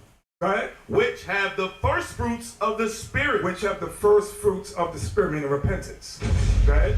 Even we ourselves groan within ourselves. Even ourselves, we groan within ourselves. Go ahead. Waiting for the adoption, to wit, the redemption of our body. You see what our spirit groans for? Our spirit waits for the adoption, to wit, meaning, let me help you understand what I mean. The redemption of our body. Meaning the transformation from our mortal body to an immortal body. Everybody understand that? Go ahead. Verse 24. For we are saved by hope. All of us are saved by hope. We are hoping for the Lord to return and deliver us. Keep hope alive. Heard Jesse say that? Keep hope alive. Go ahead. For we are saved by hope. We are saved by hope. But hope that is seen We think these are all marijuana bills. You got a hope for this? It's right there. You ain't got a hope I for did this. my leg is killing me, man. Hope is not hope. We're hoping for the unseen. Right? For what a man seeth, why doeth he yet hope for? And the head and gives enough. If we ¿Qué hope looks like? for that we see not, Estudiar then do we su influencia que él usó para ayudar. That's what we're doing. We are hoping It's for always going to be salvation. possible, and I accept it. I'm at peace with that. But I gotta try. I gotta try to come as close as I can. WANA offered to help me study and prepare well, because WANA is one of the best to ever study. Give me a good job. Please, make my wife be submissive. Please, Lord, make my husband do right. These are the things we pray for. But Lord, bless me with a new car. Those are the things people pray for. Right? I've never been one to back down from a challenge. But right now, I see a big challenge off the field. Fans, you're dropping the ball on game day. What's up, y'all? I'm out here at the range, as you can see back behind me, on what's been a kind of mix of a day here. It's actually pretty doggone warm to be the second week of November, around 75 degrees, which ain't terrible, but when that sun ain't covered up with these clouds, it gets pretty hot out here. But overall, it's been a pretty good day so far to get a couple of tests done, and this one right here ought to be another good 9 mil. So the jelly contraption's been out here hard at work today with a couple of chronos and 2 blocks of gel. Now, I have done a couple of tests again. I kept it all on the backside, so I got plenty of room up front here. I'll leave some links up above if y'all are interested in seeing these. One in particular was another 9 mil test that's really interesting. Y'all know the deal with the heavy clothing. I use a layer of denim, fleece, and 2 layers of cotton t-shirt. And what we got here for this one is another one of the 9 mil rounds that was sent to me in that big batch a while back from Allen. So once again, I really appreciate that. What we're looking at here, you can see, is the 2A ammo, 9 mil HP. This is 124 grain. I think like all of it he sent was 124 grain. Now, I tried to find some info on this, but they didn't have anything listed. No kind of what the projectile was, no kind of velocities, no ballistics at all listed, so I have no idea what to expect here. Now, looking at the cartridge here, you can see brass case. It looks to be some type of bonded-ish type projectile. If I was guessing, I would say an XDEF. It looks very similar to the XDEF projectile that I've... I don't know what time. Nice expansion. Yes, sir. Ephesians chapter 1, verse 5. 4. Verse 4. According as he hath chosen us in him before the foundation of the world. Did y'all hear that say right there? It said he chose us before the foundations of the world. That's right. That means we was there back then. I know you thought you was born yesterday, but no. All these spirits in here is old spirits. Regenerated spirits, multiple times. We was there in the beginning. Was that it, Yuri? According as he hath chosen us in him before the foundation of the world. See that? That we should be holy and without blame before him in love, having predestinated us unto the adoption of children. Having predestined. So don't let nobody tell you there's no such thing as predestination. It's all in the Bible. Christ spoke that thing. Having predestinated us, what, Yuri? Having predestinated us unto the adoption of children. So we were predestined to repent. All the souls that repented and adored were predestined from the beginning of time. Before, in the beginning. You give me that one in Ezra, second Ezra, is it 3? Where it says, when you were with me, no man spoke against me. That one. 9.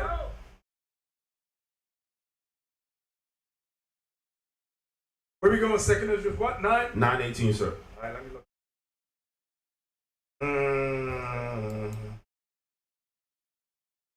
All right, go ahead. Second Ezra, chapter 9, verse 18. And now, when I prepared the world, which was not yet made. Pay close attention to the verbiage. And now when I prepared the world, which was not yet made. Even for them to dwell in that now live. Even for them to dwell in which now live. Go ahead. No man spake against me. Nobody spake against me. Nobody was saying, no, Lord, don't do it that way. Everybody was in compliance. All spirits was in agreement. Go ahead. For then everyone obeyed. You see that? For then we all obeyed in the celestial.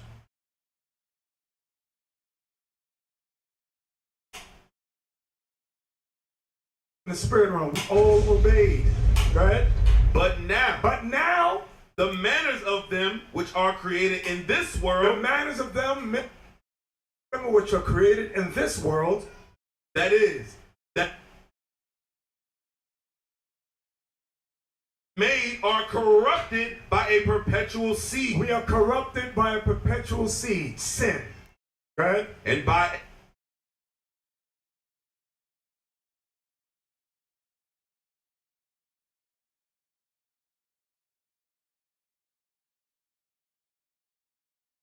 law which is unsearchable rid themselves. And we rid ourselves of God's unsearchable law.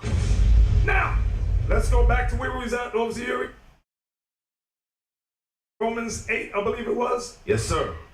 Romans chapter 8 and verse 29. For whom he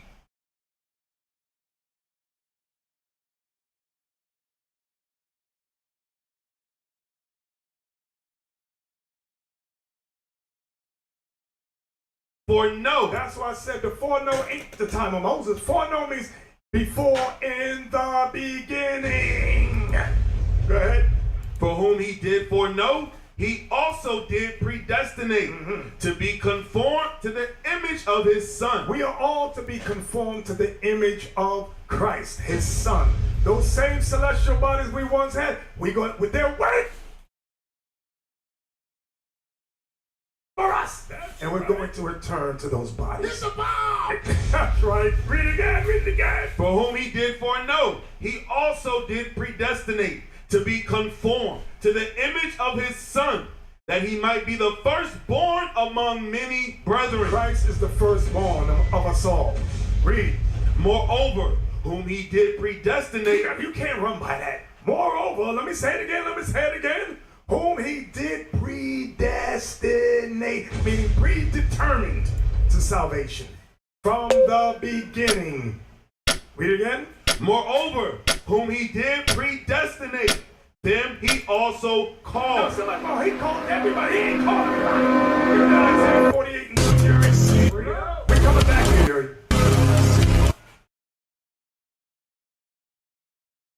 Whom he called. Isaiah chapter 48, verse 2. For they called themselves of the holy city and stated 12? 12. Verse 12. Is that it, what I want? Yes, sir. Okay. Hearken unto me, O Jacob, and Israel my call. See that? So God did not call the Philistines or the Edomites or the Moabites. Read it again, read it again. Hearken unto me, O Jacob, and Israel my call. I like pen tester bag. So ethical hacking, right? So what you got here on the table, I wrote this two different ways. One was like to bring it all out and then try to record it versus just have it all out and then go over it. And I think this will work best. Spilling the bag on the table or letting the cat out of the bag, as you want to say, and then just go over what each thing is versus trying to bring it in and out of the bag. So I'll lay it all out, and what we're going to do is go from left to right as best we can and try to cover at least the highlights of what everything is here. And a lot of this gear you'll see is from Hack5. They, if you're not familiar with Hack5, hack5.org, they produce some of the best pen testing gear out there. So why not invest in it, especially if that's what you do? Some of their tools are utterly awesome and amazing. So definitely want to go from there. Disclaimer, my laptop and portable screen are not in this video, okay? They're separate. So I do have a laptop and I have a portable screen and also a little foldable keyboard. Don't have them in here because they're actually in a separate like little messenger bag that I carry. Everything else packs in here. This is the kit. So let's start. First off, an Anchor Power Core power bag. Gotta have Anchor Power Core. This guy powers a couple different things and charges stuff up. So that's a key piece. Then like a little SIM kit. This here, got some SIM cards, just based on what you need to do. You know, this is good to have. It's got some all different types of adapters and SIM cards and stuff in it. So when you're working with some mobile stuff, that's always a good little tool to have. UBO keys. This is basically for my access to my stuff. Don't use this with other people's things because, in fact, right now I've got the 5C that I use to actually get into my laptop. And if you don't know what a UB key is, basically the concept is like a key to a car. Right? So I have to insert it into like the USB slot, physically be at my laptop and have that key to get in. Okay, I can't remote to it.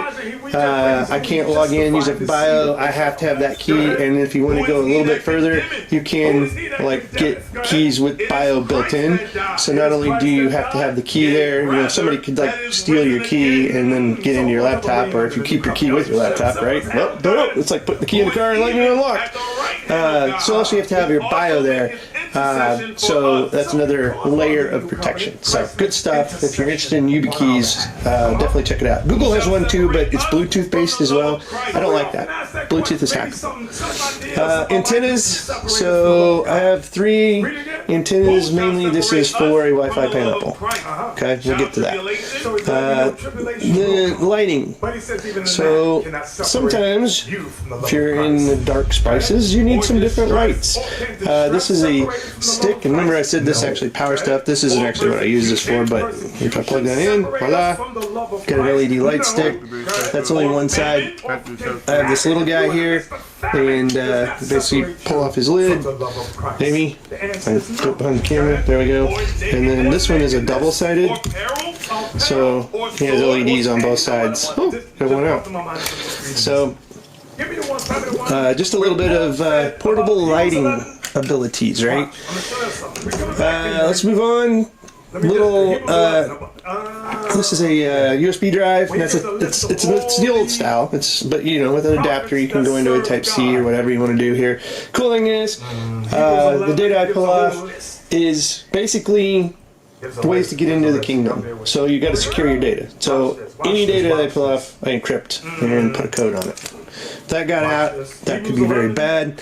As it is the vulnerabilities of whoever you're pen testing, right? All right, so you don't want to have that data get in anyone's hands. Protect it. That's what you got to do. Also, another little antenna. This here is for a wireless little USB wireless modem. So great for getting packets out of the air. In fact, this is the one it goes to. This is an alpha. So you can plug this in USB and actually capture packets out of the air. Another one you can do that with is this TP-Link. So sometimes this is a higher gain. I use that one and like it. And the chipset on that allows you to do it. Okay, not all these USB Type-Cs will be able to basically sniff packets in the air. These here, you can do that. It's good stuff, right? A Western Digital black drive. So I don't put critical data on here. This is just super fast. I keep a lot of digital files on here that like are how-tos, utilities, all that kind of stuff, and it's very, very fast. And I just like it. It looks like a little hacker box, doesn't it? Yeah. So anyway, I almost dropped it. It is rugged, so I could have dropped it, no problem. And it is SSD. Some little tools in the front. So we've got a USB to Ethernet. It's an RJ45. Will allow you to obviously plug in wired to USB and do some packet taking, versus having it in the air or whatever. The heart and the brain of the operation. This is a Kali box. It's a Raspberry Pi. It's a 3B plus. So it has a SD card, micro SD card in it that is running Kali Linux. So all the little tools and stuff are on this little Raspberry Pi. I got this kit butt. This is metal sticker that somebody created, and I got it on Amazon, but I don't think they produce them anymore. But like perfect. I liked it. And the box for this is like a flick. I don't remember what. Yeah, there we go. Flirk. It's a Flirk box. I really like this. It kind of reminded me of those old Dell Nux.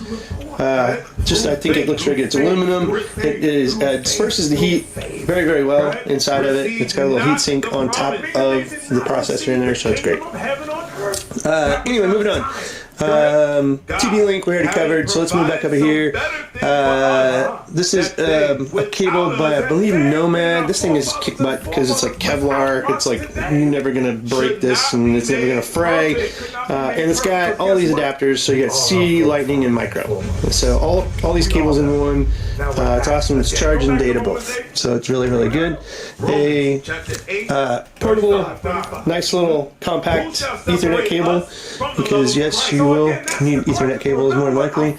This is a little switch, so it's not a router, but it is a switch. So what this allows you to do is set up your own little private network. So if I wanted to plug multiple things into this and create a little network like the Raspberry Pi, and then maybe my laptop and whatever else I want to plug into this, I can.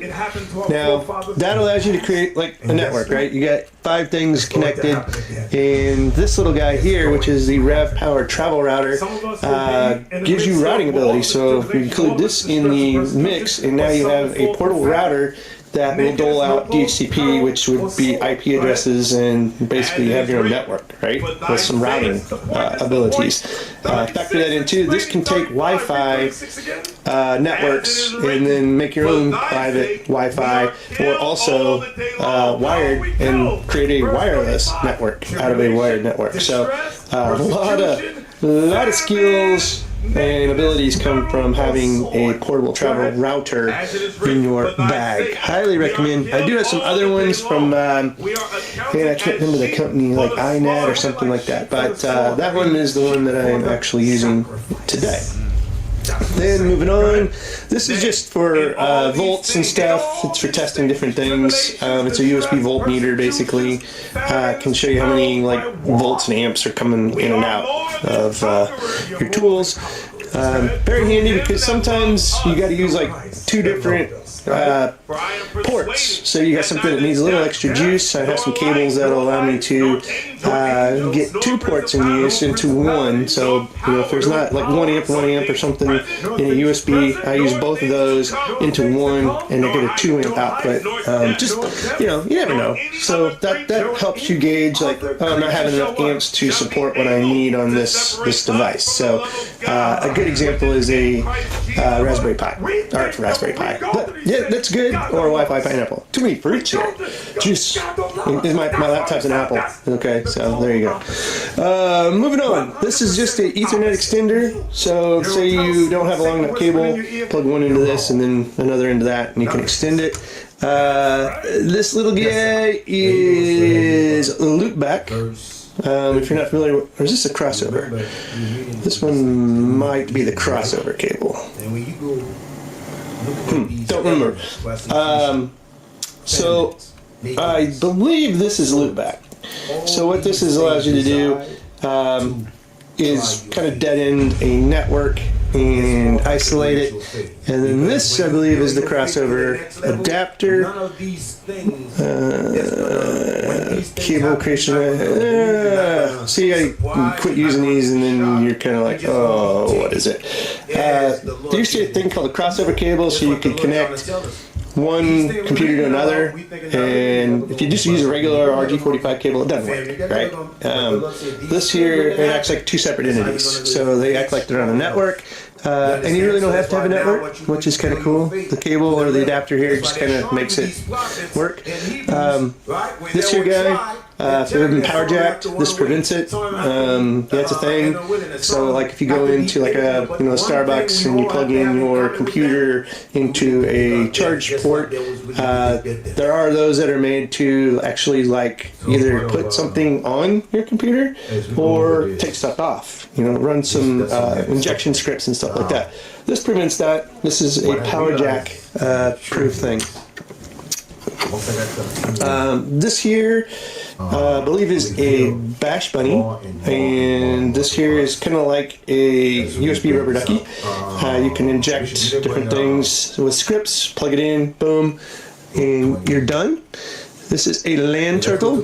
It's great for sniffing packets on a LAN, and you can use this remotely, which is really cool. This is a Shark. Oh, what is this one called? This is like the Shark Jack, I think, something like that. It's like kind of like you put it on a network, obviously.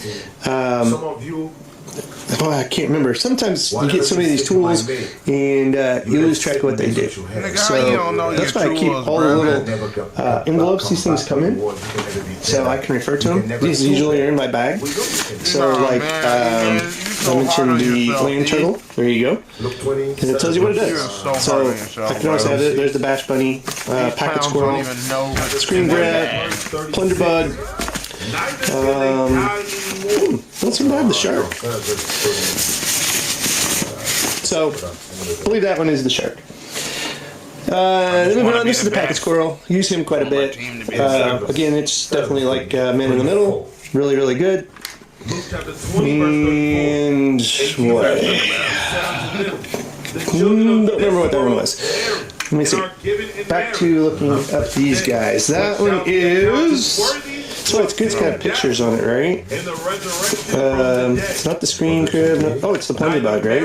Network sniffer. So that one there is a Plunderbug. And then this is another power bank. The thing I like about that is one, I can plug it in and charge, and then I've got C and Lightning. So just another nice little power bank to utilize when out and about and actually charging stuff. This here is a Wi-Fi pineapple. All three of those antennas click on this guy here. And this here allows you to intercept and impersonate different Wi-Fi networks. So if somebody is used to getting on Wi-Fi networks, you can basically impersonate that Wi-Fi network, have them connect to you, and then you can actually run even like spoofed websites and stuff like that. And then they come back to you, and you can gather all their data or whatever. So, and that guy there is a key crock. So basically, you plug that in between your keyboard and the computer, and then basically it's key logging everything. So that one's actually really, really cool. So these are the bags that I keep most of this stuff in. So this is a screen crab. So what this does is actually record your screen. So that's kind of a neat little device to have in the middle. And then got some like cables and adapters and crap. And then again, to keep all these little cards, because like I said, I have a hard time remembering sometimes what all these little tools do. This is where I keep some cables, but most of the time all of this gear is in here and very well organized. And then this little guy right here is actually a Wi-Fi pineapple. Sometimes you need multiple Wi-Fi pineapples. This is the Nano. Oh wow, look, here's my rubber ducky. So the USB rubber ducky is basically, you know, if you were like to put a payload on this and plug it in, and it executes when you plug it in. So it's a way to get like stuff onto a computer real quick, and the person doesn't know, right? Let's see. Also, I've replaced a couple of these because these went really got really trashed out. But I've got the red team field manual and the blue team field manual in my bag. And so really this here is, instead of like having to Google stuff, you can just go through this and just look up commands and things. It's a great shortcut. If you don't familiar with red team, they're like the attackers and these are the defenders. So you know, capture the flag.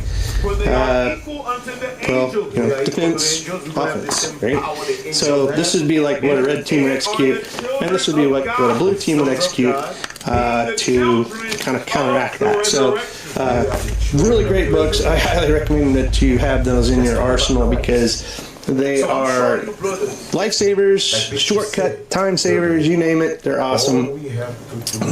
And really that's about it. Like I said, I've got a portable screen for this guy and a little portable keyboard, and then my laptop. And then other than that, everything you see here is basically what I would utilize and go from there.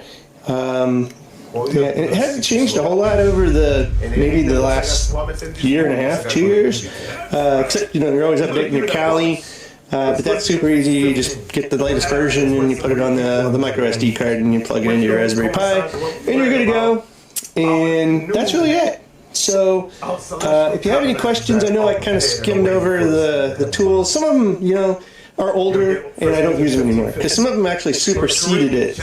You know, like, you know, maybe I get better results from the Packet Squirrel than I did the Shark, right? So I kind of quit using the Shark. So, you know, this is kind of the go-to anymore for sniffing like network and stuff.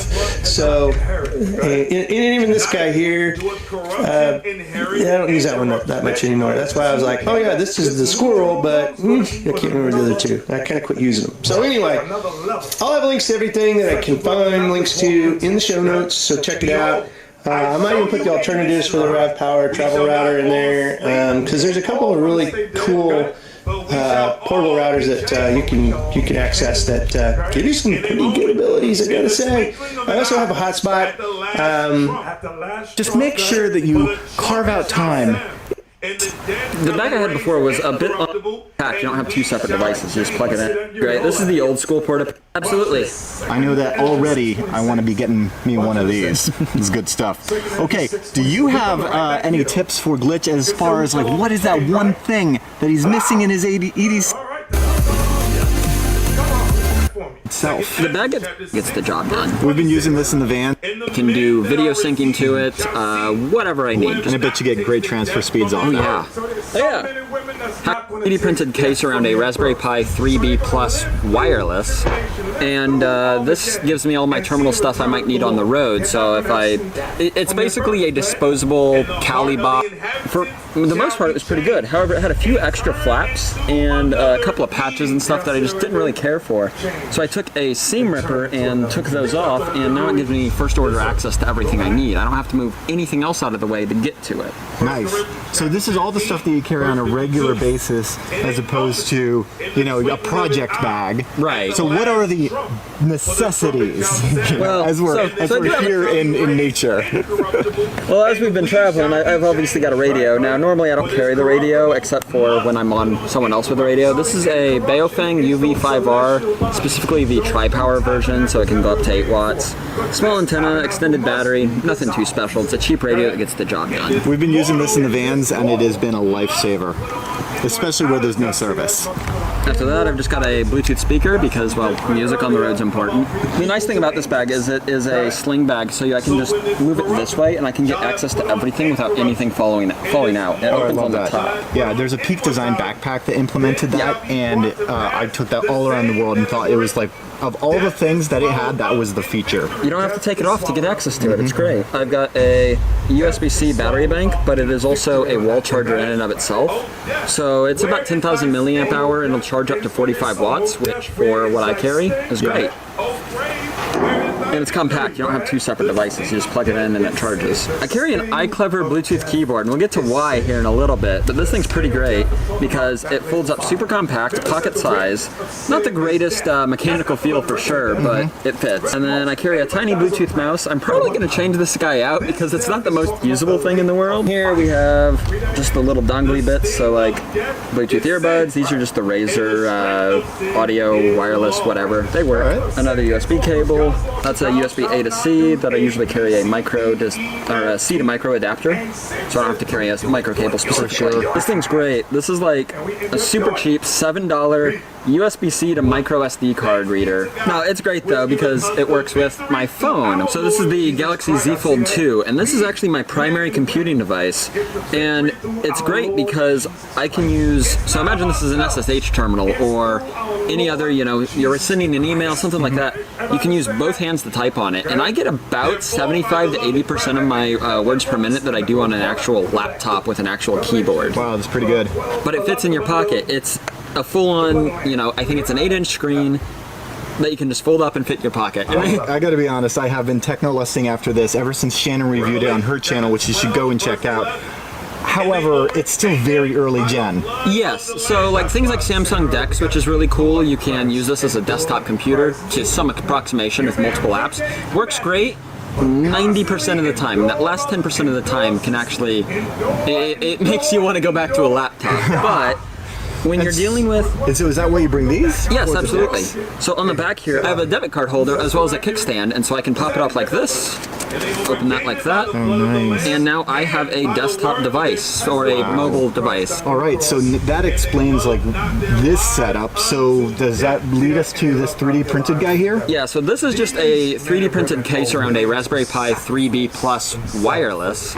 And this gives me all my terminal stuff I might need on the road. So if it's basically a disposable Kali box or whatever, you know, pen test box. Great, so then you would Wi-Fi to it from your phone, and then you would have like a complete Linux desktop. It's completely headless. It's actually Linux, not like Android Linux. GoPro Hero and, you know, mic box, all that jazz. I have the neat little tripod to go along with it, but it also works as a selfie stick. Oh, that's cool. So, of course, gotta have some Hack 5 gear. Now, this is the Hack 5 roll, and it's got the key crock, bash bunny, shark jack, rubber ducky, the adapter kit, all in this really neat little package here. Totally pocket sized or tiny bag sized. And then there's a SSD. This is a M.2 carrier, and inside is a 2 terabyte NVMe SSD. And again, it's USB-C, so it works great with the phone, so I can do video syncing to it, whatever I need. And I bet you get great transfer speeds off that. Yeah. Oh yeah. HackerF with a PortaPack running Havoc firmware, because you can't go wrong with some RX only RF. This thing's pretty great. This is the old school PortaPack, the new one's black, but yeah, I like it. We're at the point where Glitch actually doesn't know what else is in his EDC. I don't actually have a need to carry this in my bag all that often because the phone has 5G. And so this is just the Glynet Muddy LTE modem, and I did a video a little while back on hacking this to get unlimited LTE. As long as you have an unlimited SIM card, and then you do, anyway, there's stuff you can do. That was really cool. I saw you up in the Pacific Northwest with that, and then as I was setting up my new van, I basically copied his idea, except I did it with a Wi-Fi Pineapple Mark 7 because I still had development units. It's the same idea. You just install a Kmod and change the TTL.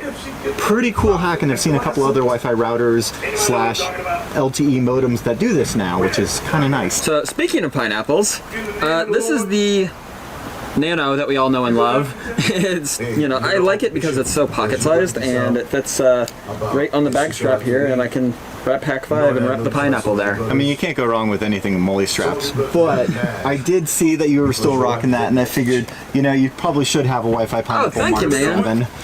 Didn't see that one coming, did you? Well, guys, you definitely need to subscribe if you have not already, because Glitch has so much cool stuff coming. You may have seen some premonitions in previous videos. If you're like, this looks familiar, there's a lot he's hacking on. In fact, to give you a call a couple months ago and said, hey, interested in this lightly used marshmallow? And dude, I have got to say, I am thrilled to see how you have hacked it and continue to. And we're here on the road in the Sierra Nevada foothills working on more fun hacker projects, so stay tuned to those. Subscribe if you haven't already, and of course links to all of these in the description. Yep, absolutely. I know that already. I want to be getting me one of these. It's good stuff. Okay, do you have any tips for Glitch as far as like what is that one thing that he's missing in his EDC that's in yours? Leave a comment in the description below. Leave a comment in the description because you've clearly otherwise in the comments below. Oh man, dude, it's so good to see you. I'm so excited for what we've got coming up very soon. Very soon. I've been Glitch. I'm Darren. Trust your technologist. Oh, I thought you were going to say Glitch out. It's good.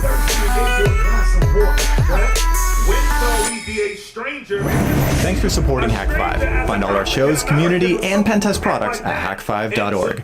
And took you into the truth that you're an Israelite. When do we do that? Good. Or naked having no clothes, and clothed thee, and we clothed you. Good. Or when saw we thee sick? When did we see you sick, Lord? Or in prison, Lord, and came unto thee, and came unto you.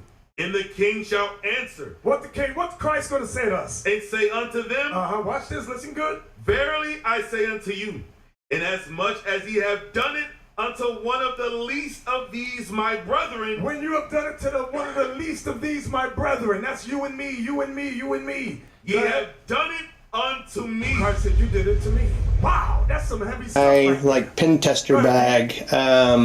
So ethical hacking, right? So what you got here on the table, I worked this two different ways. One was like to bring it all out and then try to record it.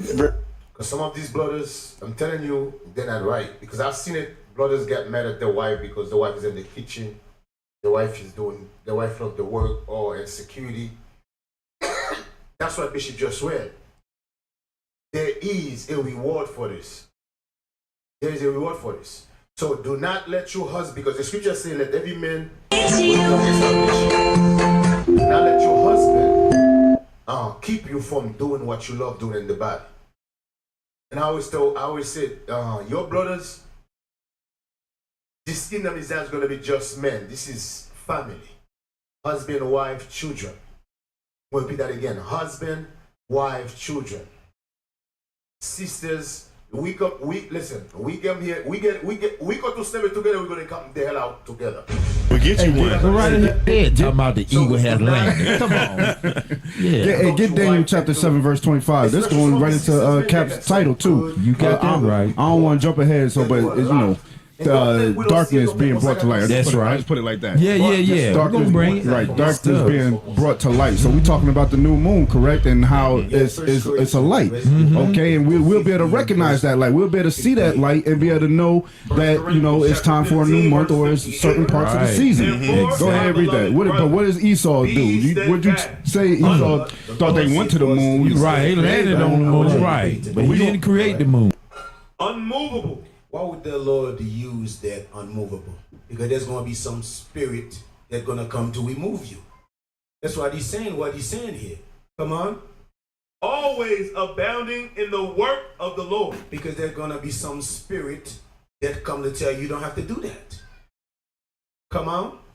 For as much as he know that your labor is not in vain in the Lord. That's what the Lord tell you. You remember in the verse before he said, even though angel come to tell you, you remember that? That's what he's referring to. And there's going to be some brothers, some sisters that's going to come to stop you from doing the work of the Lord. Stop you from taking the joy, the gladness in the Lord. You understand? They're going to come to quench your spirit. That's what the Lord wants you to understand. When that happens, don't let it happen. Continue fight the good fight. Stand fast. All right? Come on. Hey, give me Revelation 2, verse 27 or 26. And do. Yes, sir. 26. Revelation chapter 2, verse 26. And he that overcometh. Read that again. And he that overcometh. Read that again. And he that overcometh. You must overcome your personal sin and you.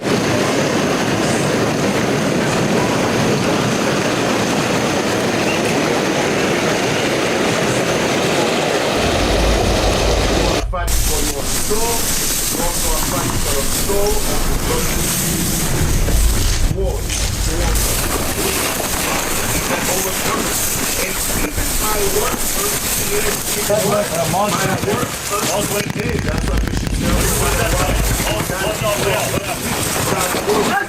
Remember, start with the beginning. Probably now stand. Whatever you do! Whatever you do! You got enough, Ian, for the vehicle. Yeah!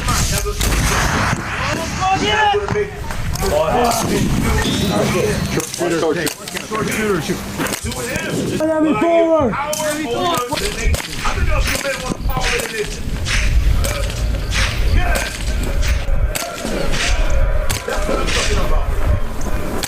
Power over the nation. Power, everybody. Target's good. Hey, whatever it for! Fuck it, drunk shit! That's called righteous justice, brother. Come back, you. Those are whenever we pick up, stop getting no closer. With a rod of iron. Talk it out! With a rod of iron. And the vessels of his potter shall be broken. Then we got Lord. What's going on, Alpha? Listen, What's up? We're gonna hit him with a Hey, get on line. over the head. That's what I'm saying. We're gonna wound him with a rod of iron. Listen, man. We're not gonna let we nobody. If you get through! Get near the stage. What you gonna do? We ain't gonna negotiate nobody. We ain't gonna please nobody.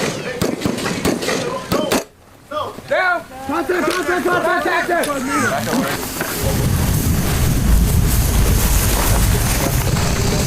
Ordonis, look to your left or right.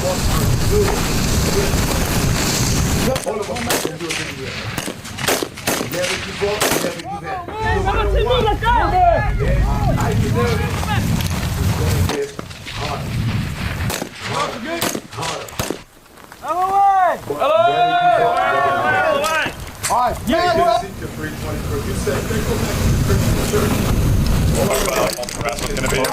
I am McCool.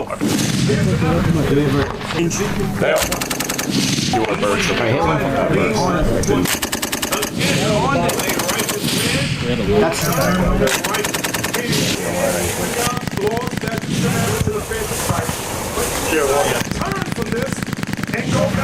Occupying hot pause.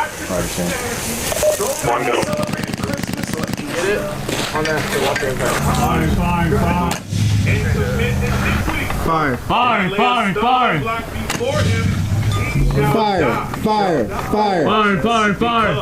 Thou hast not given him warning. He shall die in his sin.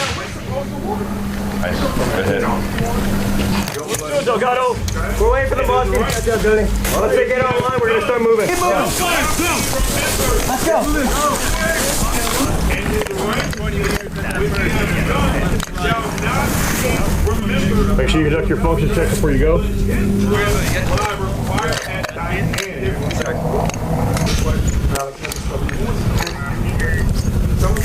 2018 went right back out into the world. We already won it.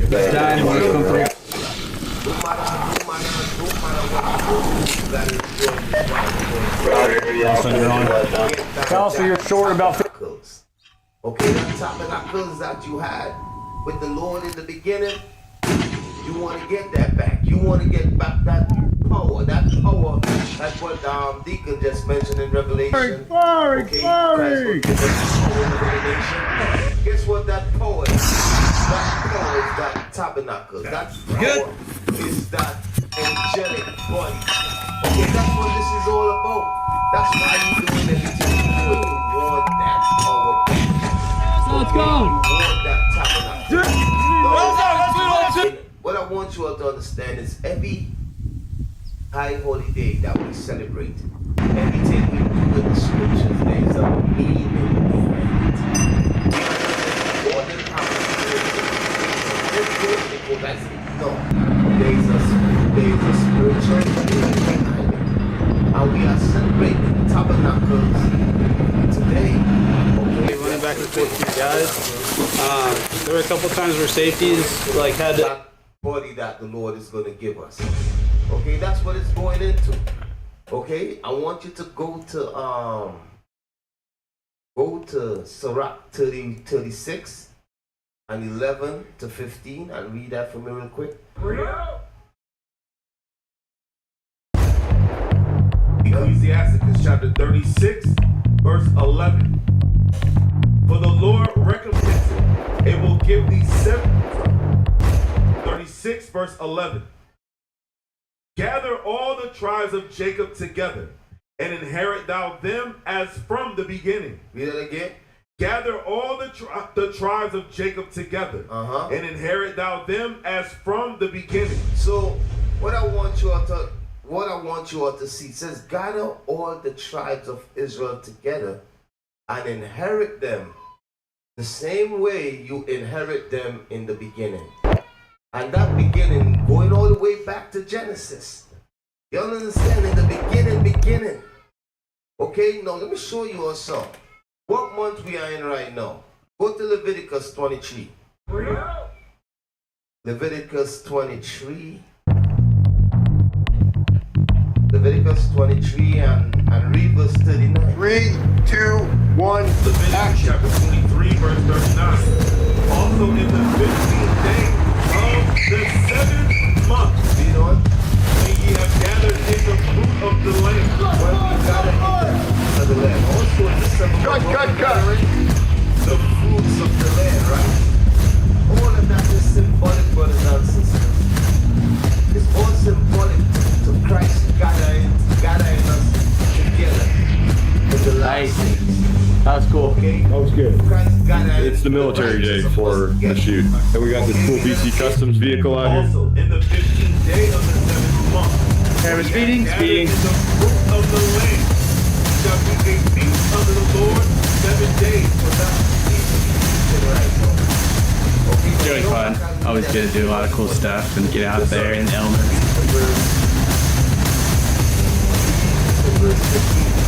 What sets TACAS apart from the competition is our authenticity. We're always looking to upgrade our equipment and stay abreast of current tactics.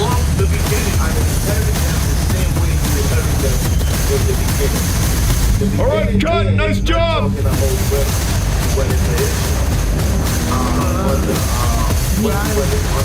Are you ready? In the beginning, it's talking about way in the beginning. Y'all understand? Okay, read on. O Lord, have mercy upon the people that is called by thy name. Read on. And upon Israel, whom thou hast named thy firstborn. Read on. O be merciful unto Jerusalem, thy holy city, the place of thy rest. Well, the first thing we need to do is really get the team. Thine unspeakable oracles, and thy people with thy glory. Give testimony unto those that thou hast possessed from the beginning. Give testimony unto those who give testimony unto those that thou hast possessed from the beginning.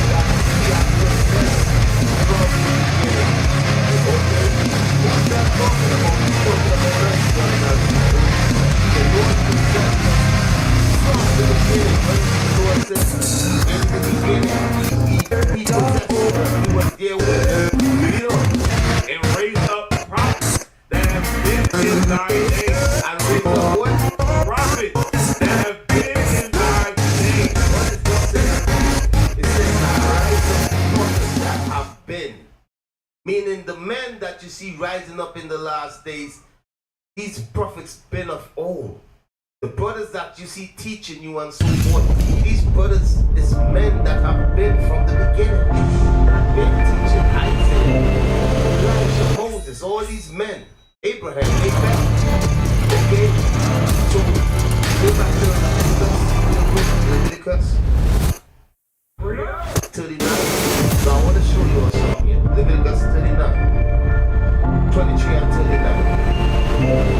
Leviticus chapter 3, verse 39. Also, in the 15th day of the 7th month, he hath gathered in the fruit of the land. So that gathering the fruit of the land is because of what soul going into the Lord gathering us together too. You understand? That's what it's called the in gathering. And that's the spiritual meaning behind it too. Because back then what we will do, we'll gather in the fruit. Around the same time, you know, shall keep unto the Lord 7 days. And the first day shall be a Sabbath. And on the 8th day shall be a Sabbath. He shall take you on the first day the bones of goodness, the bones of what? Goodness brings the bones of goodness. Good branches of palm trees. Branches of palm trees, read on. And the boughs of fig trees. And the boughs of fig trees. Right? Look, everything we just read it. And you don't understand what I'm talking about? Huh? Do you understand what the boughs and the branches and stuff is? Okay. Everything is simple. That's why I'm trying to show you. Get that in Colossians. Yeah, this is how it's shot.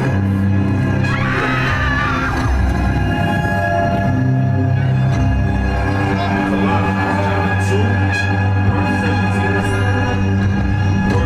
verse 17, verse 16, verse 17. There's no good thing in it up for. That's right, that wasn't it up for. That was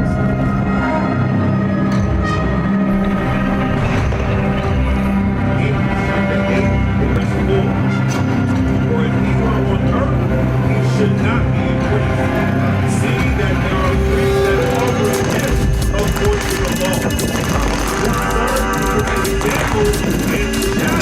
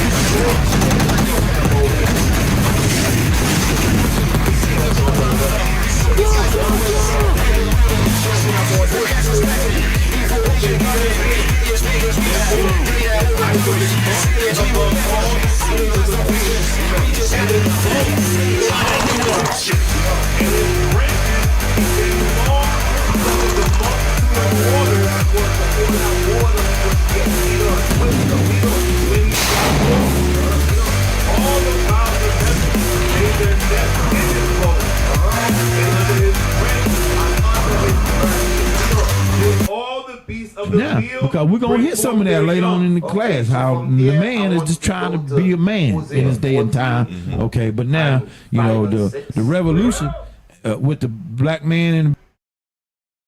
So even the branches on them good. Remember what the Most High tell us to choose? Goodly branches, right?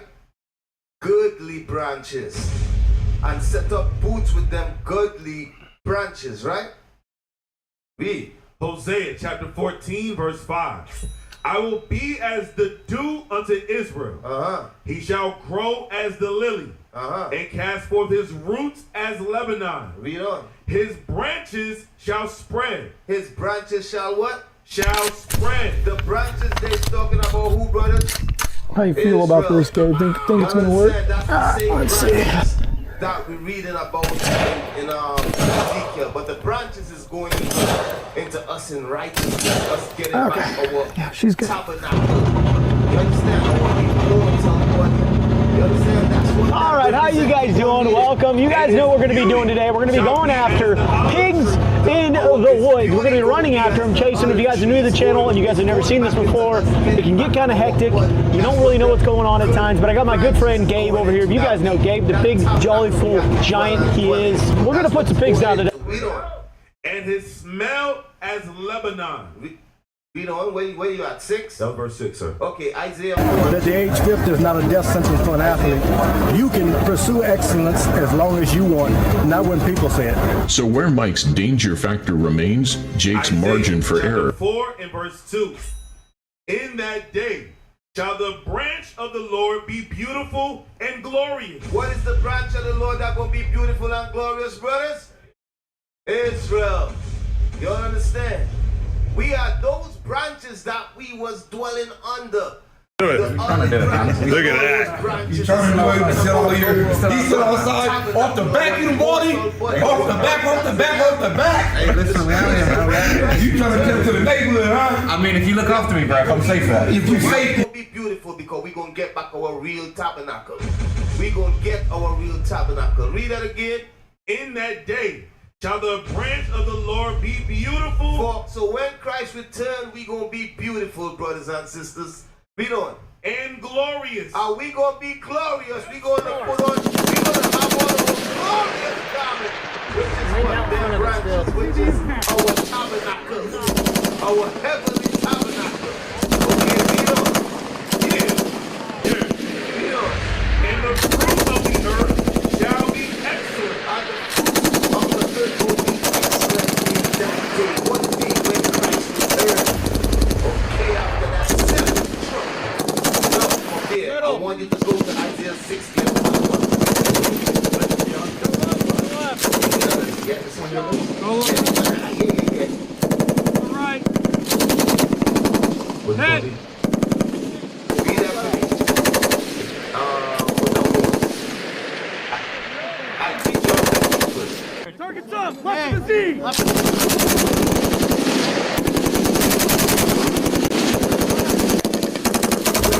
John chapter 15, verse 5. He's not dead. I am the vine. So Christ says he's the what? I am the vine. He said he's the what? I am the vine. He's the vine. And you know, ye are the branches.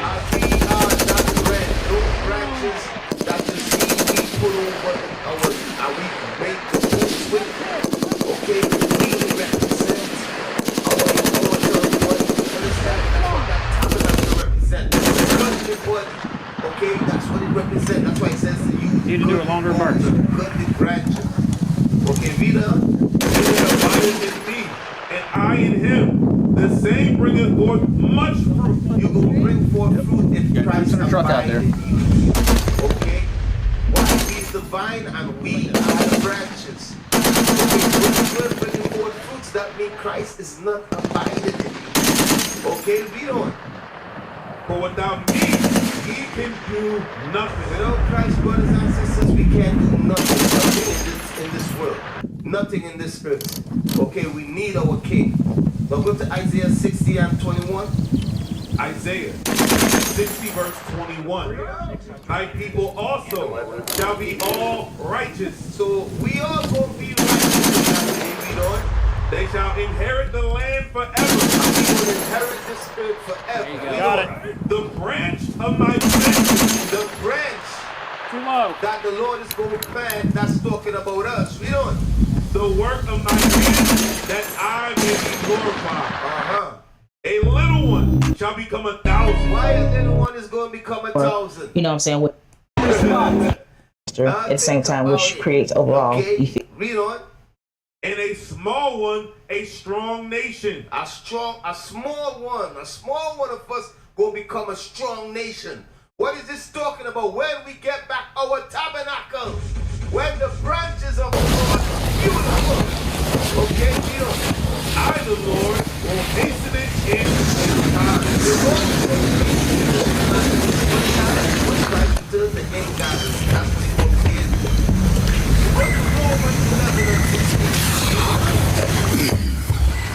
Romans 11 and 16. So, but I want you to understand. I'm doing it. Don't be celebrating it. That God will receive us and put us back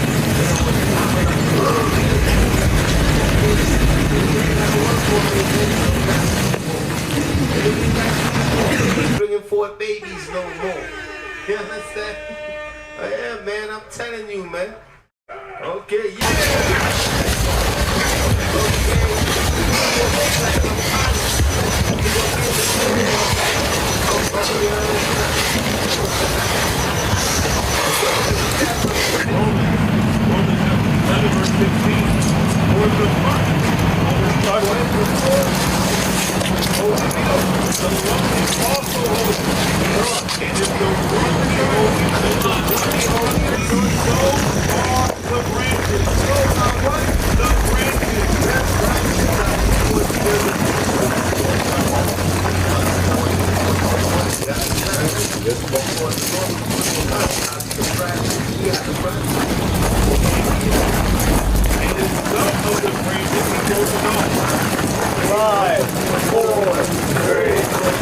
Another kingdom. We don't. And thou, being a wild olive tree, wert grafted in among them, and with them partakest of the root and fatness of the olive tree. Okay, that's the fatness of that olive tree. What the olive tree was part of the branch, right? And you will be tabernacle.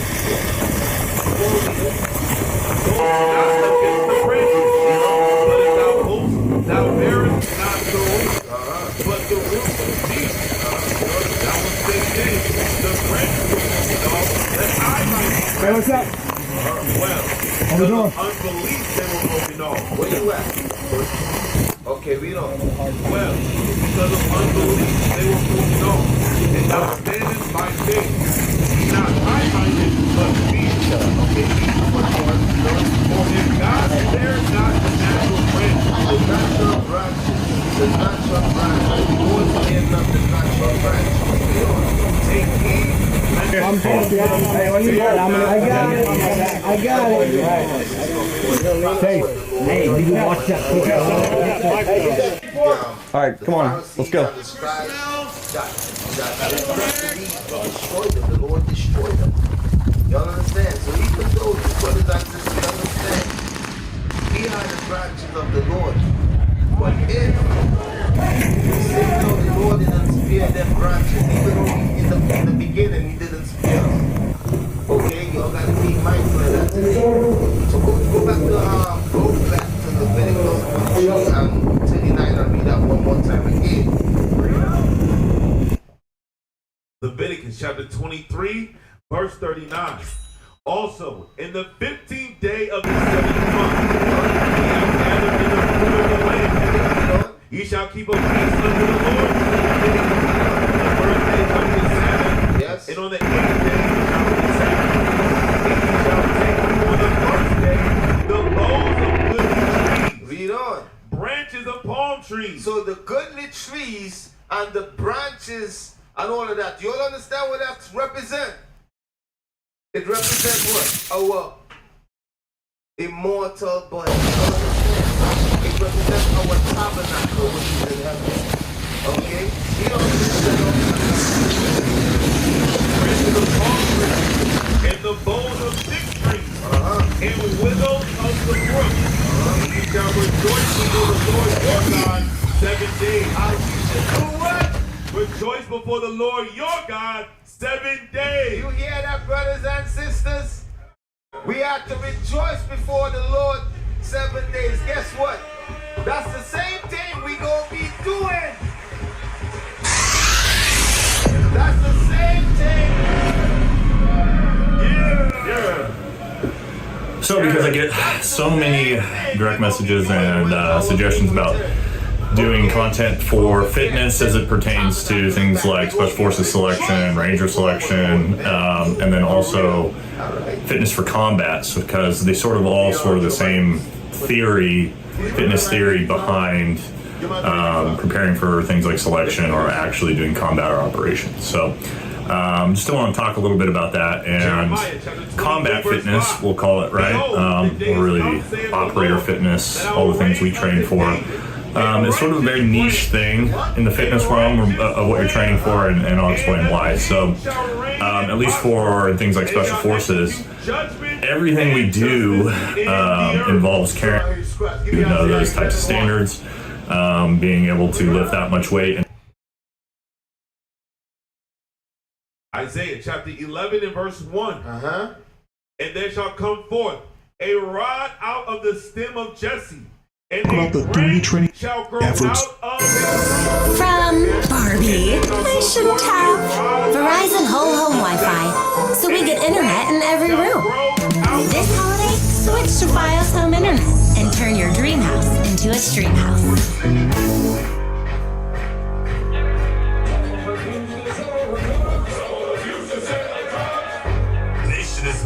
Your father knows about saving money.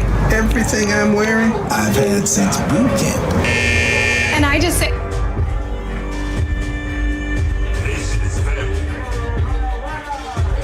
Imagine yourself stuck behind enemy lines. You hear voices shouting as they get closer to your position. You hear the crack of gunshots all around you. You try to hide, frantically covering yourself in a pile of leaves. You hear the pounding of boots coming closer and closer. And then the unthinkable happens and you're captured, taken to a prison where you're forced into an isolated cell with a bag over your head while loud, terrifying psychological warfare music is played at full volume. This is a taste of what the US military's survival, evasion, resistance, and escape course is like. It prepares soldiers for several realities: how to avoid capture, how to navigate and live off the land, and how to build makeshift shelters. What do you do if you're captured? In this video, I want to find out everything we need to know about SEER School. In order to get to the bottom of this, I've read through a recently declassified 35-page document written by a former SEER instructor that outlines how they operate. As always, none of the information I present here will be sensitive. It's all publicly available. I'm not breaking any OPSEC, so don't worry. The outline makes it clear, instructorly available. I'm not breaking any OPSEC, so don't worry. The outline makes it clear instructors are to be harsh and realistic with training, and their goal is to put form content where we can get more into these topics. Fish in the sea? Movie.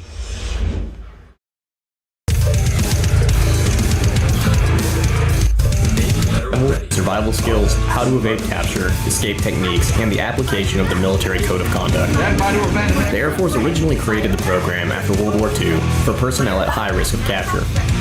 During the Vietnam, did the techniques training program, which stands for Survival, Evasion, Resistance, and Escape, is a U.S. military training program. It teaches survival skills, how to evade escape. You can get fired up. Join us today and check out our new fall menu or order online at matchboxrestaurants.com.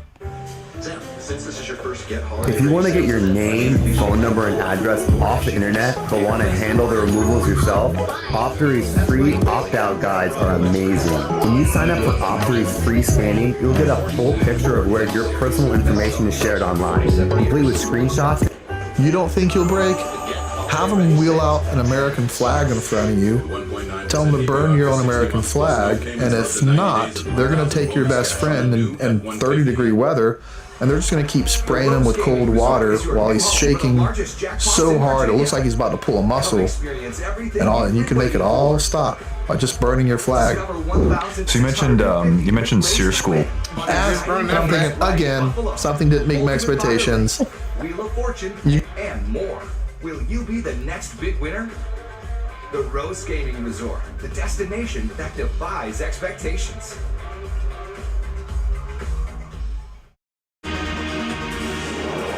On this of millions of dollars on the way to improve Amtrak service in stations between Baltimore and D.C. The funding was announced as part of a more than $3 billion passenger rail package from the Biden administration. Hi guys, welcome back. This is my fourth video from my crash course for the new Network Plus 009 exam. And now we are on domain number 5, network security with 30 questions. Replace cables between the Fort Totten and Noma Gallaudet stations. That work is expected to take all weekend. 3 buses will replace trains between the station stops. All other lines will be running like normal. What's going on, everybody? This is Johnny Bannon with Trepid Technologies, and we're starting our Network Plus N10-009 course, starting with domain 1.1, which is going to be the OSI model. I have up there domain. Moore's office says more than 444,000 people took cruises out of Baltimore last year, generating $1 million per ship. Foreign policy privilege. To achieve this directive, aspiring and active special fasts resulted in an industry for tactical needs of the US-19 in Central Virginia, and unique U.S. foreign students to respond and professional. Students participate in simulated embassy evacuations. Cultural, authentic experience in Japan, which is why people love it. That's also why we love Italy, because when you're in Italy, that's the only place you can possibly go.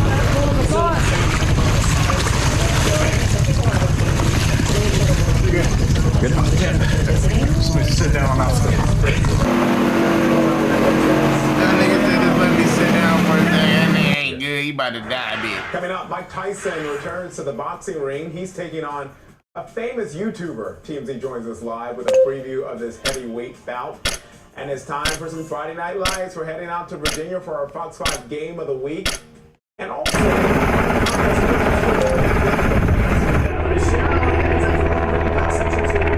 Johnson, you're fired. Why? It's not you. It's your shirt. But it's Casual Friday. Well, you've taken it too far. Look at Gibson. He's wearing a true classic tee. It fits him tight in all the right places, but leaves the perfect amount of room in the front. God, I hate that guy. He looks so damn good in that shirt, he can basically do whatever the hell he wants around here. Gibson! Yeah, boss? You're a goddamn stud. Thanks, boss.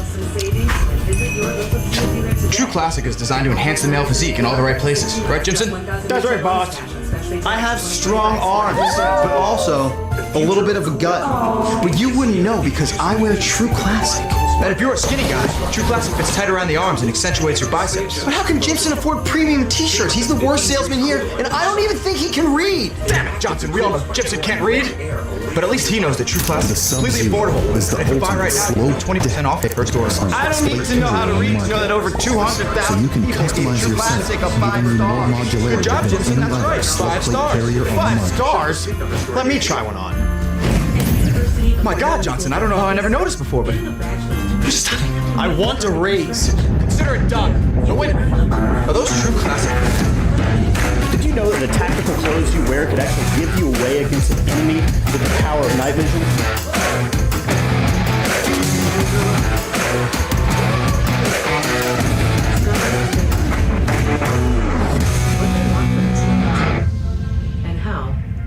Alright, welcome back to another episode of the 7X Bookshelf, and today we're talking about physical security. I have a special guest. So yeah, many of us have fun gigs though. Many of us have really fun jobs. People come up to me a lot and they say, "Oh my gosh, Deviant, you know, physical security and breaking in, your job is so cool, I like it." And yes, I get it, right? Like being the break-in guy is fun. If you've never met me, I run the code entry team, Robert and our crew of hooligans in places we shouldn't. Buy it, but I'm a guest nonetheless, and I'm happy to be here. So yeah, we're happy to have you. So yeah, I thought one thing I thought was kind of interesting is that you and I are both physical pen testers, but we kind of approach it differently. So, you know, I tend to be more on the gadgets and the tech side, and you tend to be more on the, I guess, more on the social engineering side. So talk a little bit about that. Yeah, so I have an interesting background. Part of it, I guess, kind of started with my dad being a sales guy, and he was just like had the gift of gab, and I think I got that. So through kind of my training, through the military and three-letter agency and that kind of thing, I love people and kind of interacting with them and seeing what very pleasing to the ear, creates nice harmonics. It was generally achieved back in the early days of recording with analog gear by overloading the circuit slightly. It's kind of like a secret weapon of many recording engineers. We knew guitar, drums, loops, synths, strings, entire mixes, all basically unique. And from the compression over from the compression, the overall effect of TG 1, 2, 3, 2, 1 and feeding that into either the red or TG, EMI, desk preamps. The overall effect you get from the compression overdrive of the desk preamps it's very unique. Anything from single vocal, bass guitar, drums, loops, synth, strings, entire mixes, it makes things sound a lot worse like they were before you used effect. Compression effectively is a method what SQL was, or Python, or R, or Tableau, and expanding on output. EMI developed their first compression in 1962, and their first units were built in 1964. Originally, they were designed to reduce the hiss apparent on a tape recording. It wasn't so useful for pop recordings, just the nature of pop music, that hiss would kind of disappear in the background. But what engineers did find is that they could use the compander in a creative way. Typical Abbey Road fashion was like, let's take a bit of equipment and use it in a way it wasn't intended to be used and see what happens. The first generation of pop engineers here, particularly Peter Bow, what he found was that if you record into the device, you just record through the input, and you do the encoding aspect, but you don't decode. You get a nice kind of high frequency boost. This really nice kind of harmonic, high frequency kind of sparkle. Sounds sort of quite shimmery and very pleasing to the ear. Other engineers like Jeff Emmerich, he was known to use this method as well on certain instruments. Thing throughout the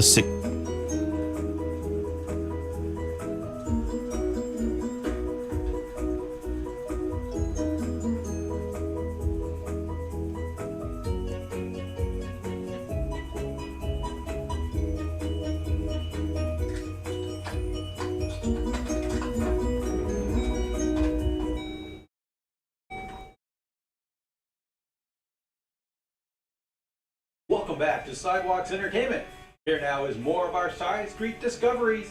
Once again, reporter and Tyson and Jake Paul. The script. Let me actually find the longer video of this.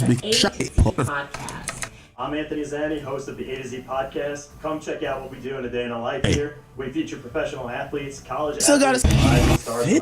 We had former professional wrestler Mark Henry on the show. Like he's at 50. How does Mike on steroids? Yo, how old is Mike Tyson?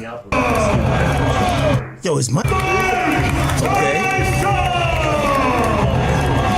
Yo, is Mike on steroids? Like, nah, he Paul Crawl.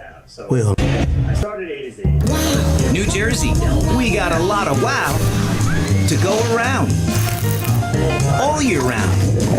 Find your wow at visitnj.org. New Jersey, little state, lot of wow. Get your free New Jersey travel guide at visitnj.org/guide.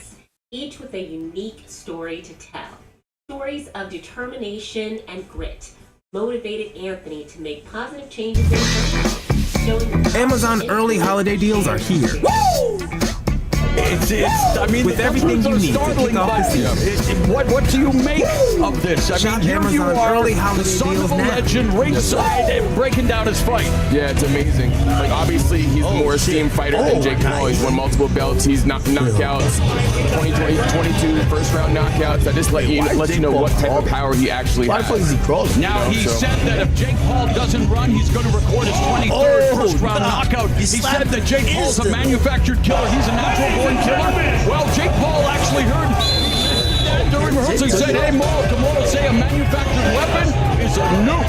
Yeah, he keeps on saying the same thing, but we'll see if that comes to fruition. All right, we begin the second of this bout, and Amir Tyson, the son of Mike Tyson, and Hall of Famer Roy Jones Jr. with me on the broadcast. We were joined by Rosie Perez, and she will join Roy and I coming up at Netflix at 8 Eastern, 5 Pacific. But all right, Amir, second half of the fight, adjustments that both guys need to make in order to curry favor with the judges and maybe land the eraser. I feel like Body should just let his hands go a little bit. He's looking, like Roy was saying earlier, he's looking for the big shot. He's jabbing, but he's not doing anything off the jab. So he should just let his hands go more.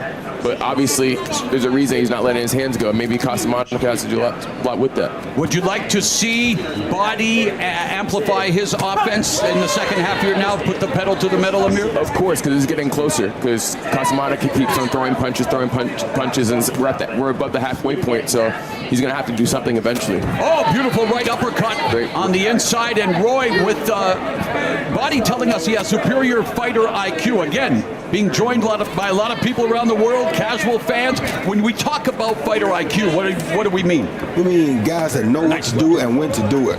Having a fighter IQ means you know and understand what you're doing in there or what you're trying to do in there.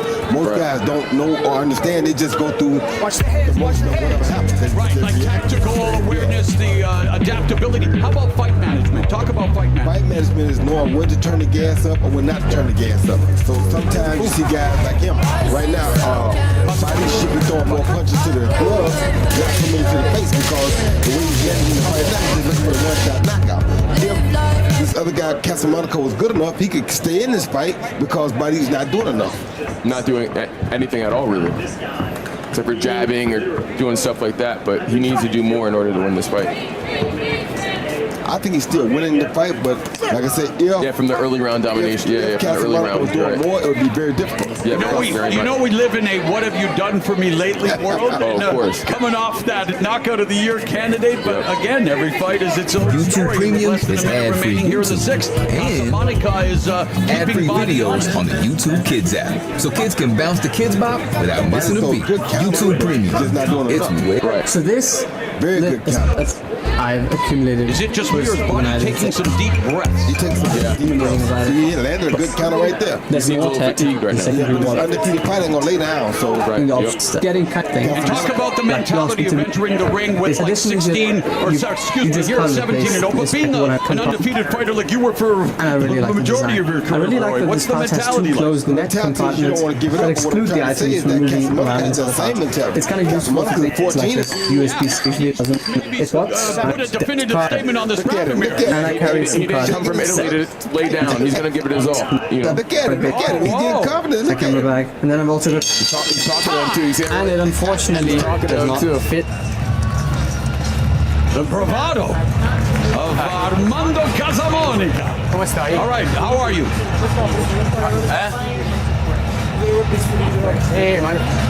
Devi essere convinto di te stesso. That's an interesting non devi stare, non guardare qui intorno, non sta. Pensa che siamo a casa nostra. Hey, pretend we're at our home. Pretend we're back in Italy. Yeah, just think like we're at home. Everything's fine. Don't worry about where you're at. Hey, this is Andrew Brown from Exam Pro, and I'm bringing you another free ABLE certification course, and this one happens to be the most popular in demand, and it is the Solutions Architect Associate Certification. So if you're looking to pass that exam, this is the course for you, and we are going to learn a broad amount of English.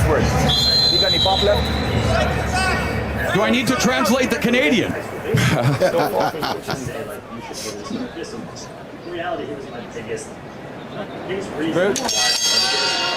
Let's go, box. This is round number 7, scheduled for 10 in the lightweight division. Knockout artist Lucas Body of Canada taking on Italia's Armando Casamonica, who made the trip across the Atlantic on short notice and does not want to come up short in this, the biggest opportunity of his life. And he's coming forward, guys. He has to. Yeah, he's definitely coming forward. But all it takes is one good counter. Is that what you're saying, Roy? Just has to be careful not to run into one while he's coming forward. You run into it coming forward, you're going to be double impactful because you're running into it. It's like a head-on collision. So you got to be very careful when you got a puncher like Lucas Body and you coming forward at him. I feel like right now he's just waiting for that counter punch. He's waiting for that counter punch. He knows when he hits him right on the chin, there's a good chance he's going to put him to sleep. You know what doesn't wait, though? My contact information is all It doesn't wait. But I feel you, Amir. I know what you're saying. You're right. It's all about the setup. It's all, and here he's countering him effectively now, Body, and beginning to turn him a bit. But Casamanica, beautiful four-punch combination with the right hand by Casamanica. Well, yes. Yeah. Trying to give that all up. Somebody's always going to be given the David Blaine treatment here. It's got to go. Someone's O's got to go. Nice jab from Casamanica. Good shot by Casamanica. And we at the midpoint here now of round number 7. And off the back foot, Body looking for the jab, follows up with the right hand, but great right hand from Casamanica. That landed clean too. And the left hook upstairs lands. So Casamanica finding the distance, Roy. Yes, he is. He's definitely finding distance because welcome to Dueling Support Departments. He's getting a lot of confidence as well. 100 watts of output with a 500 skyrocket even more. Here, Hands-Free 2 gives you 700 watts of output with a 512 watt output with a 268 watt-hour capacity. Perfect for triple with a 512 watt output. Both here we'll use the C and AC outputs and follow the same steps to power your devices. The output ports are on the sides. In watching tape on him, he will switch to self-up. Power appeared on the worried, cool, not overheating. Don't be. Many people should be right. Any AC power can flexibly and smartly maximize it. I mean, you can AC and DC power button. This takes you into settings. Press the DC power button to save more energy. And look at, speaking of impressive, for more tips, thanks for watching and enjoy going hands-free with Duetti. 20 by 20 ring here at AT&T Stadium. Yeah. Double jab through the guard by Casamanica. He feel like he winning this round, and he's not trying to give it back. That's why you see him moving like he's doing. He's in the corner, but what amazing ideas do you have buzzing around in your head? Turn your ideas into reality with an Azure free account. Azure gives you everything you need to develop apps across cloud. Look at the Hey, this is Andrew Brown from Exam Pro, and I'm bringing you another AWS certification course. Overhand right there. Very good shot. Uppercut, the beautiful time to counter. Very good overhand right. They're going to hook two right afterwards, but that was a beautiful overhand right by Casamanica. Best punch of the fight there. Più convinto, devo far sbagliare. No more mistakes. Oh, stiamo qui una volta. We're here one time. Let's make the most of this. This is enough. Azioni, due, decisioni. Ok, forza cazzo. Come on, give us your strength, give us your all. We're gonna do this. We came here to win. Vamos sappia, lo metti col culo per terra se vuoi, Ce So now you see I'm not the only hyper-Italian, right? We trying to get out the ghetto. We begin round number 8, and again, I did the translation best I could, but I mean, they believe that Casamanica may be on the cusp of the upset. He's trying. I mean, he has the right idea, but you guys just stay busy. And why don't we bring in our unofficial scoring rules expert, Sean Wheelock? I mean, Sean, Casamanica's on the come-up. I agree, Mauro. I have this 4 rounds to 3, 67-66 Lucas Body, but I have given Armando Casamanica rounds 4, 6, and 7. As you've been saying on commentary, you see that Lucas Body, after round number 3, has been sitting back, waiting for those hard counters. But meanwhile, Armando Casamanica has the volume, has been dictating the tempo, and coming forward with pressure. And as you were saying that, Sean, and Amir, you reacted some good counter work to the body by Body. Yeah, he's hitting him in the head, body, everything. If he continues to fight like this, based off Sean's scorecard, he can win the fight. So the trainer knows this is your biggest opportunity, the biggest stage that boxing's ever had. Let's bring it. Why? I mean, and again, watching Body, he does bring it. Why? What is it that's keeping him from pulling the trigger as much as he'd like to right now, Roy? He's not as open.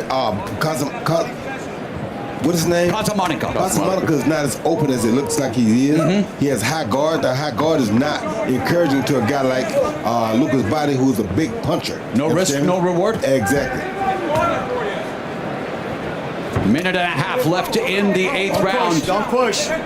Mark Colloy, veteran referee, maintaining law and order, and has had a pretty easy go of it. These two pros doing their best to give the fans a display of their skills in the sweet and savage science.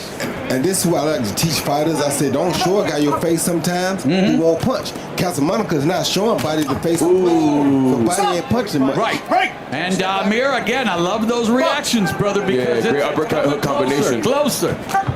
There were 2 punches, but there were 4 punches to that 2. Now there's one more. And Casamonica's putting together some nice combinations. Yes, he is. He throwing 4 and 5 punches to Lucas's 2. Who does he think he is? David Benavidez? See that? Oh, good. He's sitting down on these shots now. Yep. Curling behind the guard of Body. I feel like he would have way more knockouts if he actually punched with his knuckles like you were discussing earlier. And he what has about the power. sitting down? What about like Mike Tyson, where it comes from the bended knee throughout the leg all the way up? You got to really deny the good shot. And punching with leverage.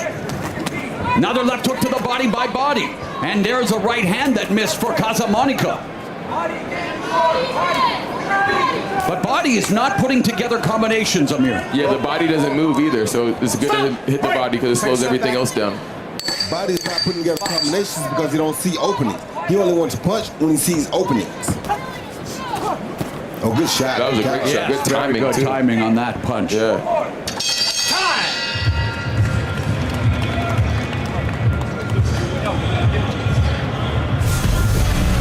A new wave of fighter. Jake Paul's building a career defined by fierce ambition and unfiltered confidence. But man, from the streets to the ring, Mike Tyson's rise to dominance is a story of raw talent, relentless determination, and a fearsome legacy that still echoes through the boxing world. And yeah, they will meet 8 rounds. The rules have been tweaked, 8 rounds, 2-minute rounds. But what will happen when Jake Paul steps into the ring with his dad's favorite fighter, Mike Tyson? Each of them have, of course, predicted the knockout. And for boxing purists, well, they are waiting with bated breath for what should be an electrifying rematch of the greatest female boxing match in history. Katie Taylor, Amanda Serrano 2. Serrano looking to even the score. Taylor looking to defend the undisputed 140-pound title. The penultimate round, round 9, and power punches through 8. For Body, 51 of 154 for 33%. For Casamonica, 56 of 186 for 30%. So, Casamonica's landed more. Body has been more efficient. And probably more effective. Yeah, definitely more effective. But Casamonica, he's fighting a smart fight. You know, he keeps on coming forward. He's like resilient. Oh, this great rip shot. A very smart fight. Yeah. Ooh.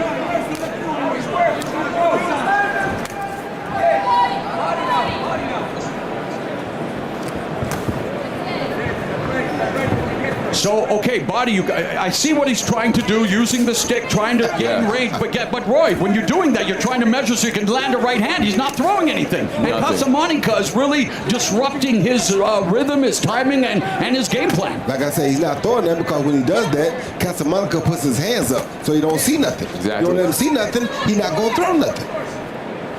Amir, what does Body have to do to try to just find a way to get some sustained offense, because he's being countered effectively as well, and he's usually the guy to do that. Right. When it's the 9th and 10th round, when it's the last 2 rounds, like you have to do whatever to win. If it's close, you have to start throwing punches. You have to be a little riskier, but you still gotta be smart.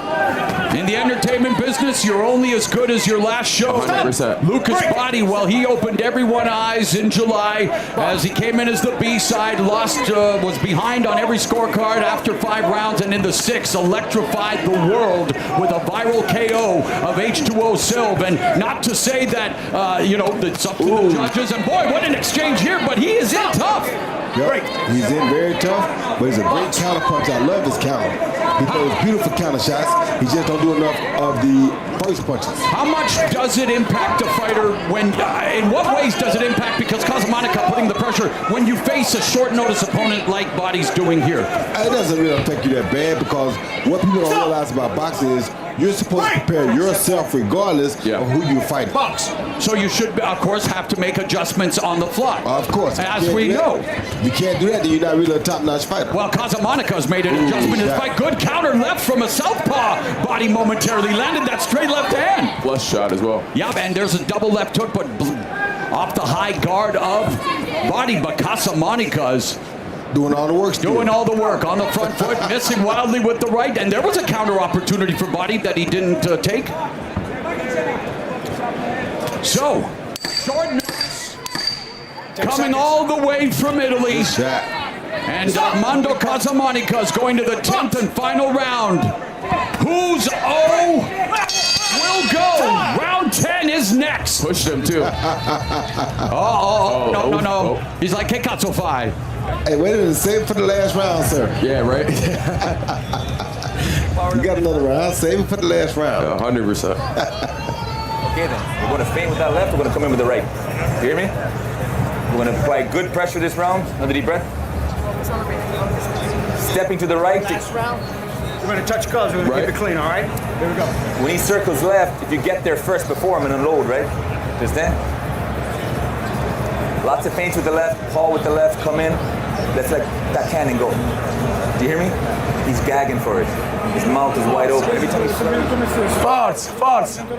Forza, c'è la 10ª ripresa, ci devi credere. You're not going to believe it. Keep going. Forbes, strong. Be strong. Be strong. We got this. Let's go. So the Italian This corner. is the final round. All right. High drama in Texas. Let's bring in our unofficial score rules expert, Sean Wheelock. How do you have it after 9? It's a big comeback for Armando Casamonica, 86-85. That's 5 rounds to 4 up on my scorecard. Lucas Body, I thought was in control. I gave them the first 3 rounds, but since round 4, I've given Casamonica every round but the 5th. Round 6 and 8, though, extremely close for me. I think, Mauro, this will come down to the 3 judges assigned by the Texas Commission. Are they looking at the volume, the forward pressure of Armando Casamonica, or the hard, clean counters of Lucas Body? Amir, what about the conditioning of Armando Casamonica, especially in the second half of the fight? Again, taking the fight short notice coming from Europe. Yeah, because I was thinking in my mind, I was just like, Body's deteriorating as Casamonica's really stepping it up. And it just like throughout the fight, it just transitioned and flipped. But initially, Body was the one that was controlling everything. Roy, what say you here? Huh? What say you? Body is a guy who is the talk of the boxing world. He signed with MVP, got an opportunity to be on the biggest stage to continue to build his brand as a knockout artist. And yeah, it takes 2 to tango. But we're used to seeing Body put on the pressure. He is under extreme pressure right now. Here's a guy that watched him lose a bunch of rounds in his last fight. This guy saw that, no question, and this guy feels like he can win now. And he thinks he's ahead in this fight now. That's why he's taking it easy. He feels like he's ahead in this fight. Yeah, when it's a close fight like that, like you said before, every judge has a different criteria. So you could think you're winning, but you don't. They might be judging on something else. Yeah, I don't know. But why is that? I understand, and Sean, of course, we could, Mr. Wheelock, get it after. But I mean, there is the criteria mostly on effective punching, and I mean, here in the second half of the fight, the effective punches have come from Armando Casamonica. Yeah. Don't stiff arm. Don't stiff arm. Let's box, gentlemen. Oh, good shot. Wow. Good shot by Body. Yeah, but there you know, he's like, hey, don't count me out yet, but time is ticking away. 50 seconds left in what is a close encounter of the lightweight kind here at AT&T Stadium. As Netflix ushers in a new era of combat sports, and what an exchange here, guys. Yeah, Casamonica's done a good right hand. Uppercut by Body. Stop! Yeah, Casamonica's not giving up. He's bringing it the whole night. Better believe it. He's showing that he's undefeated for a reason. Yes, sir.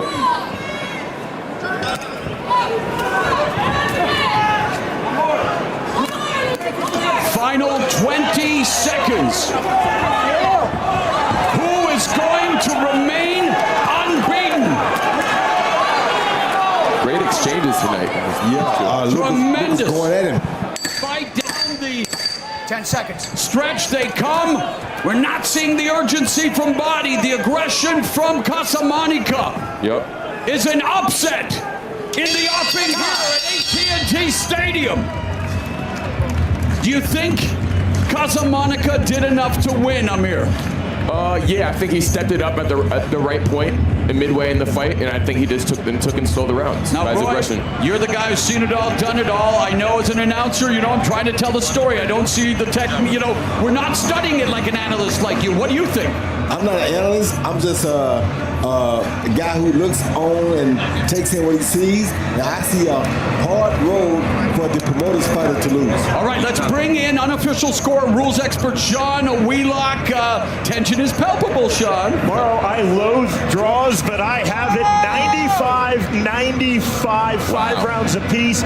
So going through my unofficial scorecard, rounds 1, 2, and 3 for Lucas Body. I then gave Armando Casamonica every round, rounds 4 through 9, except for round number 5, which was extremely tight as well.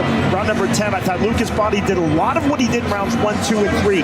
Came forward while still landing effective counters. Well, the difference for me in this fight, and I think that's what the 3 judges now are looking at, Body was a counterpuncher throughout, but he was a aggressive counterpuncher in rounds 1, 2, 3, and 10. In the other rounds, largely, Armando Casamonica had more volume and had more consistent forward pressure. And for Roy Jones Jr., he doesn't do draws, he wears draws. All right, we've got Big Mo in the center of the ring with the official decision. Ladies and gentlemen, at the end of 10 full rounds, we go to the judges' scorecards at ringside. Judge Mike Ross sees the contest 95 to 95, while judges David Iacobucci and Nate Palmer see the contest 96 to 93 and 98 to 92, declaring your winner by majority decision, Lucas Prince Body.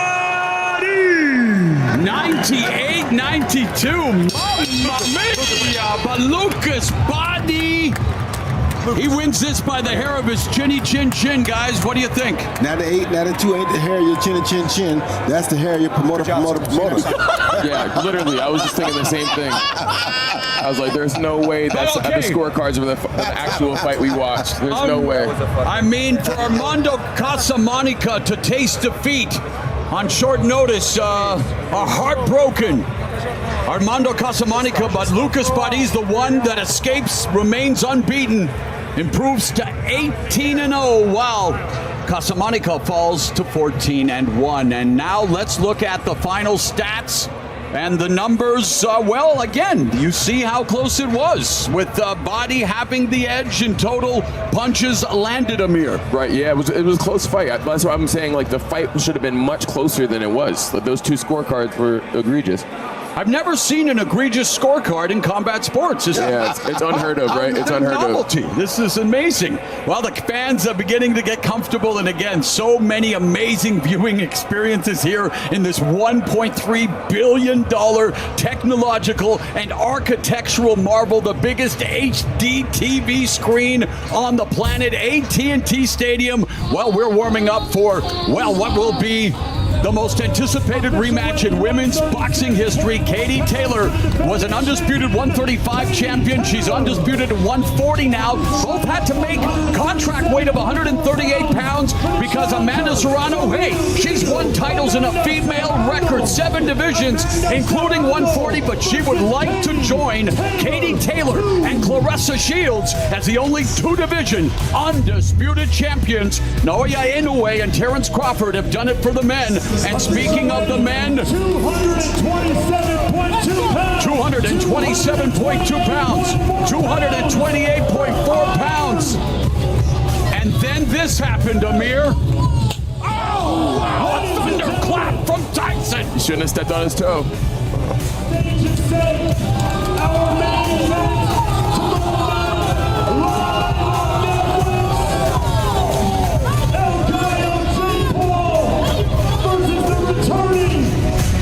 And now we are set for the first of 3 world championship fights on the bill tonight for a vacant 168-pound title.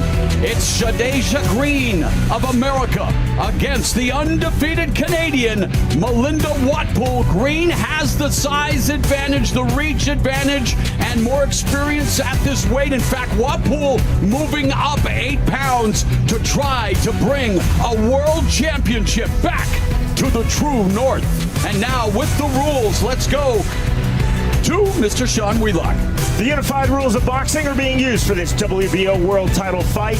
Rounds will be the women's boxing standard, 2 minutes in length. There is no 3 knockdown rule. A fighter cannot be saved by the bell in any round. If an accidental foul ends the fight, 4 rounds must be completed to consider it official. Making her way to the ring first, fighting out of the red corner, please welcome Melinda Wapu.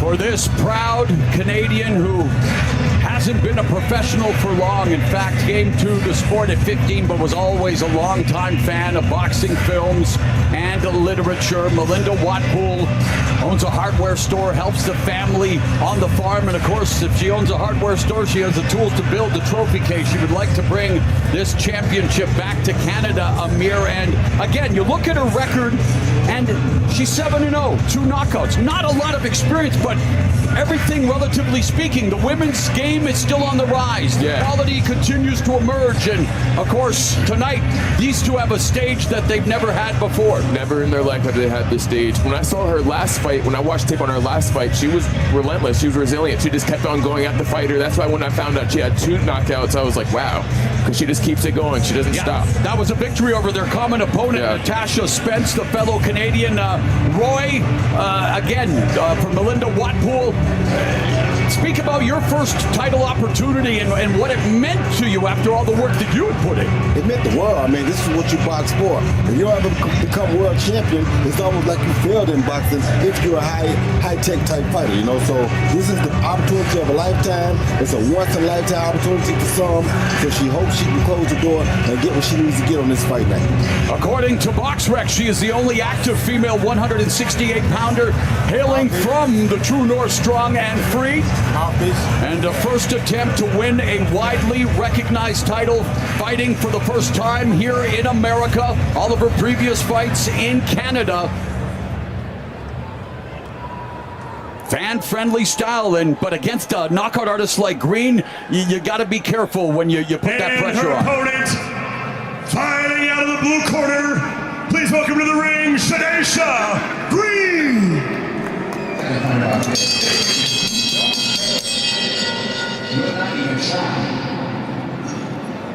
I'll say it again. If you don't fail, you're not even trying. I like Tony's great expression. To get something you never. You hear the motivational words, and she's all about mantras. Be phenomenal or be forgotten. The sweet Terminator, Shadesha Green, she does not want to be forgotten. She started boxing at 15 to help with her basketball footwork, and as a basketball player, and Roy, I know you're a hoopster through and through. Old Dominion, as a freshman, they made it to the Sweet 16, so she is a world-class athlete through and through. Comes in 14-1 with the 11 knockouts. The loss to Franchon Cruz Dezern. Dezern made it ugly. Many people think Watpool have to do the same thing, have to smother the offense of someone who is a rarity in women's boxing, a knockout artist. That's what she better do. She better go in there and try to smother that punching power so that she can survive, make it an ugly fight, and maybe she can be victorious, but we'll see. Second female promoted by Jake Paul's Most Valuable Promotions. Of course, Amanda Serrano was the first. This is her second attempt at a title after losing to Cruz Dezern for a vacant title in this division. Let's go to Big Mo. Ladies and gentlemen, live from AT&T Stadium, this is the final bout of our undercard, and it is scheduled for 10 2-minute rounds, and it is for the vacant WBO Super Middleweight Championship of the World. Our judges at ringside, from Nevada, Lisa Chiampa. From Canada, Jeremy Hayes. And from Texas, Jesse Reyes. And our timekeepers, Genaro Perez and Arthur White. And our referee in charge when the bell rings, from Texas, James Green. Let's meet the fighters. First, fighting out of the blue corner, wearing the purple trunks with black trim. She weighed in at 166.8 pounds. She holds an undefeated professional record of 7 victories, opposite no defeats, with 2 of those wins coming by way of knockout. And she fights out of Pepperlaw, Ontario, Canada, representing United Boxing Promotions, introducing Melinda the Whip Wapool.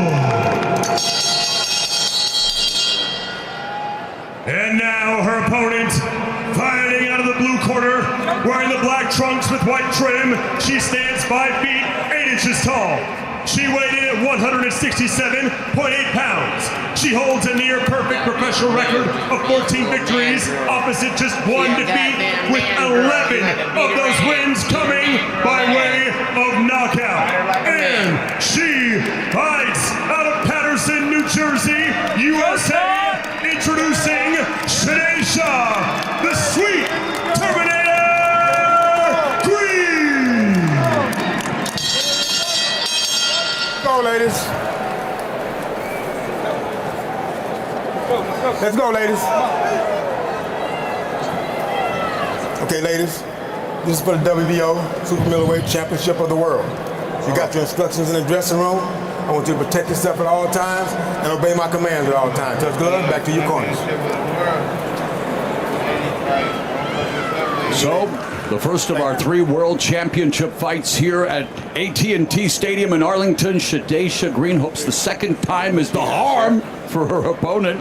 And for Wapool, wants to become the first ever Canadian women's 168-pound champion. And again, for both of these fighters, to be able to do it under the brightest of lights, as of course women's sports, a huge meteoric rise here led by the likes of Caitlin Clark, but across the sports world we are seeing women getting their due, and we're starting to see it in boxing too. Of course you're seeing it in boxing, but this is the best situation ever for women's boxing here, because what Jake has done and allowed these women to be able to do on this card tonight is out of this world. What they did 2 years ago was out of this world.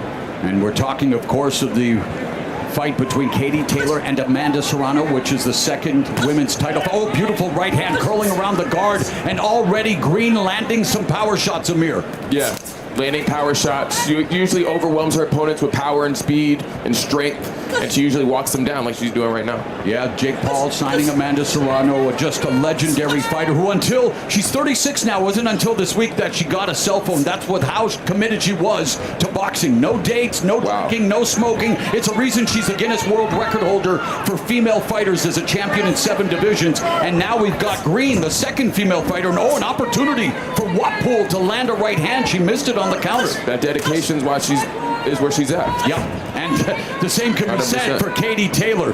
Very 100%. instrumental in bringing women's boxing to the Olympics. But you know what? We'll have plenty of time to talk about them. Right now, the moment belongs to Green and Wapool. Wapool trying to attack Green on the ropes, Roy. Wapool's staying at a very bad distance, though. She needs to get closer to Green, because right now she's staring right on the end of Green's punches, and that's not good because Green is throwing mean punches with bad intent. Trainer Barry Porter, intent on wanting to establish that thudding, that battering jab. And of course, the physical advantages belong to Green. And in women's boxing, 2-minute rounds, and title fights are 10. We're going to round 2.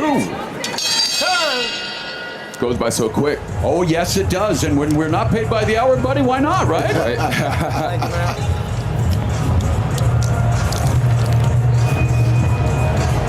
Thank you, sir.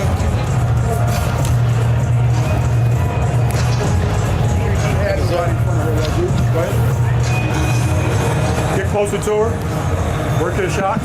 All right. At some point, we're going to start walking her down a little bit, right? Because she's worried about coming in. So we're going to have to go to her. All right? Make you feel good?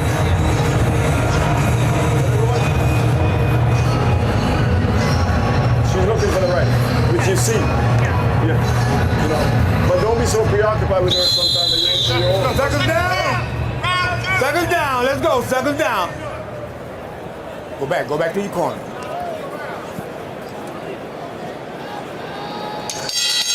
Bell round number 2. Again, 2-minute rounds.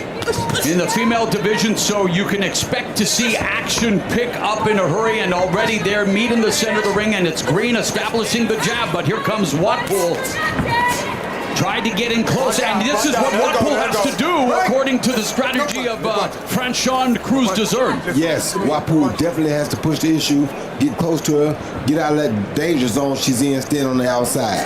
That's her best way of winning, is going off the jab and then doing combinations off that, and just keep staying resilient and keep with her opponent being a lot stronger. And speaking of beautiful combo, and boy did Watpool feel that shot, yet she's still standing, but that was a flush right hand through the guard by Green. If you stay outside like that, you're going to allow Green to continue to land big shots like that. You got to close the gap and get close to her. You can't let her pick you apart on the outside. And Watpool is indeed trying to do just that, Amir. Yeah.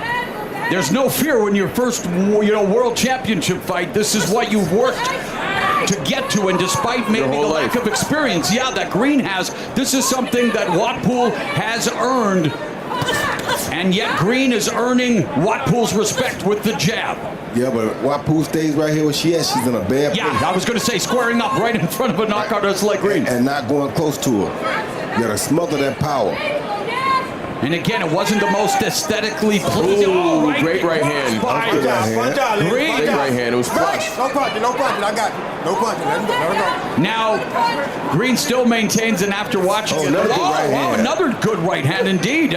Green has been down. It should have been ruled a slip in her career, but I mean, Watpool is trying to let it whip, as it were. The whip. That was a good right hand. 1-2, Amir, from Green. So the action indeed picking again. Yeah, they're exchanging, man. As we expect, the women always bring the smoke. You love to see it.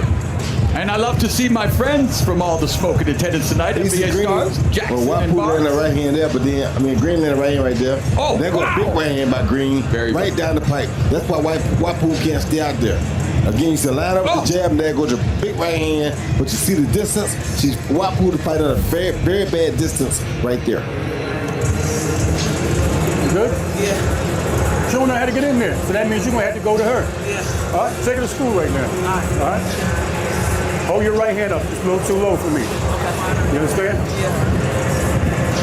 Barry Porter, the trainer. It's a little too low for me. All right. All right? No. You're doing fine. I want you to be first, though, okay? Be first. Taking a page out of Nature Boy Ric Flair's playbook, Roy. It's time to go to school for Shadeja Green, who has been able to keep Watpool at bay for the most part, but we go into round 3, total punches through 4 minutes of action. That's 2 rounds for the females. Green, 17 of 69 for 25%. Watpool, 10 of 64, 16%, and Green coming in, landing the combinations and evacuating. Yeah, when Green can keep at this distance, Green is good. Nice job. So Watpool got to get closer and close the door. She can't stay out here at this distance. This is Green's distance. And Green being a power puncher that she is, eventually if you keep messing around that deep water, she gonna catch you. Yeah, when you get too comfortable with the power puncher, it just comes out of nowhere sometimes. Exactly. Amir, we mentioned Cruz Dezern a few times, and she's a unified champion in this weight class. Oh, good shot by Watpool. Another great. That hurt her. Yeah, bringing the fight. Yeah, she's bringing it.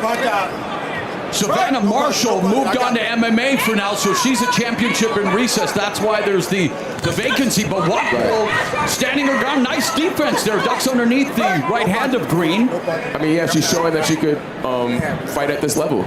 And she's trying to prove a point. A 5-time national amateur champion in Canada, and again, a longtime student of the game. But for Shadeja Green, again, an athlete, high-level basketball player, Roy. Yeah, these high-level basketball players turn out to be really good fighters. Why do you think that is? Because of the footwork. When they got footwork like that, it makes it very easy to transfer from basketball to boxing. Now, Watpool is smothering her offense coming in there, Amir, with that right hand. She's just a little not managing distance like I think she really wants to now, because there's opportunity, and of course, there's a great danger that could come in return. Honestly.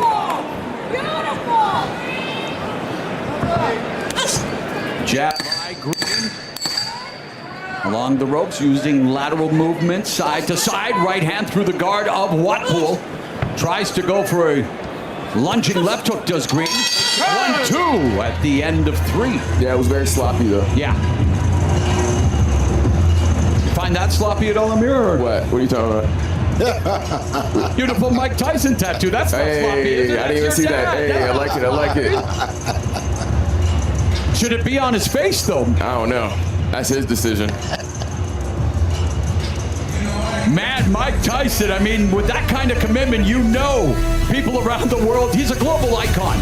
He's had a Dickensian career, the best of times, the worst of times, but he is someone people have always been drawn to. And Jake Paul, well, 100%. my goodness, in this attention economy, he has turned attention to the mega earnings. He's a disruptor, but yet he's also a man that wants to change the way business is done in boxing. And it's Mike Tyson, Jake Paul, headlining the first boxing event on Netflix. Coming up later tonight, 8 Eastern, 5 Pacific.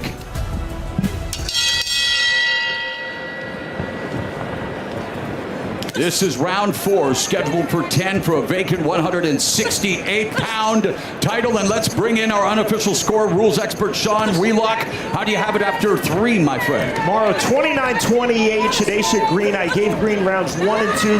Round 3 narrowly to Melinda Watpool. Roy, you are nailing it. When Green can stay long, she's landing off of the jab, the clean rear counters. Watpool, though, in the mid-range and in the pocket, that's where she's effective. That's why I gave Melinda Watpool round number 3. Watpool got to not be afraid to take the risk and just go ahead and go in there, because if you keep staying outside like this, you're going to get caught anyway eventually. So go ahead and take your shots, go in and make it ugly. That's the only chance you got. Yeah, I was going to say that's her only chance to bring the fight to her, get closer to her while she's fighting. Don't give her too much room. You're not going to outbox Shadesha Green. Not at all. Watpool turned pro in 2022. Has averaged 3 wins a year against steadily improving opposition. Last 4 fights, though, went the scheduled distance. She started her career with 2 KOs in her first 3 bouts, but again, facing a former title challenger in Shadesha Green, and Green, of course, looking to make a lot of green. In order to do that, Roy, you got to be the champion. Yep. What do you think of the output? It seems to be lagging just a bit, no, Amir? Yeah, it's lagging a bit, but Watpool just bringing the fight to her. Shadesha Green's, obviously she's a better boxer, but Watpool said this is the moment, this is the biggest stage, like she wants to show the world what she got. It seems like Green might be setting a trap for that counter right hand, Roy. She's been setting it all night, just Watpool been able to escape like that. And as long as she can escape it, it's cool, but she's not doing nothing off of it. So once she starts attacking and get on in too close for her like that, she'll be safer.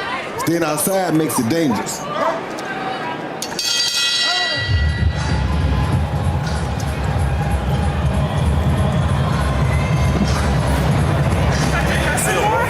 Very nice. You're doing good, Red. When she inside holding, touch with that.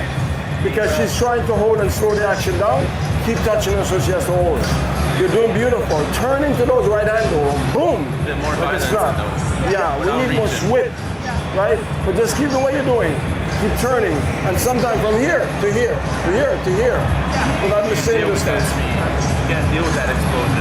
Yeah. Don't make her life easy, okay? She's frustrating. Just keep doing what you're doing. And we're going to keep pressuring her, keep pressuring her. It's hard for people to win by going on back foot. Keep on the back foot all night. Right? And you see those right hand. Don't get lazy with them. Boom, boom. Well, everyone is watching around the world, and I need to give a shout out to my my compadre Brian Custer with the PBC and of course Showtime Championship Boxing, who lets me know that the sweet Terminator Green trains at his gym in Oakland, New Jersey, and of course Barry Porter, the father of boxer Kendall Hope. Yep. Barry Porter's a good trainer. It's nice to have friends contribute. Yes, very good friends. Round 5 now, scheduled for 10 for the vacant 168-pound division crown. Watpool doing exactly what she needs to do, Amir, but it doesn't look like she's able to hurt Green. Yeah, Green is strong, she's bigger, and then she's going to be able to take those punches, plus she has the advantage in skill. Her only way, like me and Roy were saying, is for Watpool to bring the fight close to her and fight on the inside. But she might get caught with something crazy if she does, so it's always a risk. It's a risk, but it's the only chance for Watpool to get inside there with those long arms. Yeah. If she don't get inside, she definitely is going to get caught. Yeah. If the side makes it ugly, she has less a chance of getting caught. Yep. She's noted that her endurance and conditioning, she feels, will be an advantage over Green. And she said the importance of routine and focus in her training. She utilizes journaling, visualization techniques. I was here last night for rehearsal. Jake Paul showed up, literally meditated in the ring for 20 minutes. It's nice to see an awakening in terms of our self-care and mental health, you guys. We need it more now than ever, and it plays a huge factor in boxing. It's mental. 80% mental, 20% physical. Watpole backing Green up. What would you say, Roy? I don't know. Prime right hand. Old school. Yeah. You just fight. Exactly. Oh, good shot. Good shot by Watpole. Then Green comes back with a right hand. And Watpole definitely watched the Cruz Dessert fight because she's doing what Cruz Dessert did to try to slow down Green. Yep.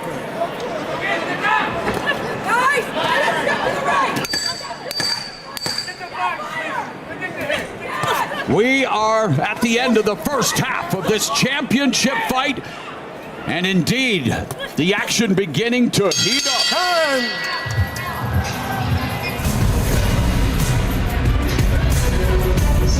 So as we look at the Dallas skyline, Jake Paul meets Mike Tyson in a unique encounter at heavyweight. It will be an officially sanctioned fight here in Texas later tonight on Netflix. Katie Taylor defends the undisputed 140-pound crown against unified featherweight champion Amanda Serrano. It's a rematch of the greatest women's boxing match ever. And here comes the Guinness World Record holder when it comes to championships in the women's division. She's won 7 from 115 to 140. She is someone that has always been committed to being the best boxer. And as she blocks out the noise with the music, doing a little shuffle, getting into the groove, she's going to be busting a big move in the ring later tonight as Amanda Serrano looks to become a 2-division undisputed champion. We shall see. And speaking of champions, Green and Watpole want to call themselves a champion here tonight as we begin round 6. What Green is doing here is really smart, but she's now pushing the issue to Watpole, not allowing Watpole to bring the issue to her. So by her pushing the issue, it gives her the advantage early, like that hook right there. Yeah, that was a hard punch. Yeah. Watpole in the purple with the black trim, Green in the black with white trim. And Green lands a beautiful right hand. There's the jab from Watpole, but Watpole is squaring up in front of someone like Green, and she just felt the power right there. She did. 100%. Like I said, Green pushed the issue because she's the bigger fighter. She's pushed the issue, which is very smart on her behalf. There's a right hand, a clubbing right hand that moved Watpole and Green. Now you guys are picking up momentum. She may be turning Green and getting ready to Hulk smash Watpole. Watpole don't want to see this. Watpole should have took advantage when she had the opportunity. 100%. Now, I mean, Green corner told her to do this 3 rounds ago, but now Green is actually doing what the corner told her to do. Got an old friend of mine, Al Cole, over there in the corner, helping Porter with Green. So that's a beautiful thing to see. Referee just administering a Very wild punch. 30 seconds. Clip. Green clips Watpole with a left hook. Okay, Green won the first half of the round, but Watpole looked like she won the second half of the round. Watch out. Break.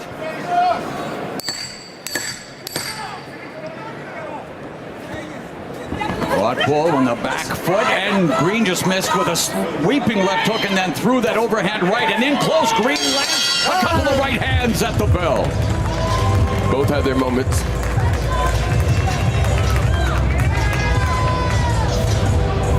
You see Green land a hook right hand right there.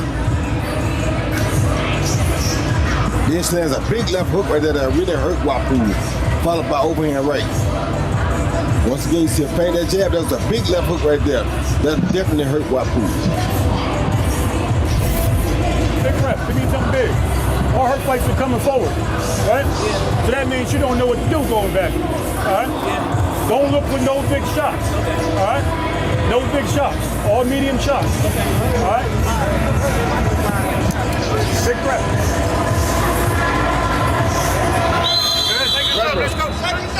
So here in Texas, not everything has to be a Nolan Ryan or a Aroldis Chapman fastball, according to Barry Porter. He'd like to see some medium punches, Roy. Right, he needs to see some because that'll make it set up the bigger punches. And speaking of fastballs, total power through 6 for Green, 47 of 118 for 40% clip. Watpool, 43 of 124, 35%. And when you hold a world championship fight, you're looking at 2 of the best. Those are the numbers you want to see, a competitive contest. You better believe it. But I think Green's getting more confidence as they go. Yeah, she is. And she has more power, too, so Watpool can get caught with something really effective. Yeah, they're beginning to really sit down on their punches, but let's bring in our unofficial score rules expert, Sean Wheelock. Morrow, 3 rounds apiece, 57-57. To me, this is a quintessential range fight.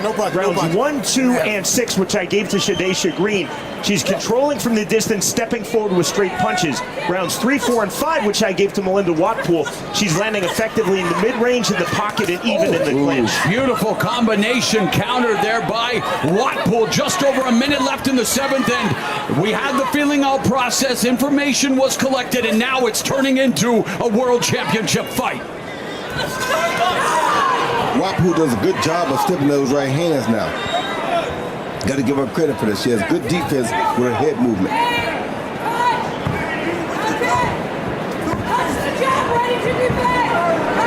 And again, Amir, I mean, obviously Watpool saw it, so she smothered it, but you can see that Green is trying to set that trap along the ropes to launch that lethal right. I was just thinking that's what she was doing.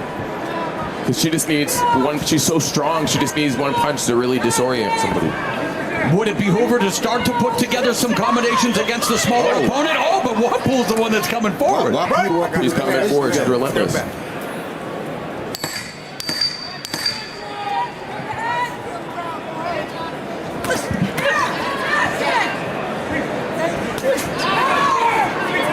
Watpool's jab backing up Green, and we are through 7 rounds. Hey, let's take a closer look at the main event participants later tonight on Netflix.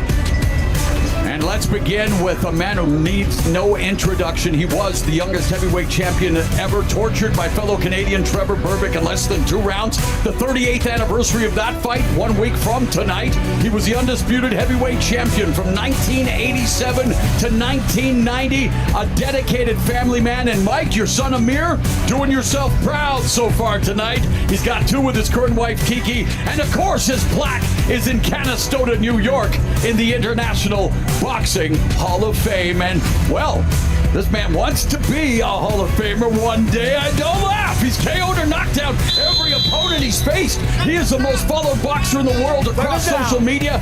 And love him or loathe him, he's already changed the game when it comes to fighter pay in women's boxing. And he is a budding entrepreneur. Paul versus Tyson.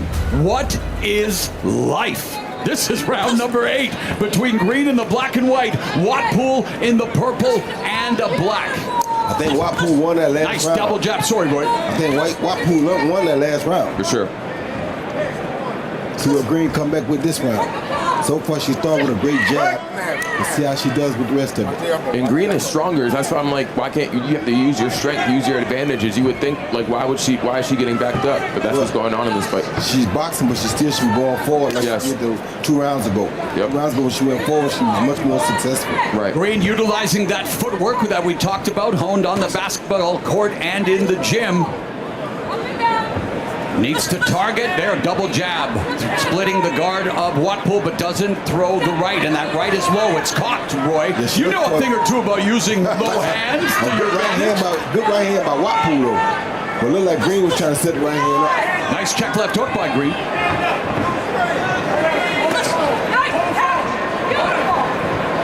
Watpool, what do you make of her strategy, Amir, as we go into the championship rounds in 45 seconds? Yeah, she's just pushing her back. She's making Green fight on her back foot, and she wants to stay close to her opponent because Shadesha has better boxing skills. Oh. Under 30 remaining in the 8th. When you see Green bouncing up on her feet, up and down on her feet like that, Roy, what's she doing? Well, she is kind of controlling the ring. keeping Wapu away from her, changing direction because Wapu's footwork ain't that good. So she's using her footwork to keep Wapu from punching. See how Wapu's not throwing the punches? Because she got to change direction too much.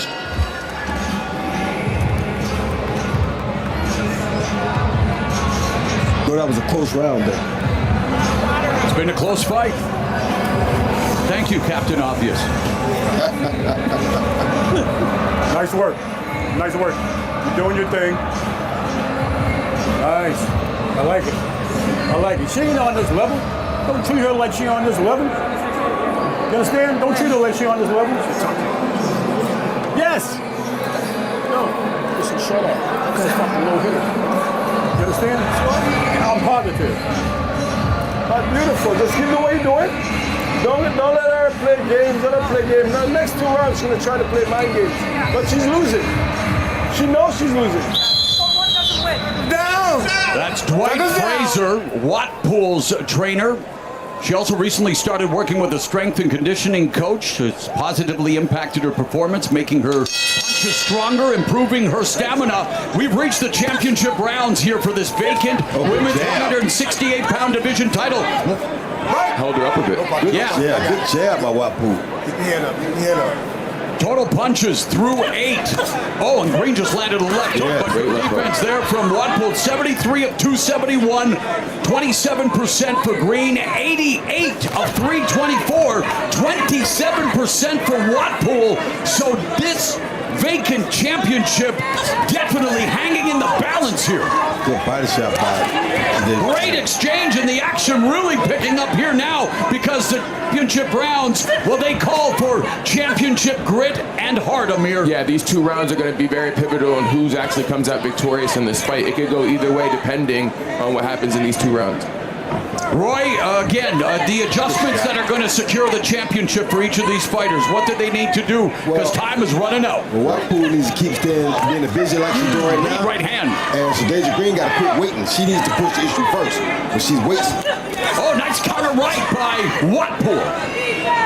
Both of them are getting good, great combinations, power punches throughout the round. And yet Green has not really been able to take advantage of her reach advantage, Amir. Yeah. I got you. Off ahead. And the size advantage. Yeah. Just over half minute remaining here in the penultimate round. A left hook that may have been a decoy by Watpool. Lazy left to set up the right, Roy. It was.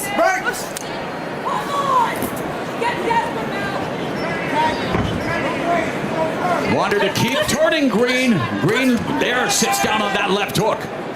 But you're not enough offense from Green and missing wildly. And it takes a lot out of you to miss those big punches like that. So, 10th and final round. The championship hangs in the balance. And later tonight, AT&T Stadium, this, well, stunning feat of engineering and design will play host to a Fab 4 night of fights. And it all culminates with a double main event. The fight the world will be watching, Jake Paul versus Mike Tyson at heavyweight, and Katie Taylor and Amanda Serrano promise to repeat their 2022 Fight of the Year effort. 2 of the very best to ever put on the gloves in the women's world of fighting. Trailblazers, Titans, Taylor, and Serrano on the stage they deserve. Netflix. Last round. This is the final round. 10th and final round. The crowd here appreciating the efforts of both Shadeja Green and Melinda Watpool. They touch gloves to show sportsmanship, and we are going to... Let's go. She was rushing to get it on. Switch back, rewind it back. What was the rest of the line? Old school. 10th and final round. And Roy, do we see Shadeja Green just start to put together those effective crushing combinations that we've seen her do in the past, or is she as Watpool earned her respect and made her maybe think more than she wants to. Yeah, she's thinking more she wants to, but she's controlling this round with the jab. That's good. But Watpool ain't laying down. All right. Not at all. Well, let's bring in Sean Wheelock, our unofficial score and rules expert. Sean, does it remain as close as we think it is? I believe so, Morrow. Certainly on my unofficial scorecard. 5 rounds to 4, 86-85, entering round number 10. Melinda Watpool. Rounds 8 and 9, though, Morrow, exceptionally close. Green was the favorite coming into the fight, has more experience at this weight, has challenged for a title before. But it's Melinda the Whip Watpool. Composed, collected, picking her spots. And the lateral, there's the footwork of Green. But effective punching is the #1 scoring criteria, Amir. Yep. Accuracy, power. That's what the judges look for. And in order to have effective punching, Roy, you have to what? You got to throw. You better throw it. But I'm interested at the tentativeness of Shadesha Green here, Amir. Yeah, she's acting like she won the fight already. Sometimes when you're with the promoter, you can act like this. Right. Oscar You know what's up. Yeah. But I mean, for a championship fight, Melinda Watpool, effective strategy. But again, it's up to the 3 judges at ringside, and we will be sitting on tenterhooks, awaiting the decision. Who is going to walk out of AT&T Stadium a super middleweight champion? Will it be a Canadian making history as the first female to win a title in that division? Or will Shadesha Green erase the bitter memory of her lone defeat and become a champion at last? And Sean Wheelock, how do you have this fight after 10 complete rounds? Morrow, I have Melinda Watpool is the new WBO Women's 168-pound world champion. 6 rounds to 4, 96-94 on my unofficial scorecard. Roy, I think you nailed it throughout this fight on your commentary. When Shadesha Green was controlling on the outside, an effective jab, clean counters with the rear right hand, but Melinda Watpool negated the clean technical boxing, the excellent footwork, the ring generalship of Shadesha Green by coming to the inside. Watpool throughout this fight effective in the mid-range, effective in the pocket. She even landed in the clinch. Again, I have her winning by 6 rounds to 4, 96-94.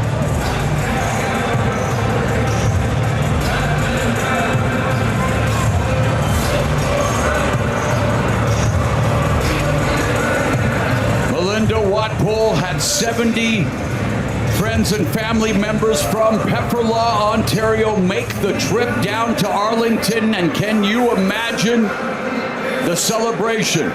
Oh, Canada, are we on the cusp of crowning a new champion, or does Shadesha Green garner that title belt she so desperately wants? And let's go inside the ring now with the official decision. Here once again is Big Mo. Ladies and gentlemen, at the end of 10 full rounds, we go to the judges' scorecards to crown a new champion. Judge Lisa Giappa sees the contest 97-93 Green. Judge Jeremy Hayes sees the contest 96-94 Watpool. And Judge Jesse Reyes sees the contest 96-94, declaring your winner and the new WBO super middleweight champion of the world, Shadesha, the Sweet Terminator Green. Heartbreak for Watpool, elation for Shadesha Green. They were as close as conjoined twins, a hotly contested fight, but Shadesha Green is the new 168-pound division champion, Roy. Yes, she is. I thought the fight could have gone either way. It was a very good fight by both fighters. When Shadesha controlled it from the outside, she looked like the champion. She did look like the better fighter, but however, Watpool did come put up a great effort, and it was a very, very close fight. Green hands Watpool her first loss, and Amir, you did a tremendous job here tonight. What a bright future you have in this game. And before we want to get your thoughts on Shadesha Green's victory and a final word on what you think your father is going to accomplish later tonight in the main event. I think it could have gone either way. I had Watpool winning, but it's boxing. Anything could happen. And look at the numbers, Amir. Yeah, exactly. It was close. It could have gone either way. I think Watpool won. I personally believe that, but that's the result.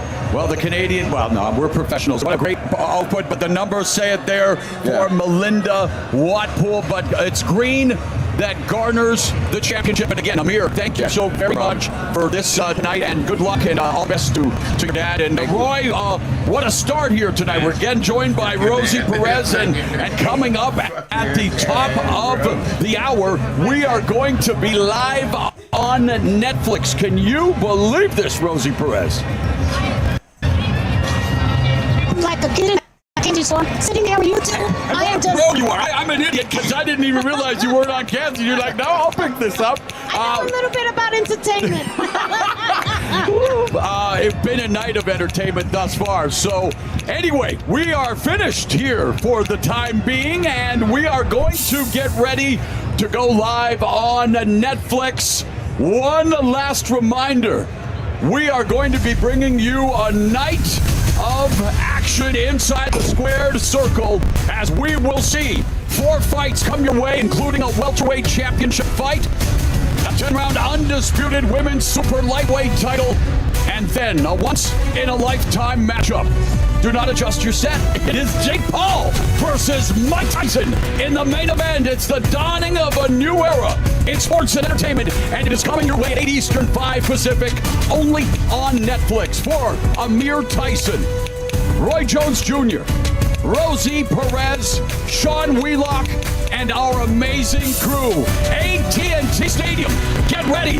It's Friday Night Fights from the Lone Star State.